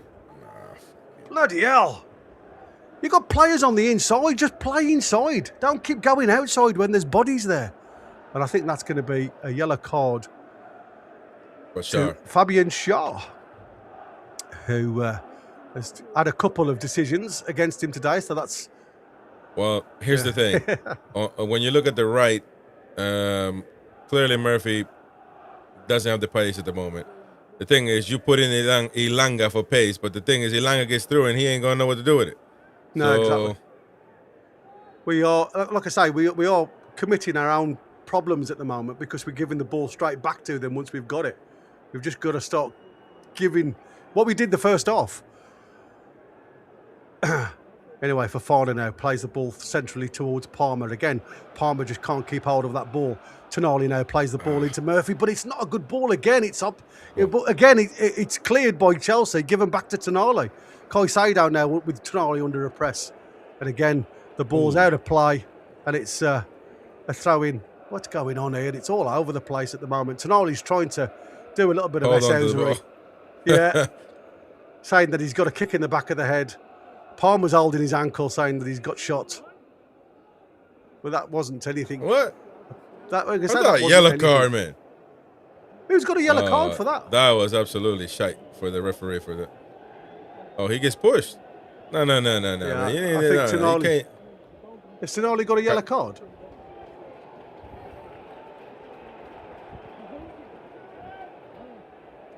Tonali's saying that he's got a smack on the head, but I couldn't see from where or who.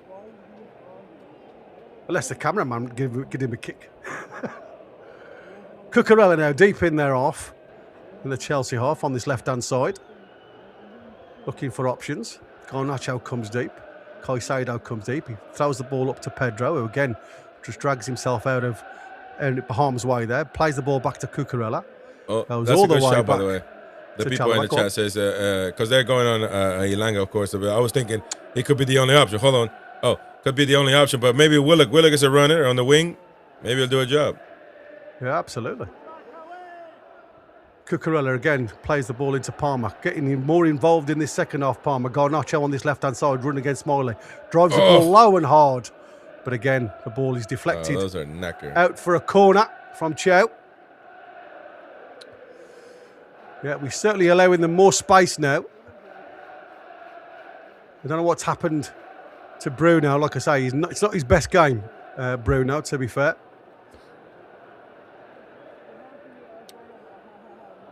Reece James with a in-swinger for Chelsea.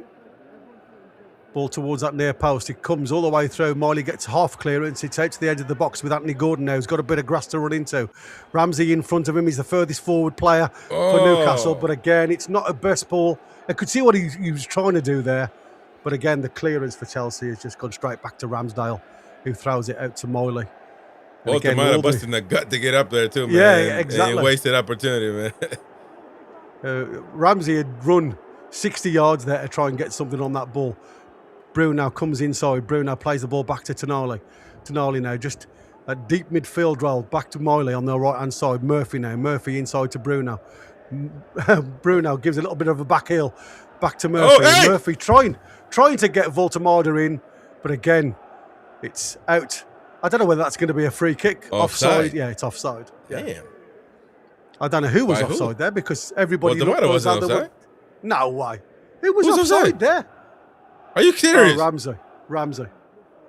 Yeah, but Ramsey doesn't participate. Oh, he doesn't. It's the phase, isn't it? Because they're not saying, is that the first phase or second phase? It's because he got involved towards the end there without no other player touching the ball. Sanchez with a free kick. Goes long.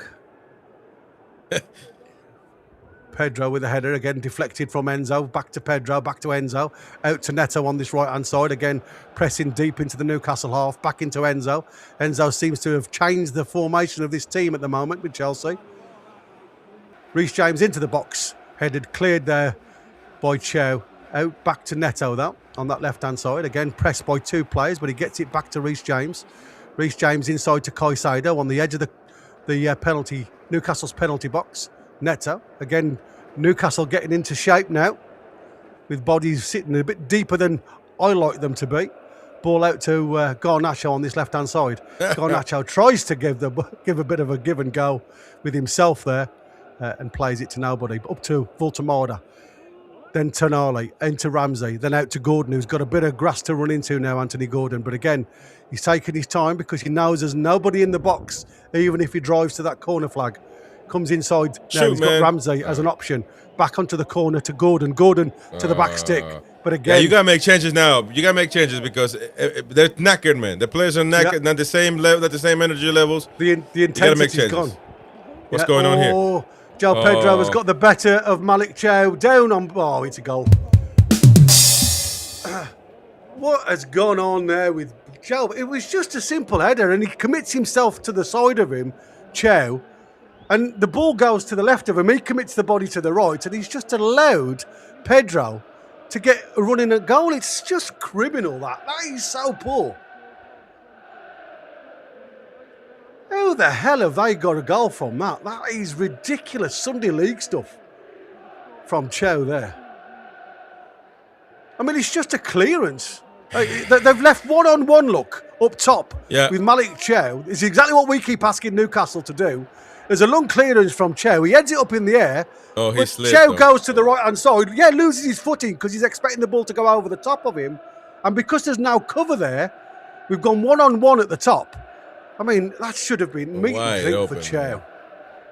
That is so poor from Newcastle and Chow there. You can see this coming though. Yeah, you can, but like I say, it's like, you know, you can't commit Harry Carey like that. When you're 2-1 up, get another player down. You know, get one of your shorter players, a bit pacier, to sit deep. You can't do what we've done there. That's committing suicide. Everybody, exactly. You got to be disciplined and attack with discipline. Everybody up. Everybody and their mama up, except Chow, of course. But, you know, he made the mistake, of course. But nobody there to even try to attempt to save that mistake, as you said. So, wow. and right before this, by the way, I was saying, get the players off, man. They're knackered, man. Not the same energy levels, not the same situation anymore. You've got to be proactive. You've got to make an adjustment, and we're still maintained, man. Yeah, here we go again. It's all over the place at the moment, Newcastle again. Enzo has made a massive difference to the Chelsea midfield. Enzo again gets the ball back from Reece James, up to Pedro, plays the ball inside to Palmer, out now to Garnacho, one-on-one. Be careful now with Miley. He has a shot, which is high and wide from Garnacho at the near post of Ramsdale. It's certainly everything falling Chelsea way at the moment. By the way, it's about to be 70 minutes, man. 70 minutes. Yeah. You got to make. Come on, man. What are we waiting for? The whistle's coming on for Voltemada, I guarantee you. Yeah. That ain't going to get it done, man. No. And it looks like there's going to be Barnes and Elanga as well. It's going to be 3 on again.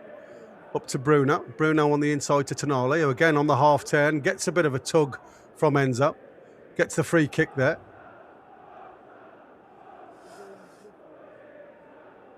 Free kick to Newcastle. Halfway in their own half. Back with Shaw. Who again, you've got to look at the body languages now. Who wants this? I mean, they're all knackered. Up to Bruno. Yeah. And to be honest, Bruno's been off. Murphy And I remember inside one to time when Voltamada. Tonali got subbed off for being off. Yeah. Voltamada loses the ball there, and he gives the ball back to Garnacho, who gives it to Cucurella, who plays it all the way back to Sanchez. Long ball from Sanchez, again looking for Neto. Lewis Hall underneath that one, plays the ball out to Ramsey. Ramsey on the half volley, plays the ball up to Gordon. Now Gordon to Tonali. Tonali onto Gordon. Gordon's got an opportunity to run down that wing. Again, gives it out to Ramsey. Ramsey inside to Hall. Hall now with a drive towards the box. Lewis Hall now going into the box. There's a couple of options here for a foul, but the first one will be the one that gets... and you know what? Immediately to mind, we don't have a Reece James to take care of business. But we do have a Tonali. But we do got Tonali. Yeah, that's right. It's whether he's got the kahunas to have a go, though. That's the problem. I just don't think we've got players with that commitment, that mindset. I think they've got the ability to do it. It's whether they've got the mindset to do it. Who's been in the book this time? Caicedo's in the book, I think, now, for Chelsea.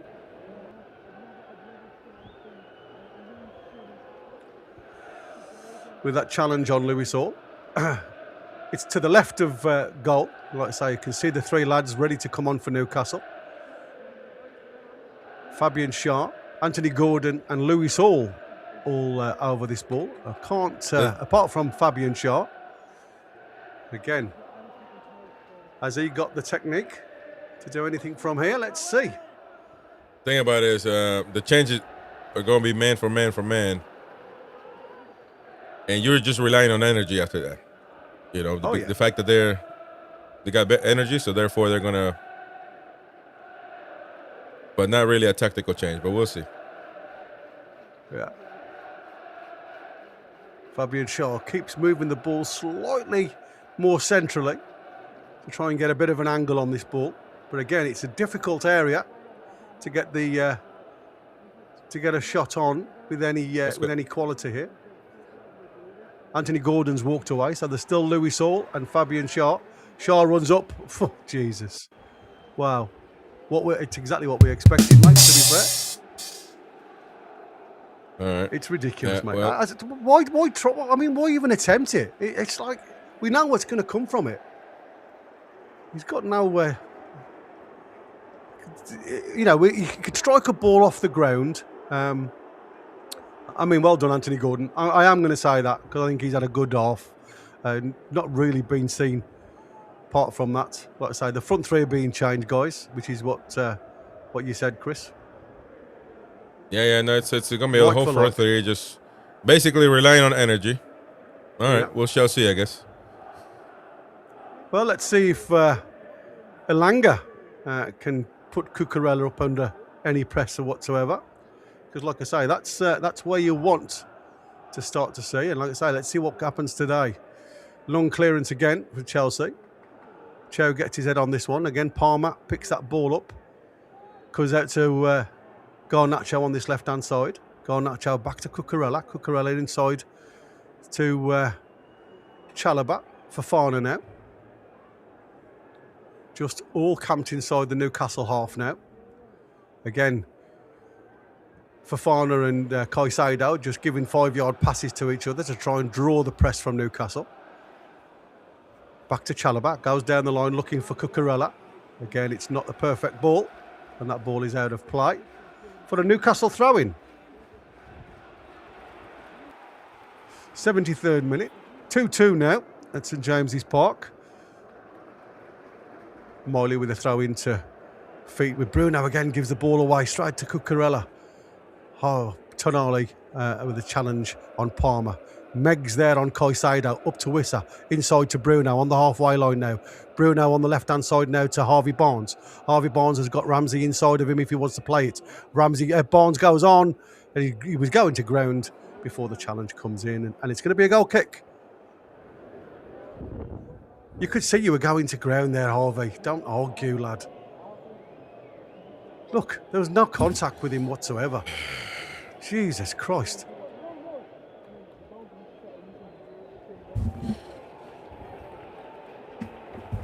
Got to be better than that, son. Hold on, referee is... The ball was kicked, but what's going on here? Is there going to be another sub? Why have you gone back? That doesn't make any sense at all. What was the referee doing there? Sanchez with a long ball, again cleared, looking up towards Pedro. Again, Pedro wins the head. Lewis Hall, though, with the head up towards the halfway line. Again, Harvey Barnes and Reece James.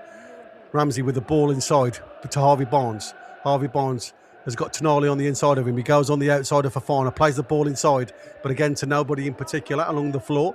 And it's cleared by Chelsea. This is going to come to Chow, who's going to go all the way back to Ramsdale on the edge of his box. Ramsdale goes long again, looking for the ball over the top of Fofana. Fofana allows the ball to go past him. Impossible.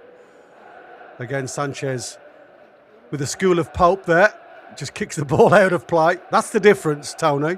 That's what you don't need your keeper to do. Ball thrown back into Tonali. Tonali there gives the ball into Hall. Hall back to Shaw. Back to Hall. Now to Chow. Bit of a zigzag passing lane there for Newcastle. Up to Elanga. Elanga's real first touch under pressure from Cucurella. Plays the ball on the diagonal to Shaw. Up the lines to Ramsey. Back on the halfway line to Hall. Then down to Barnes. Barnes now inside to Ramsey. Good movement this from Newcastle. Ball inside now to Bruno. Bruno now got Miley on the outside of him if he wants to give it to him. Miley. Again, it's not a great ball from Bruno. Miley gets a foot to it though.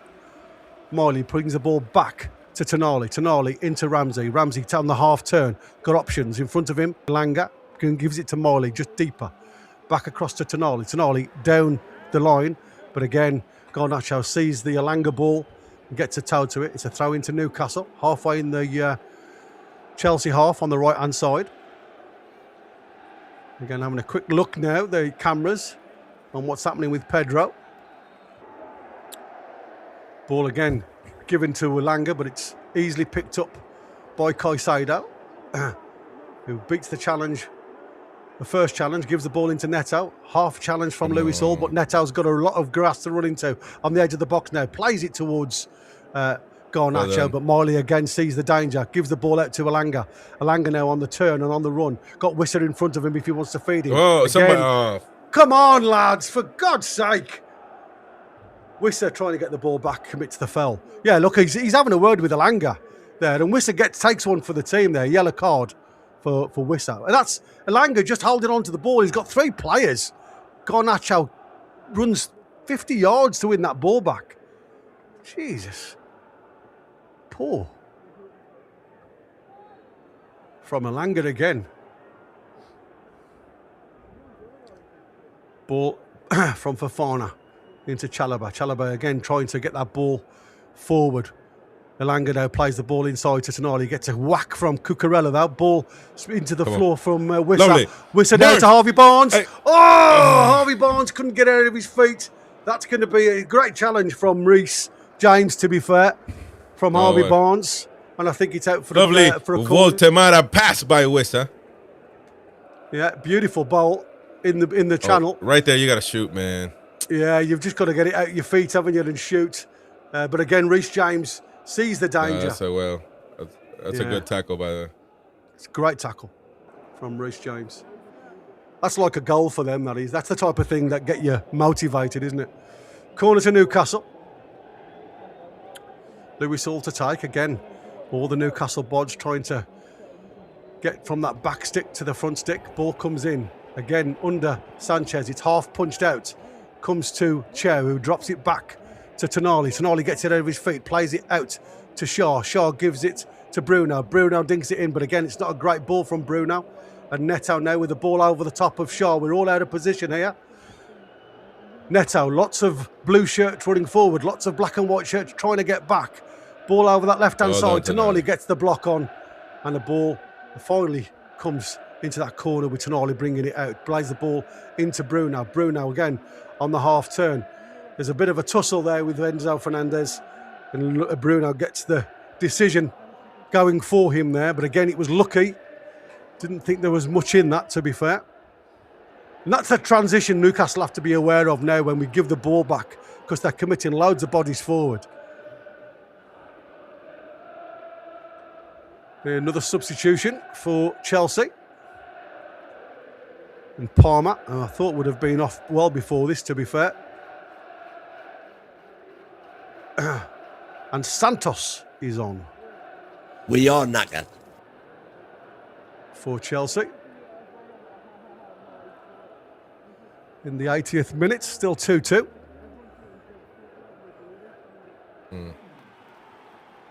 Shaw with the free kick, gives it back to Ramsdale, gives it to Shaw on that right diagonal. Shaw now. Again, where's your options, boys? Marley had gone inside. You've got to get Elanga coming deep. And this is the communication thing now. Everybody goes tall or high and then narrow. Ramsdale goes through the middle, looking for Elanga, but Cucurella gets his head to that because Elanga doesn't jump. Ball inside from Garnacho. Again, Ramsey with a half a chance to get that ball. It comes to Reece James. Plays it back to Fofana. Fofana inside to Caicedo. Again, dinks the ball into Enzo's path. Back inside because Caicedo has continued his run. Bruno looks like he's running through mud at the moment. Caicedo with a big run and a shot that just goes past the angle of bar and post. Looks like he's, again, what is Bruno still doing on this field of play? I really don't know. Oh my God, that was way closer too than close. yeah, absolutely. Oh man. Ramsdale out to Chow. Chow now. Up the line to Elanga. Again, it's a half ball to Elanga back to Bruno, and it's given back to Chelsea. Pedro on the ball, and he gets blocked, luckily, by Shaw. The ball's come to Bruno, back to Bruno Barnes, I said so, back to Bruno in midfield, who gets again half challenged. The referee's allowed the ball to continue. Garnacho with a shot near post, and it's clawed out by Ramsdale. There does look like there's only going to be one team scoring next, this is, unless they sort this midfield out. Because at the minute, Bruno is getting dominated in that midfield. You need some fresh legs there, lads. It's desperate times at the moment for Newcastle. 2-2. Corner to Chelsea. Reece James again comes across to take that one. Another lad who looks like he's running in treacle at the minute. He's run a lot of yards, Reece James for Chelsea. But again, comes across on the diagonal to take this in-swinging corner. Ball into the near post. It's flicked on by Cucurella. That long mop of air, though, can only flick it out for a goal kick. Just cushions the ball on that. I don't think it ever goes anywhere. And what's Ramsdale now talking? He's having a shout at the referee for something. All right. Oh, yellow card to... Maybe they did something. Santos has got a yellow card. He's only just come on the field of play. I don't know what happened there. Whether he stopped the keeper from delivering the ball, I'm not sure. But Santos has got a yellow card. Don't even think he's touched the ball yet. Ramsdale with a clearance up towards Wissa, headed by Chalobah. Down to Garnacho, inside to Caicedo. Now you've got Reece James again. Seems to be pulling all the strings, Reece James. But it's a poor ball, that one, to be fair. Towards Garnacho. Ramsdale throws the ball square to Shaw. Shaw now with a bit of grass to run into. Shaw now running towards that halfway line. Again, gets tugged back from Pedro. And he's going to be in the yellow card for that one because, again, he was going nowhere. And to be fair, Pedro's been good tonight, man. Well, like I say, he wasn't involved in the first half, really. No, yeah, that's right. I'm saying, well, centre forward that, was given a chance. He's taken it, absolutely. Yeah. Toon Army with a little dink over the back to Chow. Chow brings the ball under control, drives the ball into the box. Shoot, man, shoot. It's going to fall out. Shaw comes to the wrong player. Fabian Shaw trying to get that ball under control, and he's whipped it over.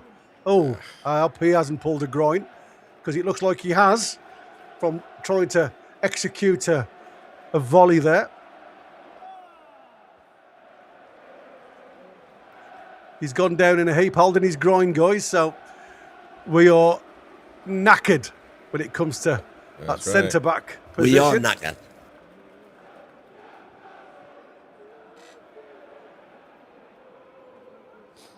He's running back okay, though, so we have to be a little bit aware of anything behind him now, especially if he's got to open up a little bit. But again, driven in by Chow, the ricochets just doesn't fall in the right place at the right time, and it comes out to the edge of the box. But it's over the bar from Shaw. Shaw, anyway, picks that ball up from Chelsea, deep in his own half, gives it back to Ramsdale. Malik Chow now. Here's a ball up to Bruno. We haven't had a shot on target since the first half, 20th minute.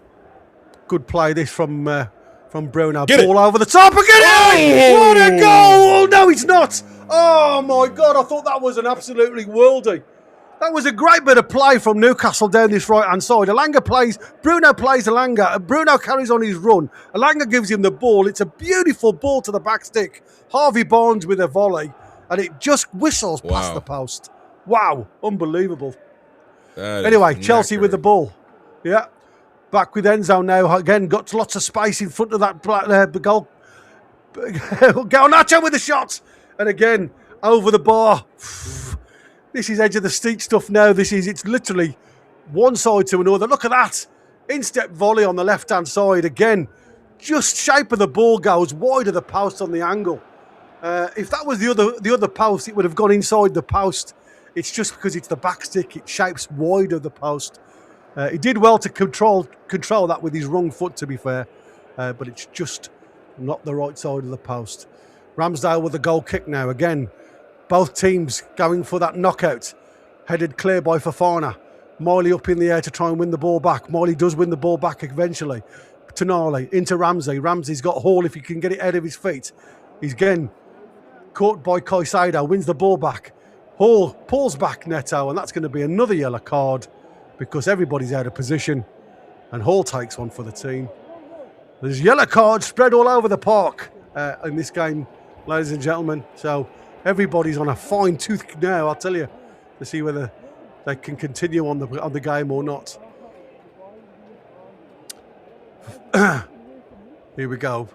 Chalobah now on that right-hand side, just whipping the ball out towards Neto. Plays the ball inside. Enzo Fernandez picks that ball up. Plays the ball into Garnacho. Garnacho now plays the ball back onto his right foot. Plays it back to Cucurella. Back to Garnacho on this left-hand side. Miley gets a foot to it and blocks the cross. And again, Garnacho has to go backwards to Chalobah. And back into his own half now to Fofana. Gives it back to Chalobah. Chalobah now again back to Fofana. Half press from Newcastle. Tonali into the back of Caicedo. Caicedo on the turn, and Tonali gets a little bit of a nick on him. And there's a free kick to Chelsea. Very bitty at the moment. Could see Gaffer come out there and tell Harvey Barnes to get back into position because Reece James had got a run at him if he stays more centrally. Fofana into Caicedo centrally now. Comes into Cucurella, out to this left-hand side with Garnacho. Cucurella makes the run, and again, he's got a chance to cross. Elanga goes back with the player, though, and gets a block for a Chelsea corner. Oof. This is ridiculous.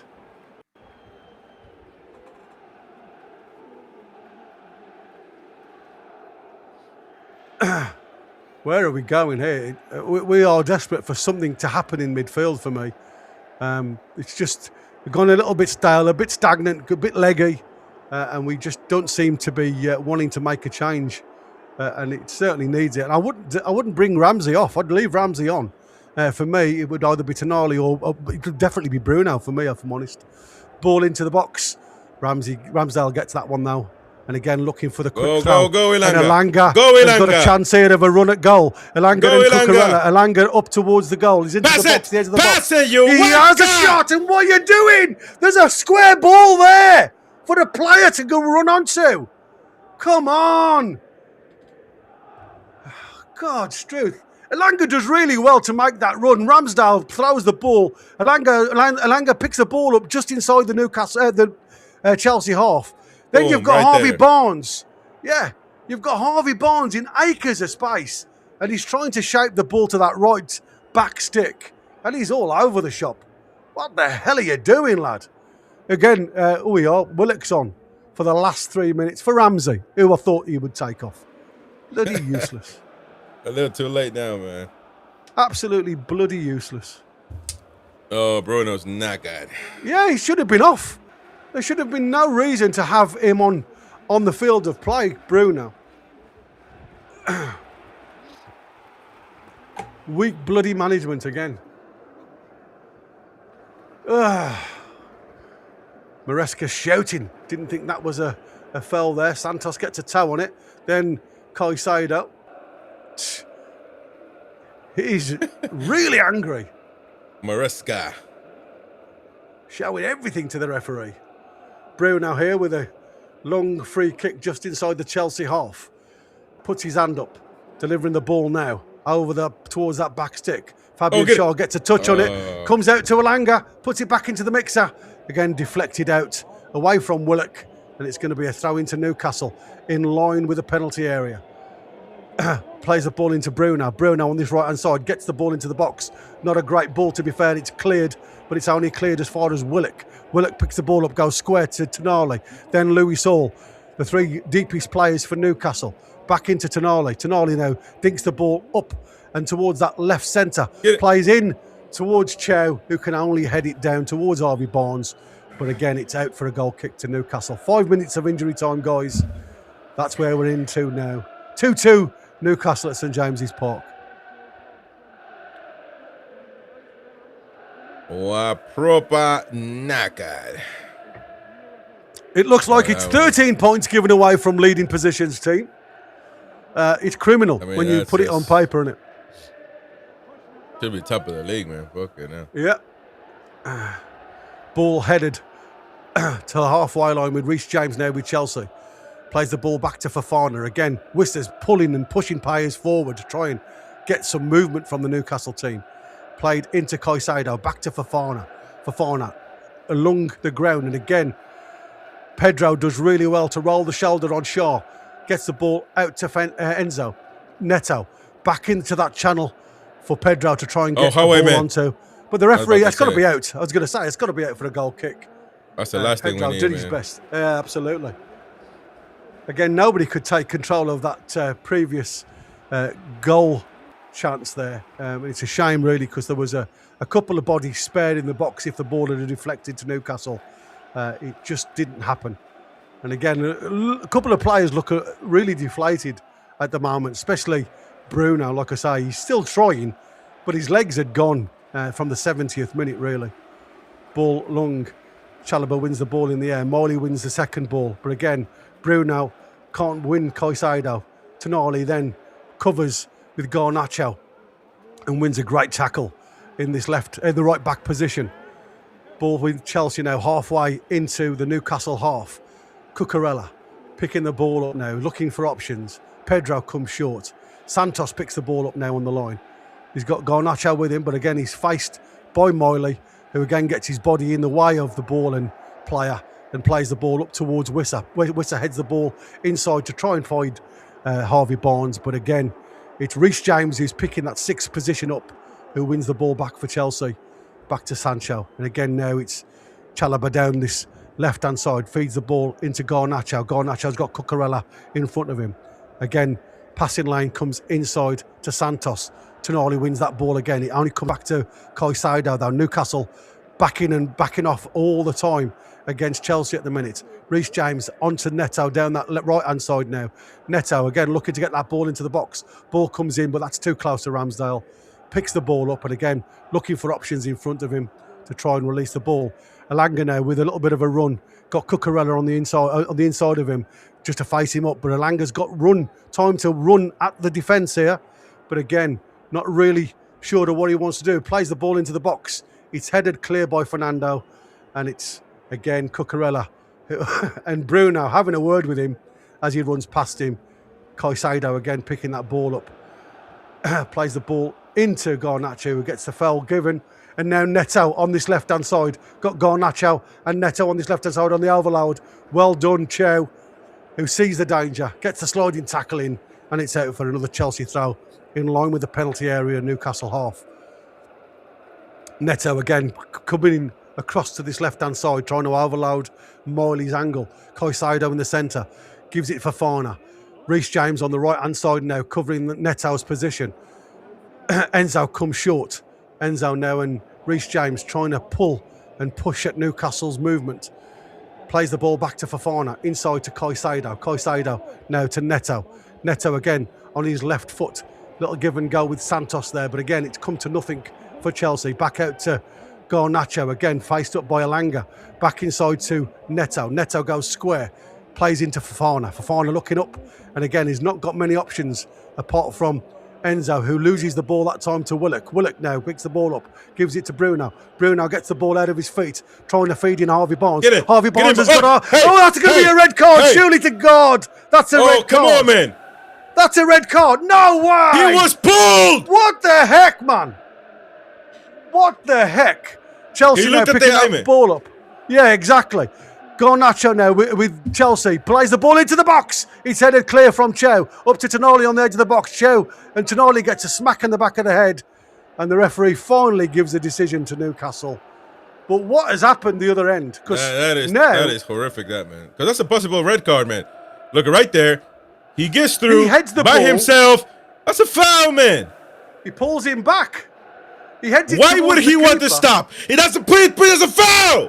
Why would he want to stop? Why would Harvey Barnes want to fall down? Reece James tugs on the arm of Barnes there, and Barnes does go down, but it's whether they see that more as a red card. What's going on here? Because everyone's going to look at it. Yeah, that's a foul. Has he got the opportunity to get the ball here with Sanchez? That's what they're going to say.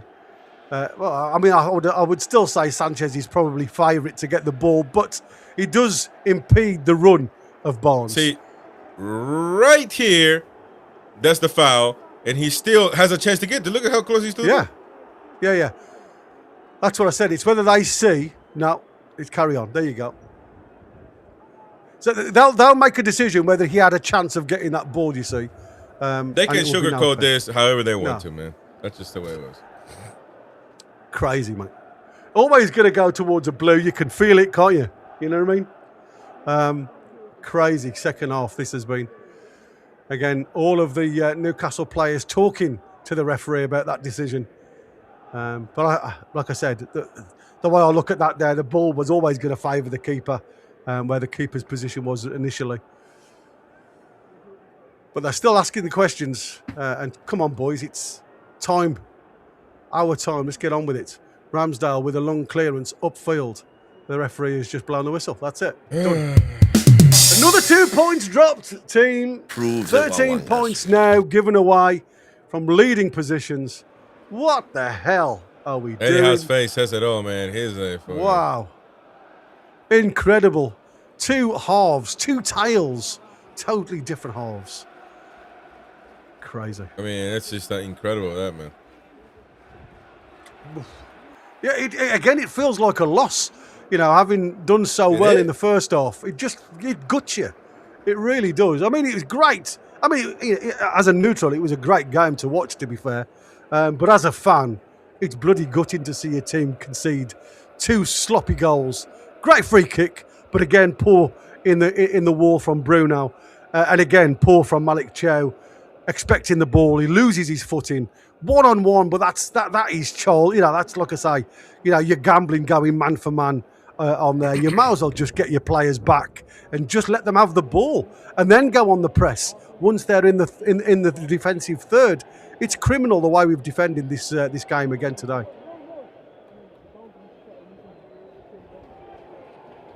Yeah, we'll get into the match reaction, of course. You can call and have your say. 0191-916-8864.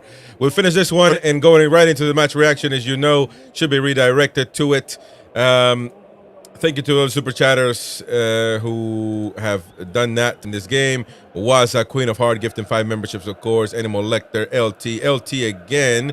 Didn't read LT's second one, I'm sorry. Oh, the first one. Do people still want Eddie Howe out? How are the lads? We've bullied That was them when we were like it's winning, the I old think. tune. Yeah. So, yeah, no, of course. Thank you very much, LT, for doing it twice. And Christina Cage, of course. We'll be back right now. Don't go anywhere and call us now. See you in a